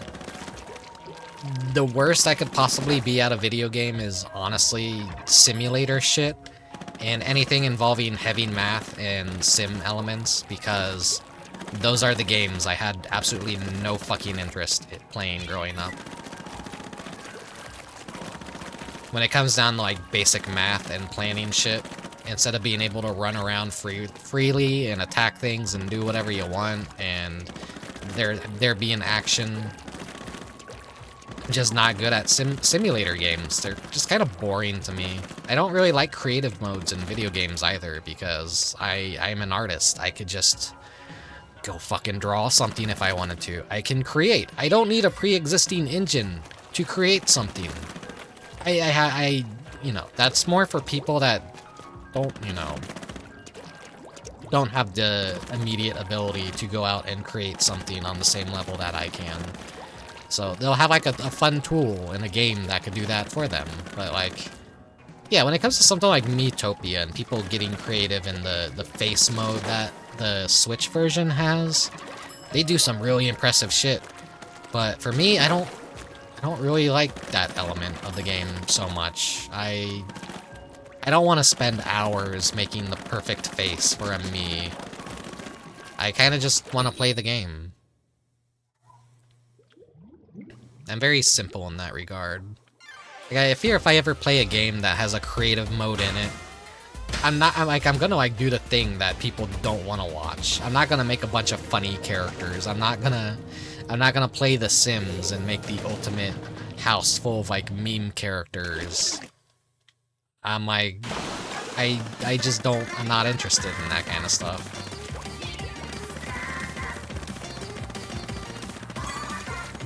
It's more entertaining to me to watch other people do that, because that's like not where my specialty is. Other people could definitely make that more interesting than I can, basically. And then there's games that I could definitely make more entertaining and play better than a lot of other people, so... I know what my strengths are, I'll stick to my strengths. Can never do it, but I still regret selling Graffiti Kingdom. Like, that's the PS2 one where you make your own, like, monster to fight with, right? That probably sells for a lot nowadays, I'm not sure. It's like one of those creative games I would consider playing, though. Just because it's like... I think once you create your monster, it's a little more simple. But if you, like, constantly have to keep making a monster, then I'm probably, like, not gonna want to do it.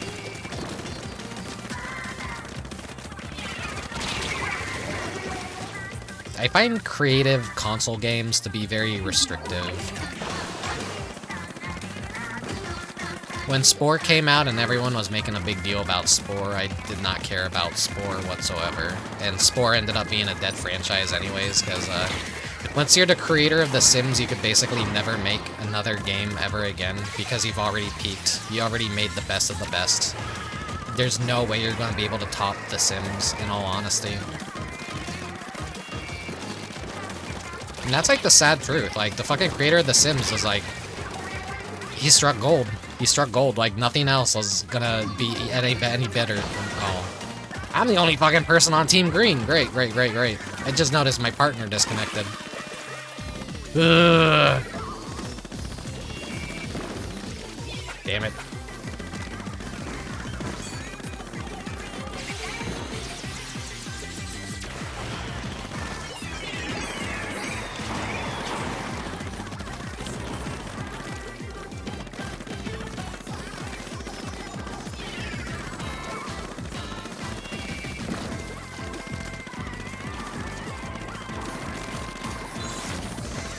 No, no, no.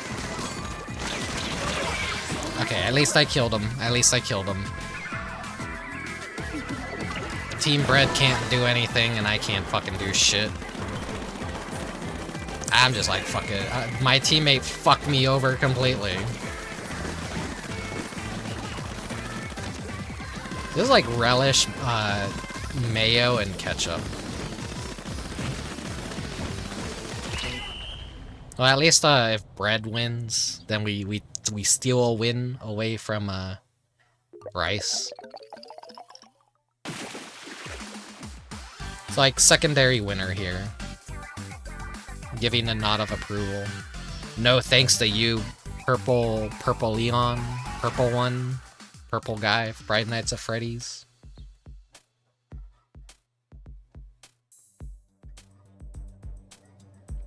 Dogs in my neighborhood are going crazy right now. Another reason why I always try and close my windows, because I swear to God, there's like a puppy mill somewhere on my street.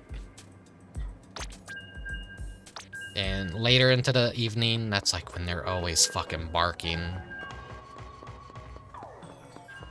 Plus, a lot of people have pit bulls, and you know how pit bulls are. They hate other dogs so much that they constantly want to bark at other dogs. And if everyone has a pit bull in their backyard, then it's like a never-ending bark fest. They eventually tire themselves out, and that's when he finally gets them fucking quiet. It drives me nuts. You guys probably can't hear it, but because I hear everything that I say pretty clearly through my microphone, I could hear fans, I could hear dogs barking, I could hear people honking their car horns. It's always like, it's annoying to me. And when I hear it, I kind of can't ignore it. I'm not a person that likes sensory overload stuff. I like quiet, I like peace.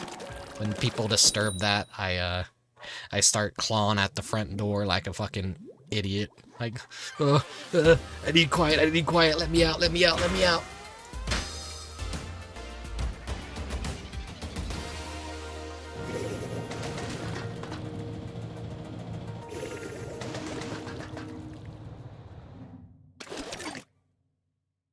Alright, hopefully... Okay, I'm on the defending team this time, okay.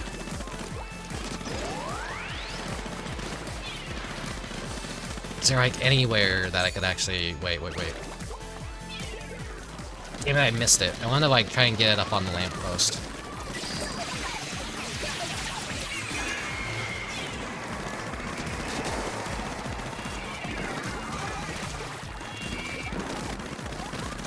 I'm gonna like try and guard this match, I think. I'm not gonna overextend and be aggressive. I can do this though. Just bait that into exploding when you can. Oh, whoa. Okay.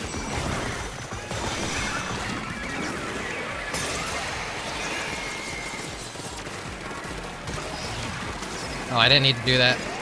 My teammate had it under control.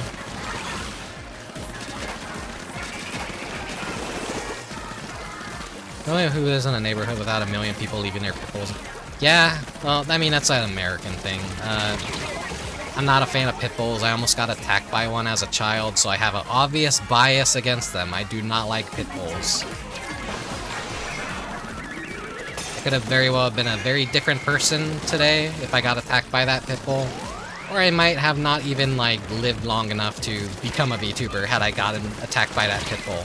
I am only here because my dog defended me and was able to intercept the pit bull before it got to me.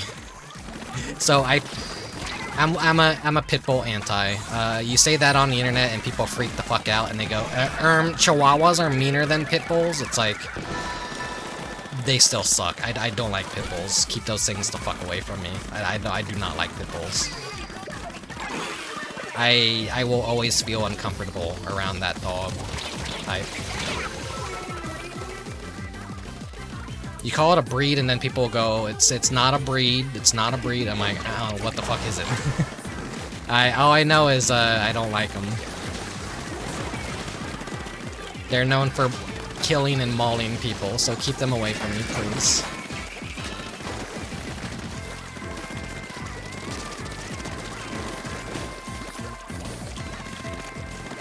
I just got my 2 little chihuahuas now, so... And I always, like, I want to take them for walks, but I know, like... I kind of get afraid, because I always see people walking bigger dogs. And, you know, I'm not going to be able to do anything if they attack my little dogs. I live around the kind of dumbasses that'll be like, oh yeah, I'm gonna let my pit bull loose in the tiny little dog park. There's a dog park near me where I watch that happen all the time, where someone lets their fucking pit bull loose, and then it starts fighting the other dogs in the dog park, and then the owners have to, like, try and separate them. No, no, no, no! It's like, oh god, like, did you not have the foresight to think that maybe this was a bad idea?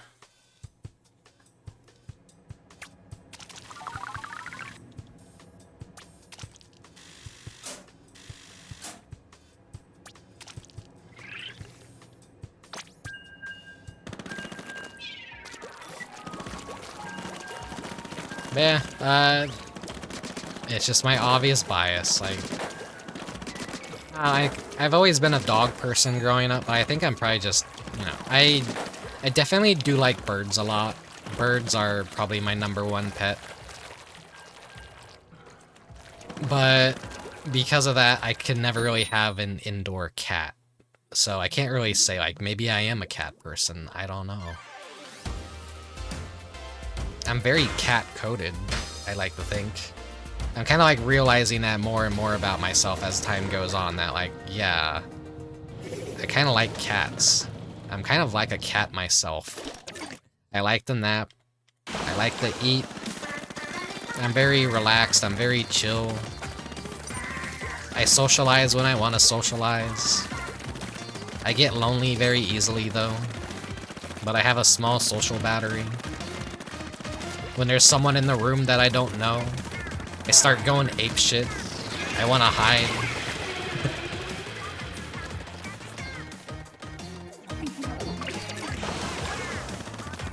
So, expect a cat form of myself very soon, eventually, when I feel like working on it.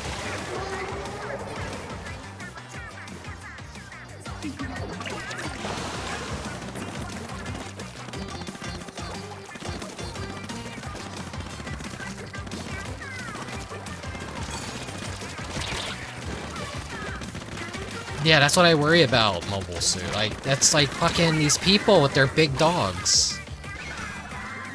Oh, hello, Thorny-kura. Enjoy your peanut. I forgot to turn the peanut redeem off. I think I'm just gonna keep it at this point, though, because it's funny if someone redeems a peanut. It's funny in my sick and twisted, fucked up mind. If you've seen me play a certain game demo, then you know.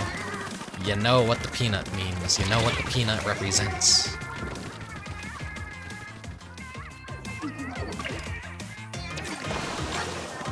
Like, this is just...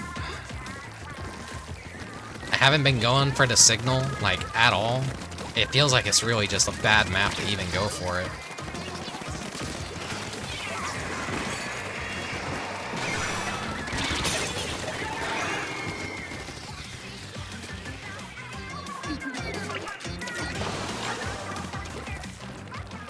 Now, you can have the best education about owning pets as possible, but the reality of the situation is a lot of people that shouldn't own a pet, own a pet. And that's just a bad thing. Like, they can't give the pet the proper food or diet it needs, they can't give it the proper attention that it needs. They lock it in a backyard all day and expect it to be happy that way. And then, before you know it, it's just barking at other dogs in the other neighbors' backyards and shit, and it becomes overly aggressive and it's unsociable, and... People don't, like, pets are a very serious thing. Owning another life and being responsible for that life, I wish more people would be serious about that and give the proper attention the animals deserve to be happy and live fulfilling lives, but yeah, most pet owners don't fucking do that. They just buy it because they want it, and then they decide that they don't want it, so then they shove it out in their backyard, and then it becomes a fucking unhappy creature, and it falls into a depression, and yeah. Yeah, backyard breeding is an issue, and that's why I think there's a puppy mill somewhere on my street.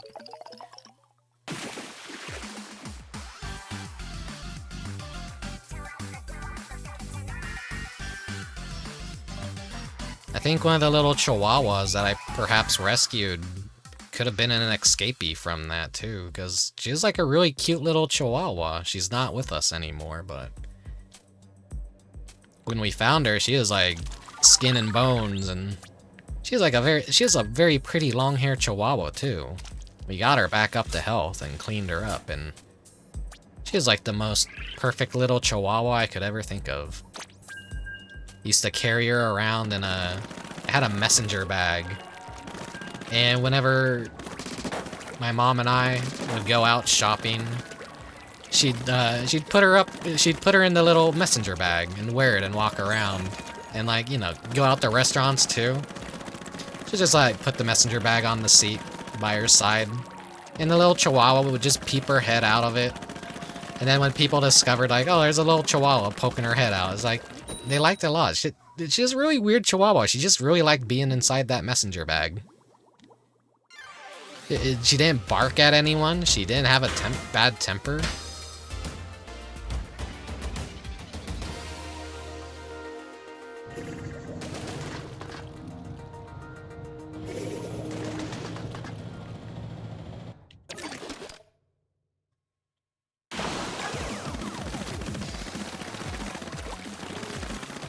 I got like, we're down to 2 chihuahuas now. Because one died to cancer a couple months back.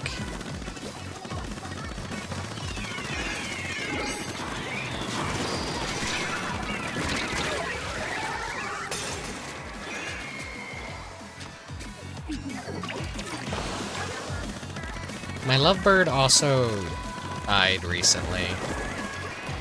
The same night that like I had those neighbors like blasting their music at like 1,000% volume and throwing a loud ass party on the street. I was so pissed that night because I couldn't fucking stream.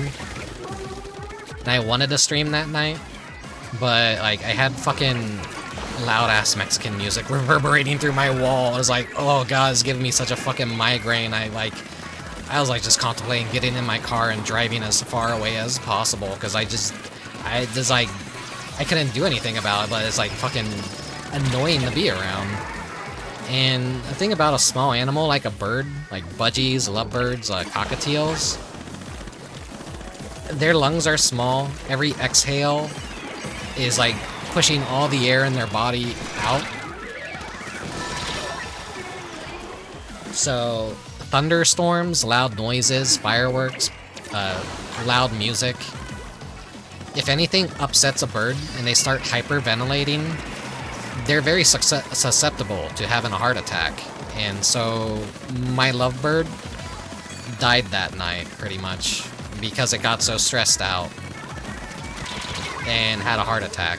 Because when I found it, it was just laying on its back. It looked like it fell right off of the perch it was sitting on. So that's how I know it wasn't of like natural causes. Because if it were natural causes, it wouldn't have looked like it fell off from one of its perches. I've had classes before that also had like pet birds, and then like overnight there were like a thunderstorm happening, and we'd come into the class and then some of the birds would be dead, and then that's kind of like how I learned that, yeah, birds are very susceptible to loud noises and having heart attacks and stuff. You gotta be careful around them, and unfortunately when you have shitty neighbors that don't care about who they're inconveniencing, well, you're gonna end up with a dead bird.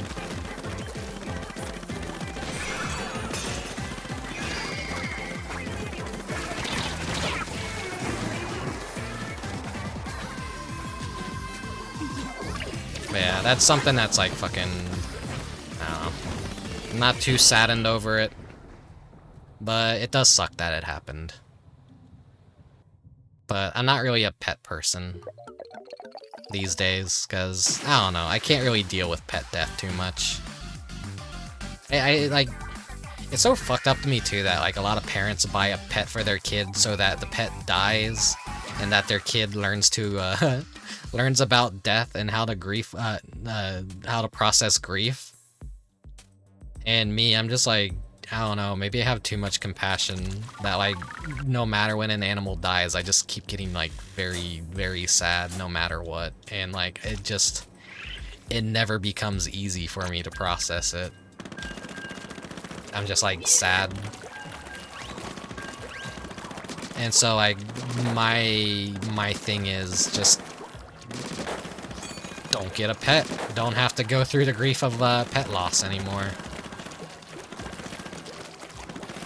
I had a pet dove, and like she gave birth to 2 little baby doves, and then like when those died in front of me, I was like in fucking tears. I was like, no. I knew they were weak. I was like trying to like nurse them back to health and everything, and then like had the little baby dove in front of me on like in a box, laying on nice soft towels. And I'm just like petting his little head and back, and like he's slowly closing his eyes and dying in front of me, and I'm like, no, stay alive, no. Hey, Mechanicat. Yeah, of course I picked pasta. I'm Italian, Mechanicat.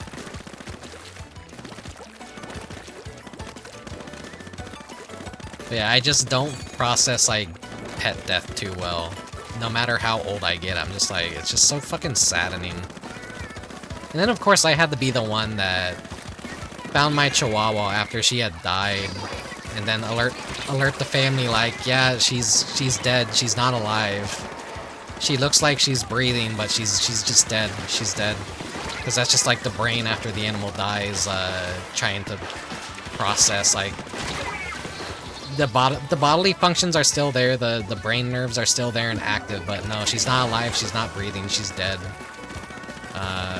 That was fucked up. I was like, I don't want to be the one that has to find the animal dead and be the first one to see that. And unfortunately, that's what happened. So I'm like, shit. That was an extremely sad night me and the family had to go through.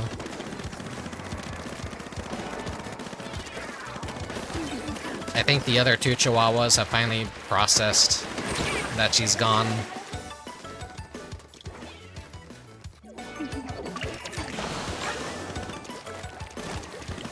So yeah, sorry for the sad topic about pet death and all that, and just pets in general, and just like, this is the kind of where the conversation's gonna go when pets get brought up, because one of my biggest pet peeves, haha, pet, get it, is fucking people that own animals that shouldn't fucking own animals, because they don't take good care of their goddamn animals. And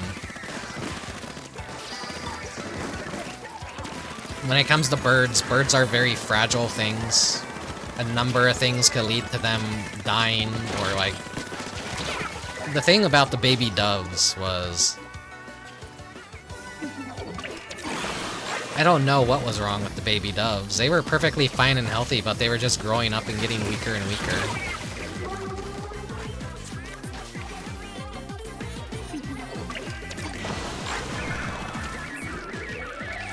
The parents were doing their best damn job to, like... I don't know if it was like I think it might have been a parasite issue.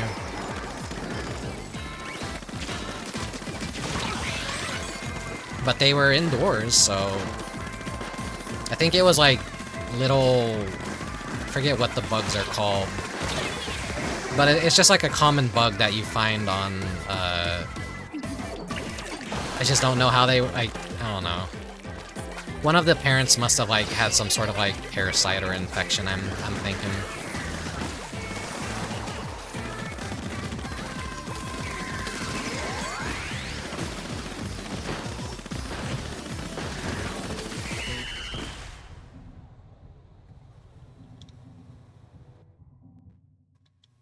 It's getting to that point with the Splatfest where my ass is tired and I'm just rambling.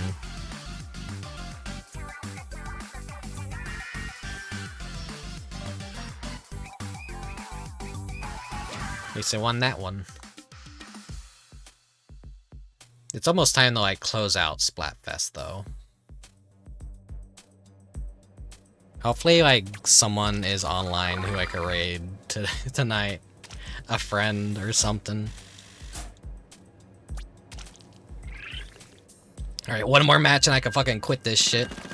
And then we have a Final Fest to look forward to in the future, so... Probably gonna have to start early for that one unless they have something unique happening each of the 3 days. There are gonna be the 3 teams, the 3 idol pairs, and they're all gonna probably have a day focused on them, if I had to guess, maybe. It's gonna be really hard to capture. I mean, that might be a multi-parter finale for Splatoon, honestly. Who knows? I might have to make a new thumbnail entirely for Final Fest. It's understandable, Rick. That is one of the few things in the world that boils my blood. Pets aren't a novelty. They are a form of life, but most people are too stupid to understand that. And I'm just saying, like, that'd be nice and not get me. Yeah.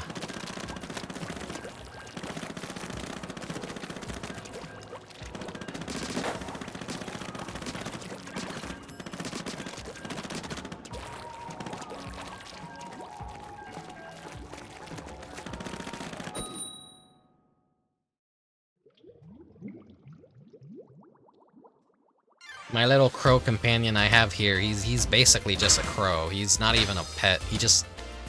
He could come and go if he wants. He chooses to stick around. That's why the crow doesn't actually have a name. I haven't ever named him. He's just a crow. He exists. He just chooses to stick around. The same with the slime.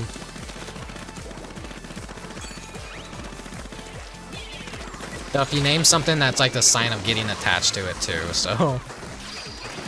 Don't name something until you're sure you want to keep it around as a pet.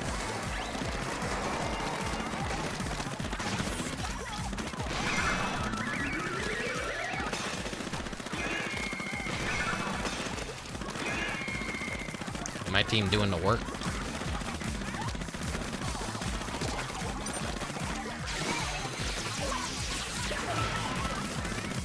Give him the biz.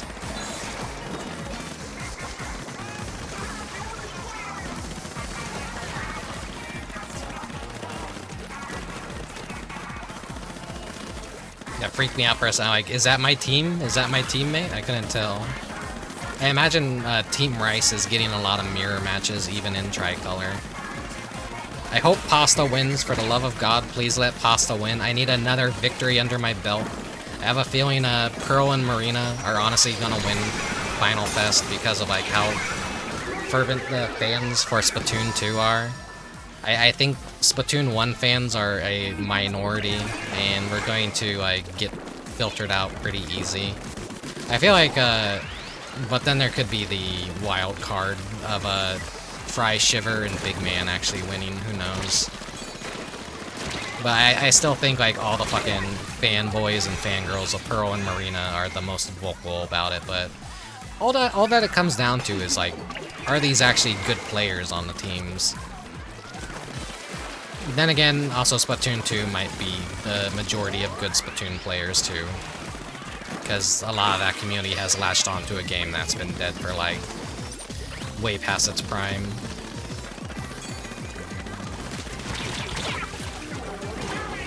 A lot of people can't even be trusted to raise children like they're a real human yeah, exactly. Unfitting parents, be it animals or actually just tiny humans. We're getting into some like really like dark and like depressing topics at the tail end of a fucking Splatoon stream. Talk about like emotional whiplash.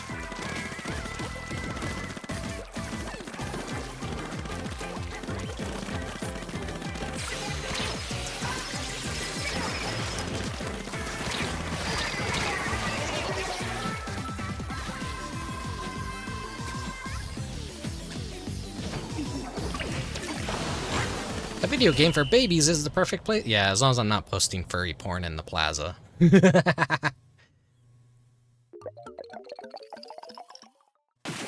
I'm not subjecting anyone into the game to like anything.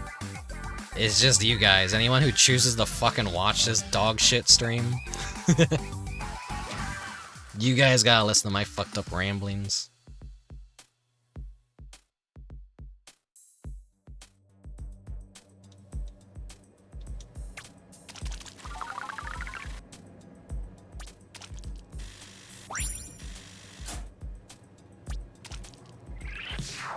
There we go. Pasta ruler. Splatfest done. Splatfest over with. See you guys next time for Final Fest. Unless they give us one more Splatfest. Who knows? I don't know if they're gonna... I feel like September is gonna have the final Splatfest. We have no more big runs happening. Unless Final Fest is gonna have a surprise big run occur alongside it. Because I heard something about data miners finding something like that in the potential coding for like the final patch, but whether or not they're gonna actually go grandiose for it like that, and who knows? Like the Salmonids might try and crash the party, but I feel like Big Run was the closure to Big Run, maybe. I don't know. They could do like a, who knows, maybe there is like one more last one that could happen after Final Fest as a surprise, and maybe like a teaser for Splatoon 4.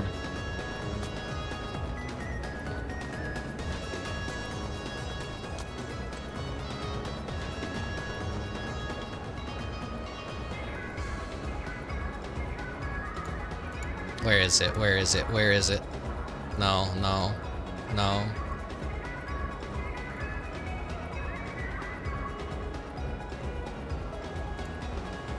There it is. This guy right here. This is a Filipino.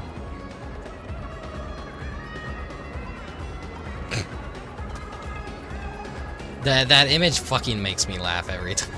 It's so ridiculous. I don't know why it's so fucking funny. It's just such a bold statement.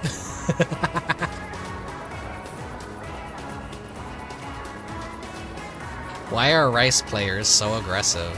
I don't know, you tell me, like... I thought Pasta would do the best, but apparently not.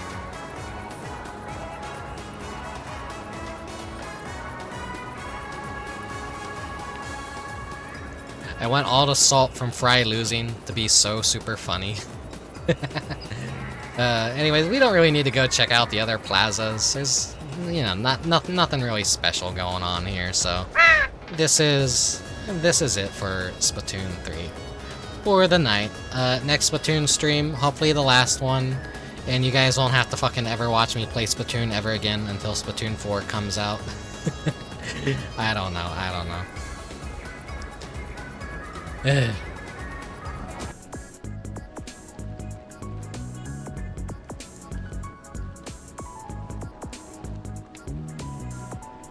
Wow.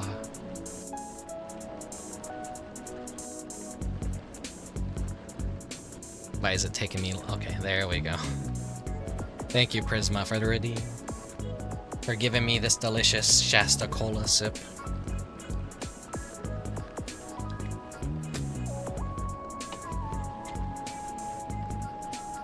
You can tell I'm always drinking something, because then my tracking breaks, and I start going crazy.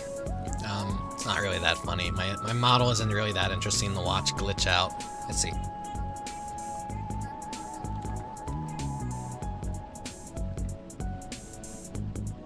It's not really going too crazy, right? It's gone crazy in the past. I don't know what causes that. I have very low light in my room right now too. People buy ring lights, and I'm like, no, I'm just gonna use my computer monitor's brightness to illuminate my face. Why do I need a ring light? I'm not using a cell phone. I very well could be using a cell phone in the future, though. I still need to fucking get my iPhone 5 ready. It's like, it's just the process of setting up a new phone and knowing I'm probably gonna have to re-log into a whole bunch of shit is like fucking such a chore and an annoyance. And if my goddamn job wasn't making me come in tomorrow, I could have very well dedicated tomorrow to being able to do something like that, but nope. Gotta fucking disrupt my entire day to go fill in for someone again. Anyways, managed to catch the tail end before you ended the stream. Past that, good. You didn't really miss anything other than me like getting very like introspective about VTubing and self-worth and how I view a lot of things, and the typical Splatoon 3 brain rot that's gonna get me added to a bunch of blacklists and make sure that 10 years from now someone cancels me on Twitter by writing a twit longer saying like, this Rickubus guy, he's very, very problematic. He needs to be deplatformed immediately. We talked shit about Italians. No, we didn't talk shit about I talked shit about people making Italian memes though, and like how it's like that's the only form of racism that's apparently okay to do on the internet. Fucking 10 years from now, like people will probably have a different tone about, like, they'll cool it on the Italian memes maybe. I just find it like it's funny in an ironic way that people are so like overly sensitive about a lot of stereotyping stuff, but then they participate in it themselves and they don't realize that like they're doing the same exact thing that they hate. It's quite an interesting conundrum. Oh, what's that? You're gonna post a meme that's a piece of lasagna and say this is a human blood, this is what human skin looks like, and this is what Italian skin looks like. You're gonna post a hand making a signal on an image of an animal and say, oh, that's how you could tell that's an Italian animal. Stuff like that. You know, that's like what they do. You're gonna, like, anytime you want to have good food, you're gonna post the same exact fat dude with a black curly mustache and a chef hat. That's like that, because that's what every Italian looks like that makes food. It's goofy. It's like, I don't know. I don't want to make any comparisons here because like someone's gonna get bent out of shape and like fucking. If I point out any other stereotypes, I'm just saying that's like the Italian equivalent of doing that. But I don't get pissed off about that stuff. Like honestly, fucking whatever. I just want people to recognize they're being hypocrites. I'm Italian. I can make fun of myself. I'm Rickubus Pizza Pasta. I'm anyways, let's head outside. You didn't touch your floor spaghetti. It's gotten like really cold, so maybe next time you come over, I'll have it heated up again, and like you could. I'll just keep it in the fridge. I gotta warm up my pasta too. I was actually playing Splatoon for so long I didn't even get to dig into my delicious pasta over there on the chair. Okay, let's go out to the front porch and say bye-bye. So let me see if there is anyone who I could send you over to. Please be live, one of my friends. Me rating a bigger VTuber might be a little bit scarier. I always like fear rating people that I don't know too. Oh!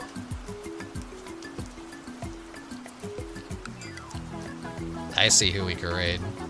Good. Okay. We need a woolly redeem or something. Come on, say it. No. That reminds me of like a YouTube's been collapsing with the censorship and the AI bots scanning through videos and stuff. Say you have a friend who says a certain word that he's allowed to say, but an AI doesn't know that. So suddenly you're in like you're doing a Let's Play channel with that friend as a co-host, and it's like about 10 or 13 years of banter, including that very specific word, and then suddenly you wake up and your entire channel has been banned, or all your videos have suddenly become unmonetizable because of your friend's tendency to say that word when it's very normal for his vocabulary, but you know, that's why you gotta be very careful about things going into the future. Because fucking AI technology, instead of actual humans listening to stuff and dictating whether or not this is okay, could get you potentially in trouble with and real human beings, like obviously they don't want to fucking pay them to do a fucking job. Plus there's too much content on YouTube. No one's actually going to be able to watch every single piece of fucking content uploaded to the goddamn website. So that's a blessing and a curse. But yeah, it just sucks. It sucks. Anyways, yeah. We don't do that kind of humor over here on Rickubus channel. I just, you know, cool stuff, video games, my brain rot, and me being self-depreciating. That's basically kind of like what we get at around here, and just me being an outcast that doesn't quite understand society and will never fit into society, and I will die alone. I will never know love. I'm being stupid. Anyways, thank you very much for watching. Thank you very much for lurking. And if you're watching the VODs over on Twitch and YouTube, if you're following me on Twitter, if you're joining my Discord, thank you very much. I appreciate all the support. And hopefully as time goes on, I'll continue to get better at what I'm doing, and hopefully I'll be able to keep doing it for as long as I possibly can. I don't have plans on quitting anytime soon. Just understand I do have my dry periods. I get tired, I kind of get burnt out. I wanna do other things sometimes, so streaming isn't like a full-time thing for me. It's kind of like a hobby. I stream whenever I want to stream, and when it's done, it's done. It allows me to do my streams in the format that I want to do them in, and no. I like being able to do that a lot. I want all my streams to kind of like be unique and special in their own way, that like someone might go like, oh wow, there's actually a lot going on here. If all of his other streams might be like, you know, as interesting as this, and maybe I'll go back and want to check them all out or something like that. But you know, it's tough to like expect anyone to like want to fucking watch a VOD channel though, because I don't know. It's not edited content. It's several hours of content.